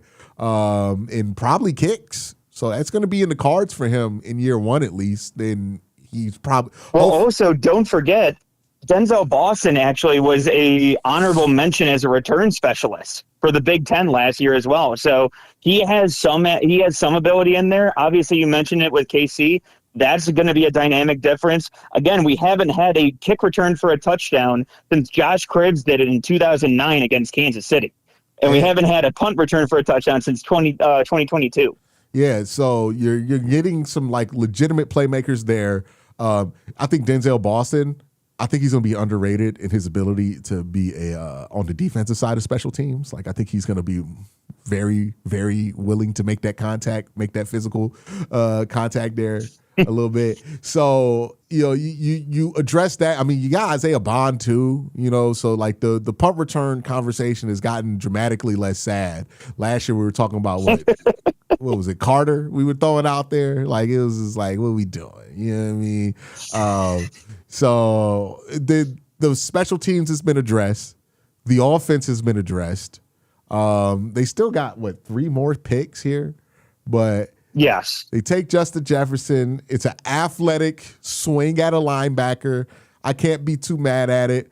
If it works out, then hey, that's awesome for like 5th round picks too, because I know it's changed. Online, people are valuing 5th round picks more, but in the NFL, 5th round picks are 7th round picks nowadays. Right? I think Andrew Berry literally said this in his press conference. Yeah, and Chandler Rivers going to Baltimore there. Don't like that at all. So it's like, sorry, if we think about a 5th round pick like a 7th round pick, then we start to get our expectations kind of more in line with the reality there. And if he turns into something, any 5th round pick you get anything from is awesome. If he turns into nothing, then that's probably what you expected. So part of course there. Well, and also let's also factor in too, every year it feels like the Browns are a serious player in terms of the undrafted free agent market. Jimmy Haslam has been just basically say to Barry, whatever you need financially to make it work. And again, you mentioned AJ Green. He was another one that was that they gave a massive bag to right after the draft. Between him, you also had Diabate that they paid a good amount to. They always have a few of those guys that they basically pay as along a similar value as a 6th rounder. Oh yeah, you did mention Bond. Yeah. But between 5th or 6th round value usually for a contract, they're willing to pay that out to those guys in order to bring those guys in. So I also think that them having a couple of these picks is interesting, at least being able to, take some of these guys off the board, maybe somebody like a Riley Nowakowski, who could be a potential H-back, but being able to take some of those guys and then still factoring in that they usually kill it when it comes to the undrafted free agent market. So I think that this is going to be a very interesting approach that they've had. And I'm fascinated to see the undrafted free agent crew that they also bring in on top of this, to see how they attack that and how they bring in some of these guys. Absolutely. But Justin Jefferson, the newest Cleveland Brown. Going to be interesting. What picks do they have after this? They have 170, 182, and then I want to say it's 239. I might be wrong on that. I know it's a later 7th, though. So 170, 182. You think they pick here? I think they do. Again, there's still some interesting talent still on the board. So I think that they could take somebody here. And again, I think the further down we get, the more difficult it is to move off of some of these picks. But if they get an offer like they did before, I know you had mentioned it already too, but if they can go ahead and turn a 6th rounder into a 5th next year, they already have their own picks in every round except for the 6th. And then they have 2 additional 4ths next year, so 3 total, and an additional 5th and 7th next year. So 2 in each of those rounds. So if they can get a future 5th and make it 3 in rounds 4 and 5 next year, I don't see Andrew Berry passing that up potentially here. Yeah, I wonder too. Like, I don't think they were like, if Nussmeier's there at 170, do you ignore that? Like, I don't know, man. I don't know if you can continue to ignore it. You know what I mean? Yeah, and especially too, because again, the only 3 that you have on your roster right now, obviously, are Shedeur, Deshaun and Dylan. So if you can add somebody in like that at this point, like it's late enough to where everybody that has a relative understanding of how the roster is going to just be looking at it like, well, you're taking them so late. All right. They're not going to factor into the top two, obviously. So it makes sense for a dart throw. Yeah, let's catch up with our super chats here. We got Emmanuel Brenner who says, any chance JOK comes back more than 0? Less than 0. I think the issue with JOK, from my understanding of it, and this is just my speculation, is that he can't get cleared. And once you're at that point, it could take a very, very, very long time, right? The only real examples I have of this are like from pro wrestling, because like that's where a career can stretch out. But it's like I immediately thought of Edge. Yeah, Edge. It took Edge 15 years, 10 years or something like that to come back. 10 years. Yeah, 2012, and it came back in 2021 or right before it. Was that after the pandemic? It was literally the Rumble right before the pandemic hit. Yeah, so like it took him about eight years to get back. Same thing with Bryan Danielson when he had a similar situation goes. And the reason you have to go to pro wrestling to kind of understand it, those careers can like stretch out and you can wrestle when you're 50. JOK, if it takes 8 years for him to get cleared for football, it's over. Right? Like there's no 8-year gap. So I think that's probably it for him. It's going to take a very long time for that to get to a point where somebody feels comfortable with him doing football. And even then, it's like clearing somebody for pro wrestling, not really the same thing as clearing them to play in the NFL. All right. Like it's not the same. It's not like a universal clear, right? It definitely matters what you're being cleared to do. All right. We're going to get to some super chats here. Ray Rag says, Browns director of personnel, Al Kaya, said, despite the run of centers, Parker Brailsford at 146 was one they hard targeted all along. Okay, we'll see. We'll see how that works out. Rose says, hi, I'm new here. What happened? The Browns drafted players. Alfonso here says, Eli Heidenreich is a great fullback from Navy. He's about 200 pounds, right? I think he's like a H-back more than a true fullback. I don't know if the Browns really have a need for him because I would see him as a special teamer, and the Browns don't really have a need for another returner. Chris says, how do you feel about Corey's guy, Deion Burks? Do we need another wide receiver? I mean, I feel like at a certain point we're getting greedy. Yeah, who are the 6 wide receivers we're going to keep now? Like Jerry Jeudy's staying. I know Twitter always is thirsty to cut Jerry Jeudy, but Jerry Jeudy is staying. Then there's what? Tillman. Well, let's go with the guys that we know for sure. Bond is not going anywhere. Casey Concepcion and Denzel Boston. That's 4 locks right there. We got 2 spots up for grabs with Cedric Tillman, Jamari Thrash, Malachi Corley, and Malachi Corley too. Although I don't know how many end arounds he's going to be getting this year. Yeah, I mean, look, I've seen Todd's offense. He's going to have work for Malachi. Yeah, well, also you still have Tylan Wallace on there too. Yeah, they signed Tylan Wallace, so that's 5 right there. Yeah. Let's see. Gage still on the roster. Floria still on the roster. Isaiah Wooden, who they signed from the CFL as a return man, he's still on the roster. And then I know I already mentioned Jamari and Cedric. They don't. They don't. They don't got no more room. They can't take another one. Yeah. I think again, I still think that tight end is going to be more of the focus there because behind Harold, I know you signed Jack Stoll, but it's Blake Whiteheart.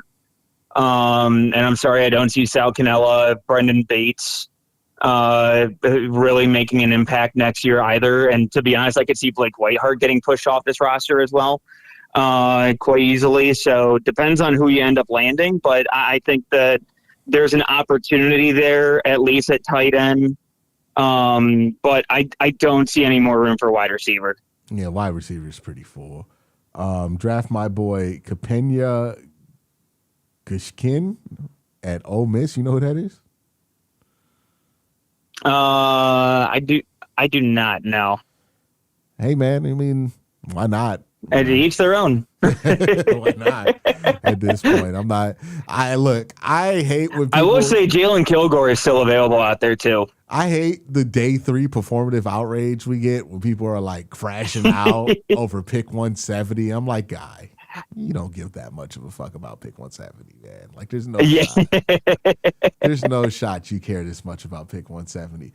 Or that you don't like. There's no shot that you have the combination like because this is what the combination is required to crash out about 170. You somehow know enough about football and are a diehard enough fan to care about what's going on in the 5th round of the NFL draft, but also you're not informed enough to understand how unlikely it is that pick 170 is going to be useful.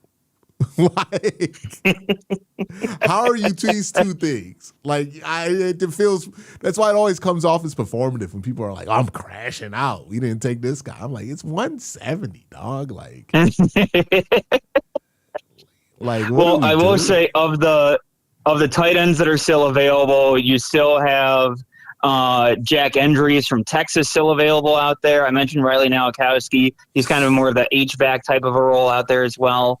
As well as I know Michael Trigg is out there, but there's obviously there's some of the off the field stuff out there. Joe Royer from Cincinnati, and there's still a good amount of interesting tight ends that are still on the board. Daquan Wright from Mississippi, from Ole Miss, I think is interesting out there as well. But again, I think that there's still some players that could make some sense, at least Browns wise. But I mean, we'll see. We're coming up here on 170, so.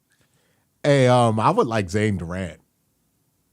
I would as well, but the one thing that we haven't seen is we haven't really seen them go after defensive tackle quite yet this offseason. So I'm not really sure how they might differ in terms of build for defensive tackles now. I know it's the same defensive staff outside of Rutenberg, but it's why I'm interested to see how they kind of attack some of these guys. I also hate that the Jaguars selected Tanner Kazoil. I think that's how you pronounce that last name, from Houston. He was somebody that I thought could have been interesting, bigger tight end, more inline guy. But again, that's now I think the 3rd tight end they've taken so far in this draft. Yeah. But Brown's a couple picks away from being on the clock here. Lions are on the clock as of now, at least according to NFL.com. I think the Browns are probably on the clock right now, if we know how. You're probably right. Well, I think they caught up because they stopped doing the guest pick announcers after the 5th. Yes. By the way, that one dude with the cowboy hat, my large Mexican friend, that man was drunk, bro. Like, drunk. Blitzed, man. Like, it's the kind of drunk. You ever have somebody put their arm around you in the bar and be like, me and you, we not so different, man? like oh, yeah. Oh, I've seen plenty of them. They start trying to change the world at the bar. It's like, oh, Lord, boy, let me go to the bathroom, man. Dog, I'm just trying to watch the game. I don't yeah. You don't want to be mean because they're not being mean. You know what I mean? Like, they're being like, they're just overextending. It's like, all right, man, like, you don't understand that you're crossing the boundary. So I'm not trying to be an asshole to you, but I would really exactly just take 2 steps back, man. Like, give me some space, please. No, I went to the Indiana game. Was it Indiana versus Oregon, the playoff game last year? Mm-hmm. And I ended up in that situation with the older Indiana fan. You know what I mean? Oh man! I mean, I will say this too. I know we're coming up on some of the picks here too. Oh, actually, I meant to ask you as well. What'd you think of the Saints trading for Tyree Wilson from the Raiders as well today? Tyree Wilson from the Raiders. Wait, say that again. Oh, I was reading the comment. Yeah, Tyree Wilson traded from the Raiders to the New Orleans Saints. Wasn't he like a top 10 pick for them? Yes, he was a few years ago. Holy shit. The Raiders got to be the worst. Like, I remember I made this joke about Caleb Williams, where I'm like, I love Caleb Williams coming out, but man, if the Bears draft him and Marvin Harrison, I think they might stink together because it's the Bears. I'm so worried Mendoza's about to get Raidered, man. Like, I'm so worried because nobody fucks up the draft like the Raiders, man. Nobody. He was the 7th pick in 2023. Well, also, it is the last regime. It doesn't matter. That's a top 10 pick. You got to, like, make that work. I haven't seen the return yet on that. I only saw that he got traded, which that probably doesn't bode well. It was swapping 150 for 219 for a fucking 7th overall pick. For the 7th overall pick, they did a day 3 trade back. Good Lord. Oh, it's a so what? You got Tyree pick. Wilson and Chase Young coming off the edge down in New Orleans. Goodness, I mean, they traded a late pick for him, man. Are we sure he's starting out there in New Orleans? I mean, I'm just saying pass downs. I'm not even saying start. Are we sure? How many snaps did he play last year? That's insane, dude. Browns are on the clock, according to their Twitter. Yeah, that makes sense. So at least when it comes to top available, just according to NFL.com, and their draft tracker at the moment, they have Xavier Harrods, DT out of Ole Miss, Brian Parker still on the board, Cyrus Allen from Cincinnati on the board, Inez Cooper from Miami, Demetrius Crownover, and Deion Burks. Pittsburgh all on the board still. The Pittsburgh. Who did they take? I don't know. I haven't seen it come across my timeline yet. Okay.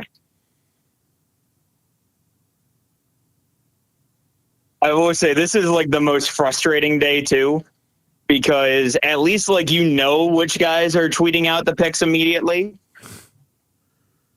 But like on day 3, there's people that are just like, yeah, you know what? I'll tweet some of them, but not all of them. Steelers take tight end Riley Nowakowski. Okay, yeah, that makes sense. Or Indiana tight end. Yeah, to Pittsburgh. That makes sense. What's chat arguing about right now? Oh, y'all arguing about Deshaun. Y'all arguing about quarterback.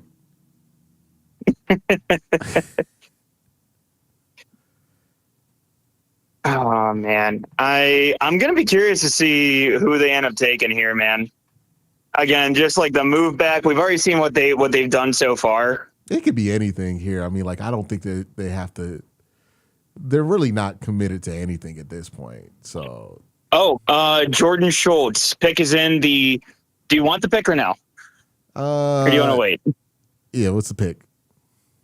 The pick is Cincinnati tight end Joe Royer. All right, so the Browns go tight end. Nice. Give you a bit of an inline tight end here. Yeah, they needed one. They needed an extra one. I mean, that makes sense.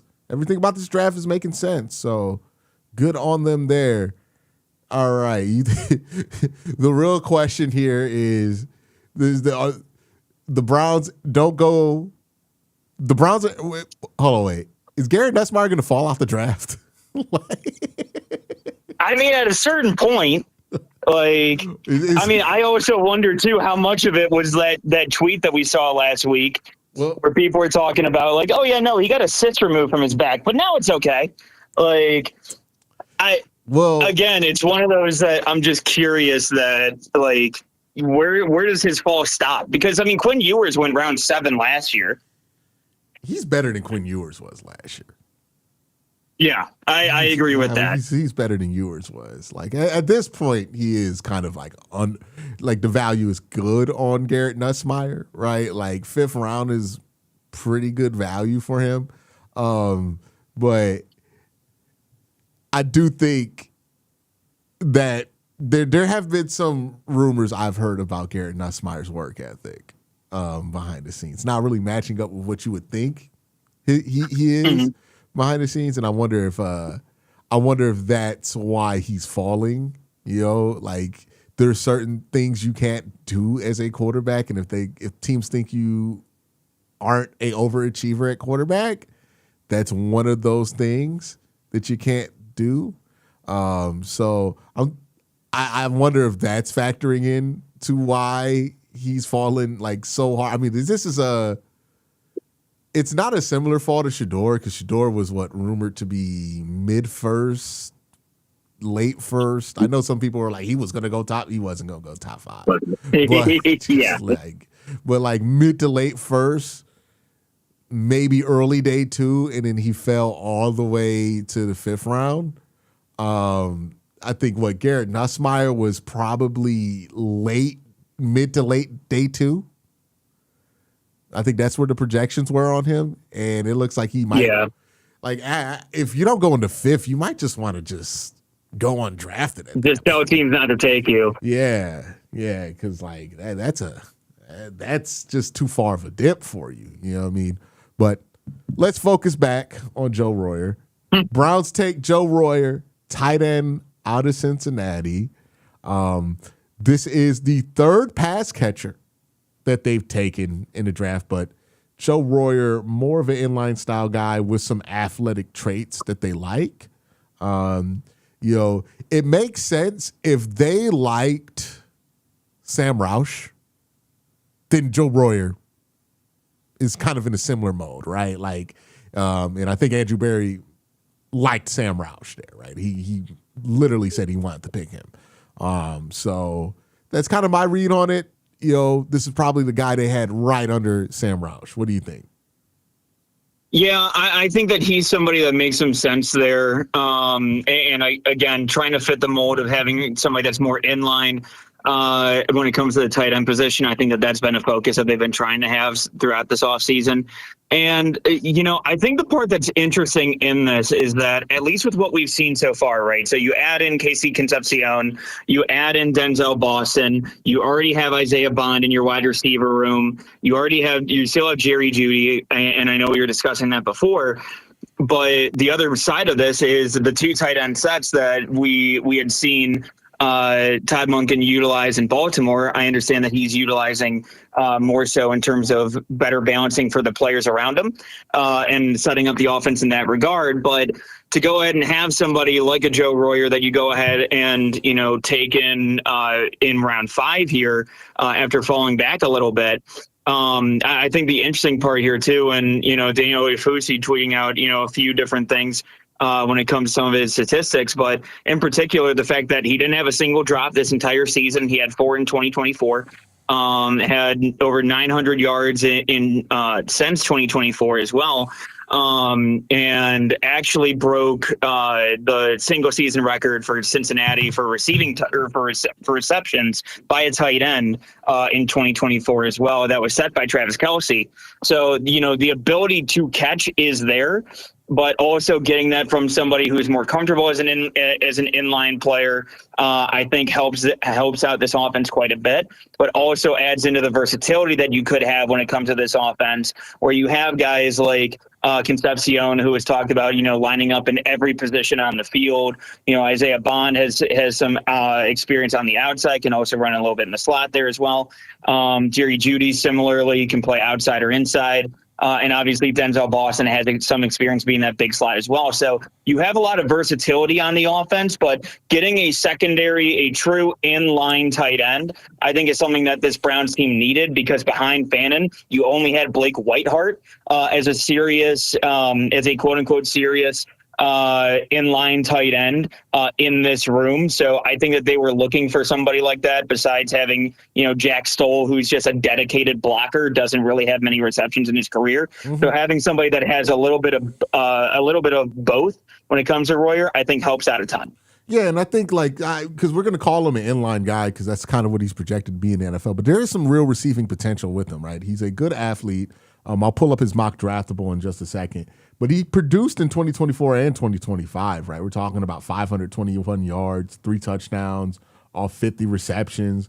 More impressive in 2025 was 29 receptions, but 419 yards, about 14.3 per target there, and 4 touchdowns. So you're talking about more efficient yard production on less targets and 4 touchdowns out there. I think that's a significant improvement from him from 2024 to 25. Former Ohio State player, so the pedigree is there from like a talent standpoint.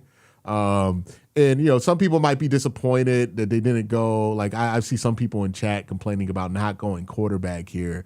I'm pretty indifferent on it. I wouldn't have cared if they went quarterback or not, because we're at this point where it's just such a dart throw, man. Yeah, and by the way, we're on with Mac Robinson from 92.3 The Fan. If you're hearing a disembodied voice, that is who that is. But yeah, I think the tight end here, it's this is an interesting one, right? It's about the age.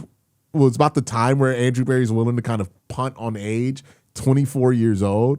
So an older prospect here from Andrew, but a good athlete. Let me pull up his mock draftable so we can see. So he actually was injured throughout the process. So he has no testing, which is really interesting when it comes to this front office in particular. Because again, we had heard some of this last year when it came to Pat McMillan and the lack of certain testing that prohibited them from taking him earlier. So at this point in the draft, and like you said too, talk about quarterback, but we're in the late 5th. At this point, this is where you go ahead and feel the ability that you can take some of those chances here. And so betting on the fact that again, his hands are in the 95th percentile at 10 3/4 inches, but 6'5", 247. Arm length is on the shorter side at 31.5 inches. It's the 7th percentile. So again, having that receiving ability while also going ahead and dealing with while also going ahead and being able to have the inline experience there as well. He does, in his past, he had a groin injury that limited his time, but missed his pro day because of a hamstring injury. So he was not able to work out in terms of that as well. Yeah, so I think that's probably why they felt comfortable trading back, because they didn't feel like the need to take him that early. So I think that kind of explains the trade back there. We'll see if they use this 6th round pick that they picked up. It's like the first pick of the 6th round. I think they're probably that's correct. We probably would have found out something by now. But yeah, I mean, they get a blocking tight end, somebody who can factor into this. And again, it just goes with the theme that we've been talking about, right? This draft has been about making sure that we have no excuses going into the quarterback competition this year, right? Whatever we see from these quarterbacks, it will be a final answer, right? We won't be sitting here, oh, no, we didn't do enough at wide receiver. Oh, no, we didn't do enough at offensive line. We have addressed everything about the passing game. We got a tight end. We got 2 wide receivers. We got an offensive line. We got 3 offensive linemen. This has been, and it looks like they're not even going to dilute the pool by getting another quarterback here, right? They're just going to let it rock with Deshaun and Shedeur. And look, chat's going to argue about Deshaun, Shedeur, who should win the competition, should it be Dylan Gabriel, all this nonsense, but I don't really care, right? Whoever's going to get out there is going to have the opportunity to be successful. And I think that's the most important thing. Whoever plays this year, whoever plays the bulk of the games, if it's Deshaun, if it's Shedeur, if it's Dylan Gabriel, whoever it is, right? Because we don't know 100% for sure. I think we're all leaning towards it probably being Shedeur, and I think we would probably prefer it at this point. But it doesn't matter because whoever's out there, no excuse to not be respectable, right? I'm not expecting you to go out there look like Joe Montana, but you should be able to put out a respectable output with this offense. Todd Monken is a proven offensive coordinator. He has proven to be successful multiple places. So you can't go out there and be like, Todd doesn't know what he's doing. No excuse there. Offensive line has been invested in. You can't sit there and complain. If Deshaun Watson takes 50 sacks this year, like he did in Houston, like he did in Cleveland, even when we had the good offensive line in 2022. Can't have an excuse there. That's just his game. He's just susceptible to sacks. That's not really the fault of the Cleveland Browns. If Deshaun isn't able to be successful in the passing game, we can't blame the wide receivers because they did stuff there, right? They've given a lot on that side of the ball. And Joe Royer is another addition to make sure that we have nothing to dilute our evaluation of this quarterback room, so we know what we need to do in 2027, whether it's stay put with somebody on this roster or go out and get somebody, right? There's going to be no question on what we have to do. So we can argue about it until we're blue in the face, what you believe, what you think is going to happen. The truth is, and the good news is, we're going to fucking find out, right? Like, we're going to find out. You know what I mean? And I don't think I think Andrew's done his job to where it's like, we can't have any excuses. You know, that's what we needed. That's if you couldn't solve quarterback in this draft, which was very likely because the guy that everybody thought was going to be quarterback 3, I mean, that guy's not even drafted yet, right? Like, this is a bad class outside of Fernando Mendoza. So you couldn't solve your quarterback problem this year. Fine. This is the best thing you could do if you can't solve your quarterback problem, which is just put everything around them to be successful and see what they can do. And if you're satisfied with what they could do with that, okay, let's move forward with that, you know? If we're not satisfied with what they could do, now we know. There's no hesitation. There's no hedging. Let's just go all in on the next thing, you know? So that's what I'm most excited about, is that I think they have done enough to where we don't have to hedge and we don't have to have excuses for whatever the output is in the quarterback room.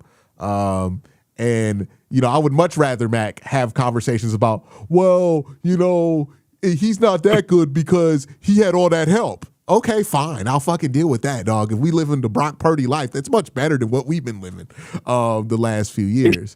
So, yeah, for me, that's where I'm at with it. And that's what I love the most about this draft is that. Well, and even to add on to that, because honestly, I think you're spot on with it, is, and especially coming into, you know, a year where, you know, last year, what was the whole talking point going into the draft last year? It was, well, you know, this is a bit of a weaker class. It should be a stronger one next year. Well, the conversation this year, well, this is a bit of a weaker class. It should be improved next year. Well, here's the thing is that despite those weaker classes, Andrew Berry has been able to, like you said, at least for this offseason, focus pretty much solely on the offense and really attack the offensive side of the ball where, like, it is, you know, bleep or get off the pot time for, you know, whoever the hell is at quarterback. And the thing is, too, is that for the Browns, with the situation that you're in currently, what it does is it doesn't put you in the position that the Miami Dolphins are in, that the Arizona Cardinals are in, where it is, we have to be so bad that we need to have the top quarterback of next year's class in order to be successful. We have enough talent around here to where, hey, you know what? Even if it isn't, you know, the number one quarterback in that class, and you know what? We like QB3 next year. We don't love QB3. We can have success with one of those guys. We don't necessarily, it's not feast or famine when it comes to the quarterback position. If you do decide to move on from Shedeur, or if you go ahead and if you see enough from Shedeur, fine. Then you go ahead and roll with Shedeur, whatever. Like, it gives you the flexibility to not feel like all of your eggs are in one basket for a singular draft. And that you can have a relatively high floor that you can go ahead and build off of, and not only build off of, actually evaluate the other talent that you have on the roster. Yeah, we are no longer, I want us to be in a situation where we're not looking for a savior, right? Because we aren't going to be bad enough to get a savior at quarterback, right? I want us to be in a situation to where, you know, if we get somebody like if Aiden Childs or if Lenore Sellers can be amazing here, cool. You know, and the upside is there to be amazing, cool. But if we got to make it work with the Bo Nix type, you know, a Darian Mensah maybe, or, you know, somebody along those lines. I don't know who's going to emerge during the season next year. We can make it work with that too. Or, maybe we find out that Shador has gotten more discipline in his game and his approach, and he's capable of providing that level of play for you. And then we're rolling on 2 years of a rookie deal, and then we'll have the conversation about paying him in a couple of years, I like that's where you want to be at, right? Is a situation where you're saying, hey, it's not that hard to play quarterback for this team. We could bring in somebody and they can have some success. It'd be hilarious if that somebody is Baker Mayfield, but that's possible. That's like actually possible, right? That we're setting up for Baker Mayfield return, which would be hilarious, right? But like something like that can work, right? If you want to do the Sam Darnold thing, if you want to do that, this is how you do that. This is how you build that. If you want to do the Bo Nix thing, this is how you do that. Hell, if you want to do the Drake May thing, where Drake May can be in the Super Bowl 2 years into his career because the team was pretty much built around him in 2 years, this is how you do that, right? This is how you dig yourself out of it. And I will say this, I think I said this day one, this approach makes me more hopeful than I've been before, that they're going to be able to do something to get out of quarterback hell. And it's not because we got a bunch of extra picks to throw in and pray that that turns into a quarterback savior, right? Like some people, like we're used to. It's because our approach has been sound. It's been focused, and it's been about supporting the quarterback position. And I think they're putting themselves in a spot to where they can draft somebody and they have enough around them to be successful and not completely worry about falling off a cliff early on, even if that guy's developmental, or even if that guy's on your roster right now, right? Like, Shador certainly made me concerned with what I saw in the later half of his rookie run. But if he could correct some things, and with this talent around him, maybe the worries I have kind of go away because he has better talent around him. He's able to make better decisions, and he learned from year 1 to year 2. And we're at a place where, like, no, he's accurate. He's getting the ball out quicker. He's not taking bad sacks anymore. And if he does that, then he's a fine quarterback, right? The criticism of Shador is this things I want him to improve to get to a place where he can be a Geno Smith type for this team. Because I do think that's in the cards for him eventually in his career. I'm just worried about when that development's going to happen. But now you're putting yourself in the best position to have that happen. If we get a Deshaun Watson resurgence, which I think just the physical likelihood of it is ridiculous, but if we do get it, we're at least putting ourselves in a position for that to happen, right? Like, this is the Browns setting themselves up for success at quarterback, not necessarily by like having the hottest prospect, but by just committing to making sure everything around that position is as good as it can be for the first time in my life. And that's what I appreciate so much about this approach. Well, and to even add on to that, right? So two different things that you made me think of there is that on the one hand, one of the bigger complaints that we constantly, or at least I end up hearing about, or I take calls about, is, people having the woulda, shoulda, coulda on who we could have drafted in the past. Well, they could have taken Josh Allen. Well, they could have taken Pat Mahomes. Well, they could have taken so-and-so, going down the what if, what you said? No, I said I was agreeing with. Yeah. So going down that entire memory lane of who they could have taken, and when you look at the support system around them, and it was the Hugh Jackson that's leading the way, and how terrible that situation was. The thing that bugs me the most about the Browns isn't the fact that they could have taken quarterbacks there and been fine, right?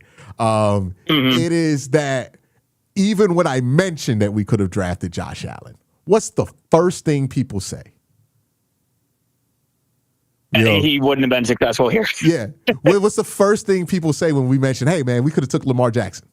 Well, that wouldn't have worked here, right? That's what bothers me about how the Browns quarterback situation has gone, is that there's credence to that. Because they've never, Baker Mayfield is probably, and look, Baker Mayfield was coming to this team after a 0-16 season. And he's the one guy I'm like, I think they kind of set him up for success. And even then, he had a shitty offensive line, a dead in the water head coach, an offensive coordinator situation that got fired 6 weeks into his career. Like, that's the best we've done at quarterback. Is the dude we drafted while we still had Hugh Jackson and Todd Haley hanging around, that we then put with Freddie Kitchens. That the guy we basically ruined in the first 2 years. That's the best we've ever done because at least we traded for Jarvis Landry and Odell Beckham. Right? Like, that's the best we've done. We had Greg Robinson, shout out to the weed man, out there blocking for him. Like, that's what we were doing. I just want a good Robinson on my team, man. I just want a good Robinson, man. Why are you bringing up my drama? It's a curse. But that's the best we've done to ever support the quarterback position. So now I think we've done more than enough. And I'm talking about like somebody drafted or somebody young, right? Like Deshaun Watson, there's really no excuse for him being as shitty as he was. Like, we want to keep it a bean. Like, there's really no excuse. He came to a decent situation. That situation was able to make the playoffs without him in 2023. So Deshaun really, I don't really have any more excuses with him. But with Shedeur, like, there's still a chance that could be successful. And this is a situation where he's set up for success. So I'm excited to see what he does with this opportunity. I'm excited to see, what happens there. Even with Deshaun Watson, look, I don't believe in it, but all right, let's see what happens here with it. Right, let's see if he is healthy, if his team is right about where he is. At least we can evaluate that. But yeah, like that's the thing that gives me hope and excitement about Andrew Berry's approach. Is it seems like he was serious about fixing this offense. How many times have the Browns been in the same spot and you go through the draft and you're like, well, we kind of addressed the offense. We kind of addressed wide receiver. No, there's no doubt. Offensive line and wide receiver, they went after. Like, there's no doubt, right? This isn't like, we took 3 wide receivers in the 5th, 6th, and 7th. Like, no, dog. They double dipped in day 1 and day 2. So, yeah, I appreciate this approach. I think that this is going to be the best thing for the Browns going forward. And hopefully we climb out the darkest timeline with this draft. Well, and even Q, I think there's another aspect of this that we also can look at in particular is the fact that, like, we've talked about drafting a potential player if one of the guys that are on your roster don't work out. But the other thing, too, is when you're set up like this and you're also being able to build a foundation, it's also worth noting that there are players across the league that might not be happy about their situation down the road. And again, looking at, what is happening with the Chargers, like when it comes to Justin Herbert, or even looking down I-71 and staring at Joe Burrow and how that's handled in Cincinnati. And there's plenty of other quarterbacks Put that, yourself in a every few position years to be a legitimate landing spot, right? Like, exactly. Put yourself in that position. Now, there are going to be some people who have, and I understand it, PTSD about that, because that's exactly what we did with Deshaun Watson. That did not work out. But yeah, you want to put yourself in a position to be as successful as possible here. So that's kind of my wrap on it. That's kind of my takeaway from this weekend is being able to do that is the best thing for this organization. And it's not really a statement on what I believe at quarterback is going to work out or not. I'm not going to get into that quagmire of an argument here because I'm sure a lot of people feel a lot of different things about this quarterback room, right? But what we can all agree on is that we feel like they're being set up for success more than the quarterback room was set up for success last year.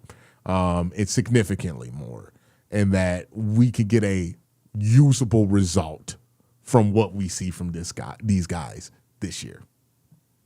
1,000%. And that I think was the biggest issue that we saw throughout the year last year was that, there were people, and I mean, hell, there were people at my own station where, for me, like, there were certain players along the offensive line that, I didn't think had the best season. And there were others that thought, well, that's because of the other players around him and that this guy's much better. Like, you have no idea of what, like, everybody's evaluation can be super drastic between two people because of the sheer talent around them that, again, either was or wasn't holding up their end of the bargain. So again, when you go ahead and build up so many of these different positions and going ahead and making it so that you're strengthening your depth behind these guys, and I'll also say too, Andrew Berry beating the allegations of being allergic to taking a receiver early, takes two of them. Yeah, can we talk about that? Because yes. I feel like I've been saying my mentions this. have been flooded this morning about Andrew Berry, so let's do it. I've been making this argument for years about Andrew Berry. Wolf says, funny, if Watson has a resurgence and gets a ring, then flips to Atlanta, it imploded. Kevin goes, oh crap, here we go again. But I've been saying this a lot. People, I don't know if they understand Andrew Berry's process about how he goes about it, but it's pretty obvious to me. I think this became obvious to me when they made the switch from Joe Woods to Jim Schwartz, right? Because the same arc people are having right now with wide receiver, people did this with defensive tackle a couple of years ago, where it's like, we hate defensive tackles. We don't like defensive tackles. They don't take defensive tackles. They don't take linebackers. And then Jim Schwartz gets the job, and the first thing we do is use an early pick on a defensive tackle for like 3 years in a row. And it's like, oh, apparently they like taking defensive tackles. And it's like, it's more of a reflection when you see the Browns ignore a position of the grocery list that coordinator is handing Andrew Berry, right? Andrew Berry's the one that goes to the grocery stores with his scouts and they pick the players. But the list, the priority, that's going to be there. Mike Rutenberg is the one saying, hey, I need a corner who could do this. I need a safety who could do this. And then Andrew Berry goes looking for those kind of players. That's how this works, right? So the same way it wasn't a surprise once Joe Woods left that defensive tackle finally got prioritized with Jim Schwartz. And you can go back, if you guys don't believe me, in my videos where they hired Jim Schwartz, one of the reasons I was excited about that was like, I know Jim Schwartz cares about defensive tackle, so they're going to draft defensive tackles. That's exactly what happened after that. They get Todd Monken, and Todd Monken values the wide receiver position, right? Now they're drafting wide receivers. It's not a coincidence, right? What we're seeing, what we saw over the last few years was, one, the reality of the Watson trade certainly was playing an effect, but also a reflection of the priorities of Kevin Stefanski. Kevin did not want to invest in the offensive line because he thought they were good there. So they didn't do it. Kevin didn't really value wide receiver, really just wanted to get these Bill Belichick style late round guys. And that reflected in what they did, right? What positions they prioritize is less about what Andrew Berry's willing to do and more about, one, where the board is and where the value is, but two, where the priority is set with the coordinators. So, that's something for people to keep in mind, right? Like, I've noticed the Browns ain't taking no defensive tackles, right? Like, they ain't even signed no defensive tackles. Like, Rutenberg has a bit more of a focus on the secondary. That's gonna happen. Yeah, that's how this works, right? So it's not. I know people get used to blaming the GM on everything, but it's like, if they're not focusing on a certain player or a certain position, that's more of a reflection on what the philosophy is from the football coaches on the ground. And Andrew is just trying to give those guys what they say they want to be successful. He's not letting them pick the players. Sometimes, in the third, fourth round, maybe that's usual, but he's not letting them pick the players early. But what he is saying, hey, you need this. Todd Monken comes to him. I need an athletic left tackle. All right, Spencer Fano, here we go. That's how it works, right? That's how they go shopping. And, on that point as well, too, it's also seeing Berry now having these last couple of full drafts and everything like that, too. I think it's also interesting the fact that, I feel like compared to his first year, where, like you said, getting the list from the different coaches, everything like that, maybe there's a player that coaches are willing to pound the table for. You know, there were the rumors that of Jedrick Wills being a Bill Callahan guy in that first year, and so they go ahead take take Jed Wills over Tristan Wirfs. And you go ahead and see that. Meanwhile, Andrew Berry's the one that gets the criticism regarding that, while Bill Callahan is on to Atlanta with Kevin down there. But meanwhile, this year again, you know, some of the rumors potentially, at least that were going around, was that, you know, Hayden Proctor was somebody that George Warhop really liked quite a bit. Meanwhile, Andrew Berry this time around goes ahead and just says, we're going to stick to the board. And you go ahead and you select Spencer Fano, and you're able to bring him in. But again, like you had mentioned too, with a 3rd round pick, as the Eagles go Cole Payton, quarterback over Garrett Nussmeier.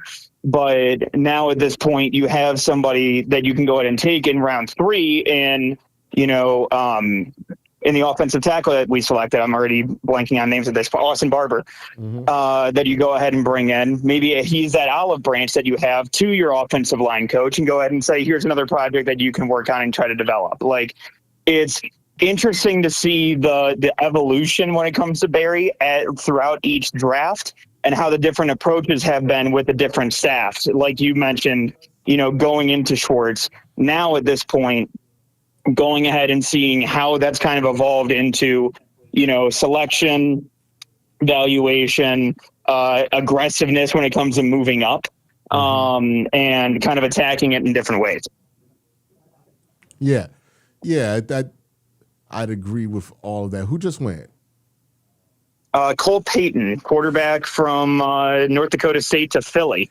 Yeah, Garrett Nussmeier must got some terrible. Which, hey, shout out North Dakota State quarterback Carson Wentz passing the torch to Cole Payton. I'm not shouting out nothing North Dakota State related. Oh no! Oh yeah, that's right. I forgot you guys actually play each other. Yeah, nah. Like they have done too much to me. The North Dakota State North Dakota State have done enough to my Youngstown State Penguins. I can't wait till they get the. I will just say this, and you know, people up there will understand. It's a very niche reference, but somebody has to take the torch of Shields from Carson Wentz, taking that as Cole Payton. So that's still wild. They need to get the other North Dakota State quarterback in there. Well, they need to get all 4 of them, right? Because there's 4 in the league right now. Easton Stick, and then Trey Lance, and then just have like the North Dakota State battle right there.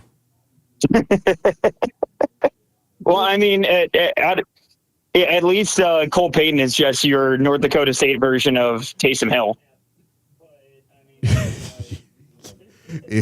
I don't know if he's Taysom Hill, but yeah, it's something. It's something. All right, the draft is winding down. They're taking forever to get to this 6th round pick. I think I've 36. I know, man. Out, but oh, and by the way, different sport here, but Pistons losing by 8 with 34 seconds to go. So it looks like the Magic are going to take a series lead. Wow. Who would have imagined that the Knicks and the Pistons would be down in the series? Definitely makes like tomorrow's game so important for the Cavs. Justin says, okay, if we're hyped right now, but this quarterback room has potential to get everyone fired. Not really. There's not high expectations. Here's what gets people fired, Justin. Expectations get people fired. If the Browns had drafted Garrett Nussmeier at 12 and he stinks, that gets people fired. The Browns having 3 guys in that quarterback room that nobody has any expectations on, if they stink, that's just what people thought of the room to begin with. The only way that this can go is up for Todd Monken. You know, like if Shador goes out there, he shits the bed, then it's like, okay, well, he's just not that good. We spent a 5th round pick on it. It's not a big deal. You know, if Deshaun goes out there, he stinks, we're going to cut him anyways. You know, it's not that big of a deal. What gets coaches fired is expectations. You know, now what's going to be important for Todd Monken and what's going to keep Todd Monken employed isn't the performance of the passing game. The expectations are what they are. It's the performance of the run game that will get Todd fired or not. if this run game is trash, Todd's not going to last, right? But if the run game's great, then Todd's going to be fine. And the quarterbacks can be whatever they want. None of these quarterbacks are invested highly enough into anymore, and they've kind of punted the value on Deshaun Watson already, that they can get the coach fired. I think we're looking at that the wrong way.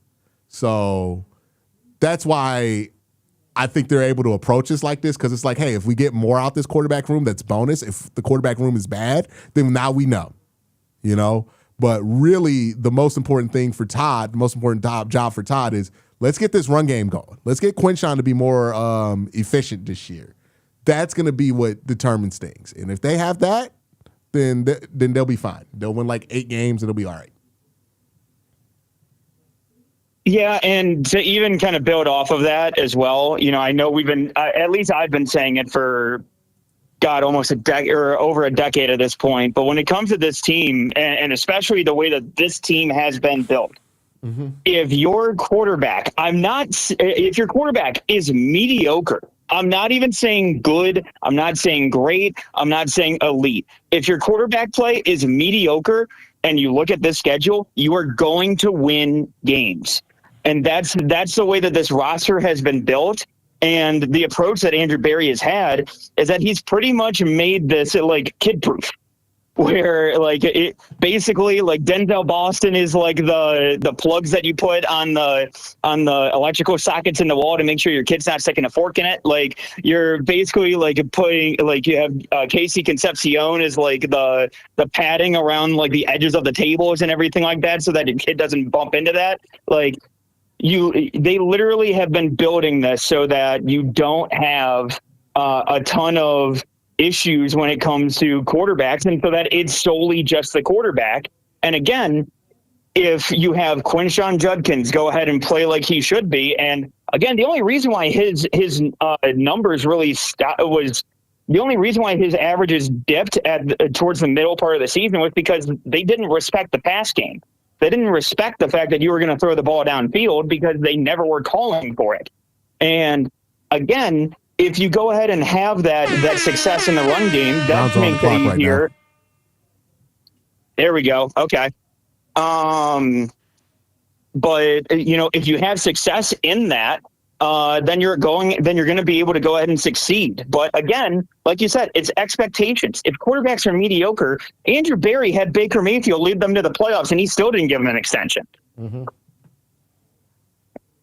Like I think that the expectations are low, and I think that again, if something surprises them, all right, fine. If it doesn't, okay, that's fine too. Yeah, I don't know what the expectations are like, because Jimmy expects to be better than last year, right? So I think the expectations is more than 5 wins. So I wouldn't go that, but I do think that the expectation is let's make the most of what we got. And they know they don't got much at quarterback. You feel me? Like last year, the problem with Kevin wasn't that the team sucked or the offense was bad. It was that we felt like they were getting less out the offense than the sum of their parts. And that was the issue. It was like, damn, we bad. We shouldn't be this bad. If we feel like we're getting the sum of our parts on offense and we're like the 22nd offense in the NFL, then that's fine. I don't know. Like games can bounce different ways. I do think though, like the win-loss record, it's gonna matter how that schedule is laid out, because they got a lot of moving parts. I don't think they're gonna be good early in the season, right? Like they got a whole new offensive line, a new offensive coordinator. It's possible that the first month of this season is rough. Like if we're just keeping it 100%, because they got a lot of moving parts there. So like that might have, if you have 4 winnable games in the first 4 weeks of the season and you lose them because you're figuring things out, you might be a 6-win team with some real competitive losses against good teams at the end of the year that make you feel better. You know, I think that's something that could happen with this team this year. But I feel like we're going to be at a point to where there's going to be a large chunk of the season where we can say to ourselves, hey, everybody else is good around the quarterback position, so whatever we got out the quarterback position, we can trust that evaluation, good or bad. Yes. Yes, 1,000% agree on that. And again, that's kind of why I think that Andrew Berry has approached this offseason the way that he has. You're solid. you're good enough on defense where, again, people forget, but there were multiple games, including that game against New England, that you were in that until the third quarter. But the only reason why you were still, or why you couldn't take that hump, or couldn't get over the hump, is because the offense wasn't able to do anything. Think about how close they were to being an 8-win team last year, right? The Cincinnati game, one missed field goal, they make that. Well, really a 9-win team. The Minnesota game, 1 first down. Yes, they win that game. And then the Buffalo game and the Tennessee game. That's 4 right there that I could argue. And the Jets game, too, if you don't allow back-to-back kick returns for touchdowns. Mm-hmm.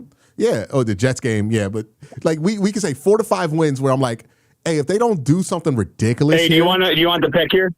Give me 1 second here. You're good. Right. It just came through. All right. All right. Who did the Browns take in round 6? Mac Robinson from 92.3 The Fan. Take it away.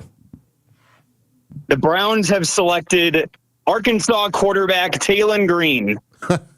Yep. What did I say? Literally, what did I say? I don't like Taylor Green as a quarterback prospect, but maybe as an athlete, he could provide something to you. But literally, I was like, oh, once they didn't go Nussmeier at like 170, I'm like, they're gonna take somebody in the 6th round developmental. I thought it'd be Jalen Daniels, but I know people I've heard rumor that like his agent did not want him to go to Cleveland. So yeah, Arkansas quarterback Taylon Green.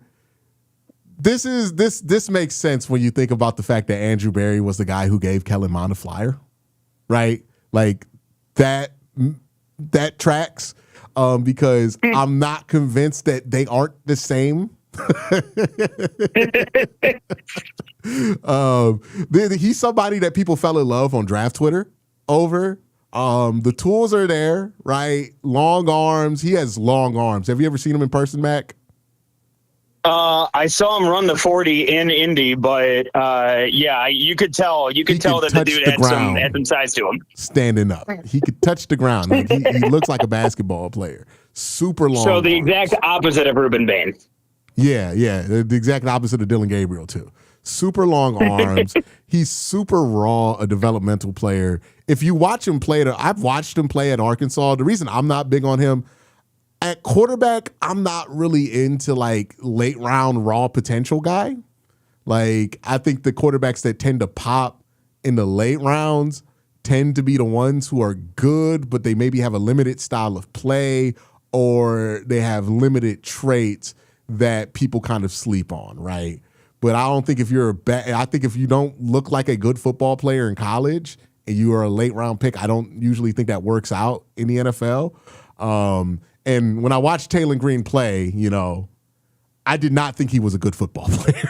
I think the first thing that popped to my mind was, good Lord, Arkansas's quarterback is terrible. I think I tweeted it out while watching them. So, I'm lower on Taylon than I think the internet is. But for those who might be higher on him, what's the argument for Taylon Green and for the upside of him? I mean, I think that he's somebody, if you're going to have a QB3, it all depends on what you want out of QB3. And I think that for Taylon Green, I know you mentioned it too, like at least the physical tools are there. And I do think that this is Monken just going ahead and saying like, look, I can coach him up. Doesn't matter. I can coach him up. And I understand that, even if the tape wasn't necessarily great, you can at least see some of the physical upside there. And so maybe this is a guy that they just kind of sit behind, work on, everything like that. And again, it's more of a dart throw, and the success at least that you can have when it comes to Monken and the different quarterbacks that he's worked with in the past. So I think that this is an interesting spot for somebody that Monken kind of mold, kind of work on, and have it basically be his pet project that he can go ahead and work on for the next, this year and next year, and hopefully, shouldn't have to worry about playing him. But also, I think that this pretty much tells you exactly where this organization is at, because again, it's largely assumed at this point. I think we all can agree that basically Dylan Gabriel was a Kevin Stefanski pick. And so to see the sheer difference, I think that this also gives you a view of what Todd Monken wants to do. and wants so from his offense here. we have a super chat from Alfonso who asks is like, are they cutting Dylan Gabriel? We have another one from Mighty who says Monken, mobile quarterback, draft one, room on notice. Yeah, I do think look, I don't think Dylan Gabriel was a guarantee to make this team this year, right? Which is why I wanted an extra quarterback on this roster because I'm like, probably going to need somebody, and I don't want it to be like Bailey Zapp or somebody like that. It's possible that they just use Taylor Green as a developmental piece. They've done this with they're literally Kellen Mond. Like they did this with Kellen Mond, and they tried to do it with Josh Rosen a couple of years ago. There's some traits there. Maybe if you coach him up, there's something there with him that you can get a lot out of. He seemed to impress a lot of people, a lot of scouts at the Senior Bowl. So there's that with Taylor. There's no denying what did he run at the combine? Everybody's talking about his it was a lot. Hold on, let me pull this up because I do remember it was a very quick number. At least for the combine here. Yeah, he ran a 4.36. Somebody just quoted a Pro Football Focus grade to me. He ran a 4.36 40 with a 43.5-inch vert and 11-foot 2-inch broad jump. Okay, so good athlete there. We'll see what it turns into, right? Again, it's a 6th-round pick. It's pick 182. Very low risk here. And again, if he gets out there, if he proves that he could play, then he's going to be set up in a situation to be successful. Maybe also, this does add, because we don't know what Deshaun's going to be able to provide as an athlete anymore. So, maybe if Todd wants to throw in some Lamar Jackson plays, this is somebody he could do that with. Like, what do you think about that element of him? Yeah, I mean, I think that's an interesting aspect here in particular. Like, I think that it could add an interesting wrinkle. And even I know it's different offense, but, the last couple of seasons you had, Jameis come in for the short yardage QB. You had, I could see him being somebody.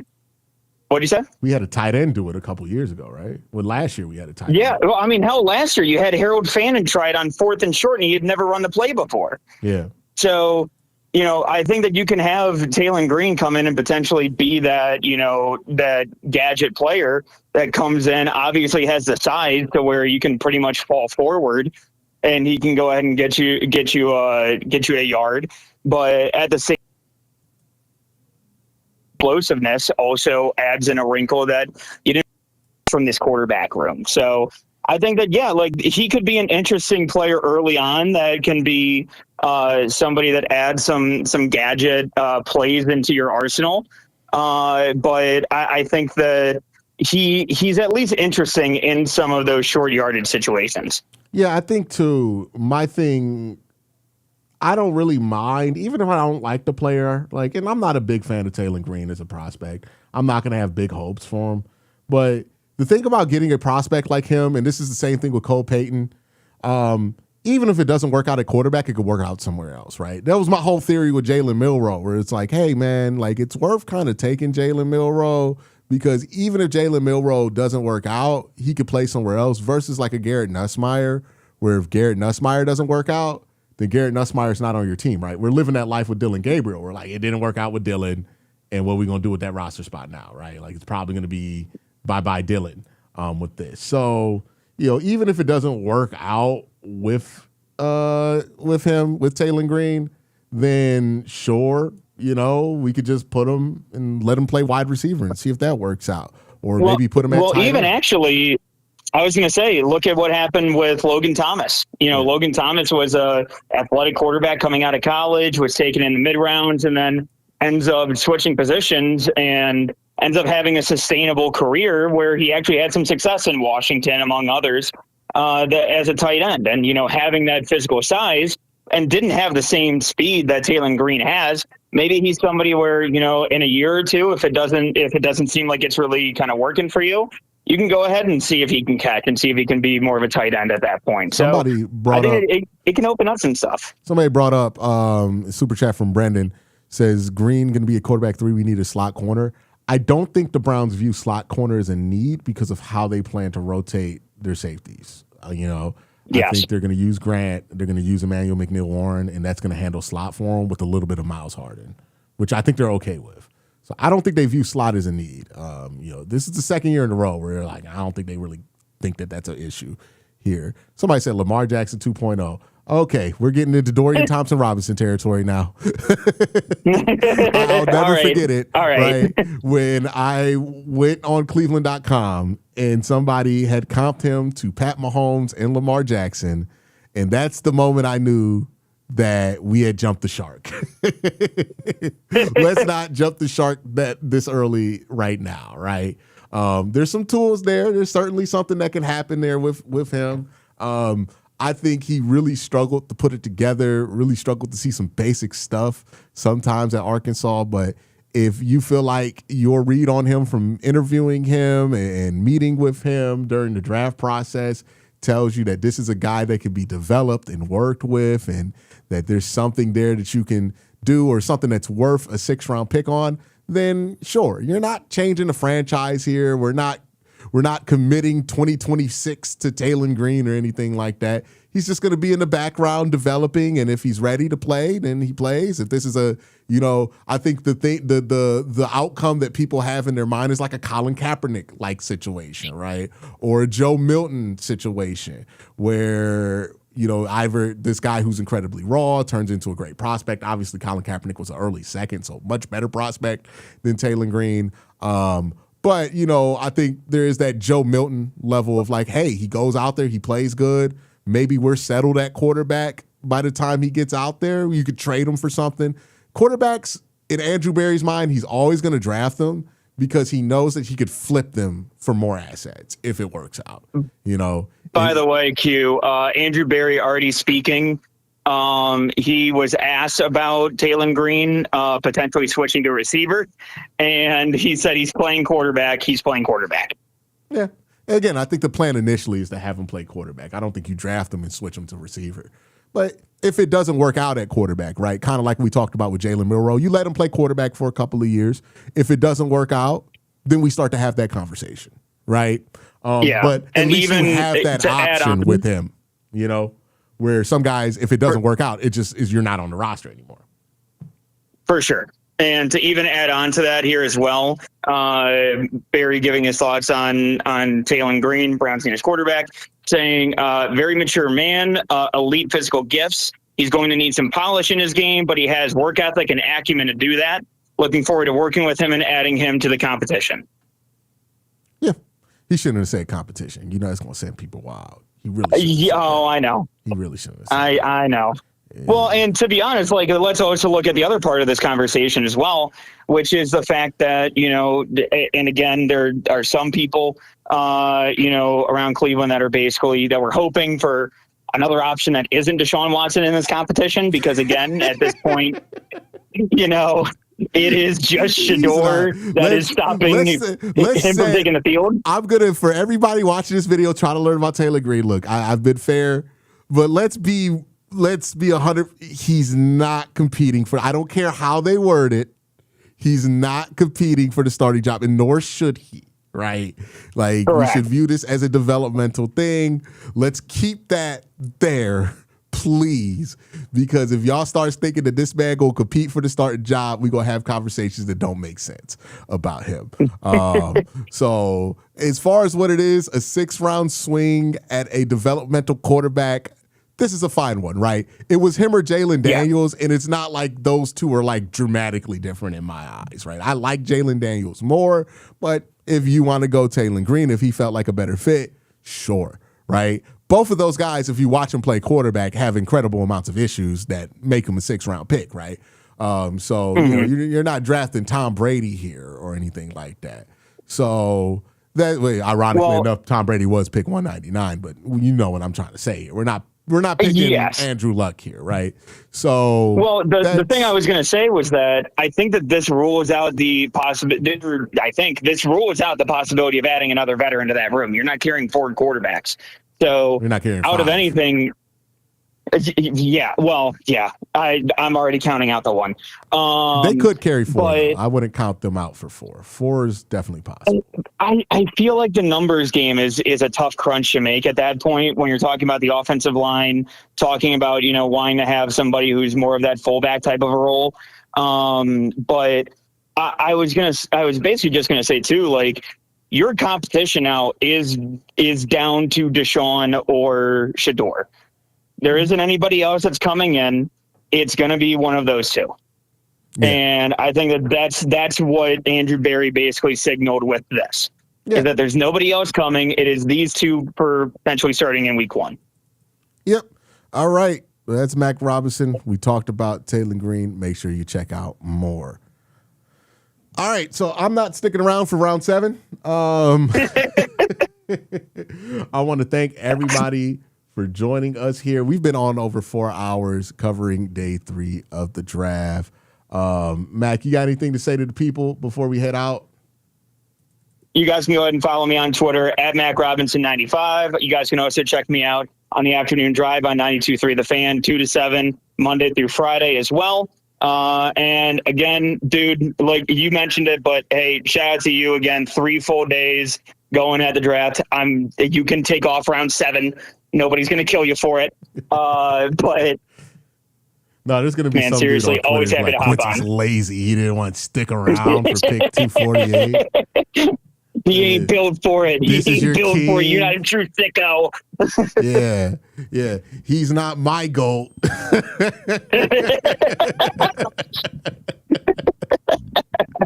Nah, but for real, man. Thanks again for having me on, dude. Always happy to hop on and talk draft, man. Absolutely. All right. And for everybody else, I want to thank you for joining me for 3 days, 12 hours of draft coverage brought to you here. We did it through an internet outage. We done switched up studios. We done had a lot of things go right, go wrong, but I think we're happy with how we spent these 3 days. Stay tuned, stay locked in, stay subscribed, because it hasn't even began to start. I'm going to do film breakdowns on every single player that the Cleveland Browns have drafted. Those are going to be coming in the coming weeks. So make sure you're locked in here. We got a ton of things to talk about, a ton of things to cover when it comes to the Cleveland Browns. So if you're excited from what the Browns have done in the draft so far, lock in right now. The Cleveland Browns have a lot of stuff to talk about, and I got a lot of stuff to talk about them. Everybody have a great day. Have an even better night. Peace.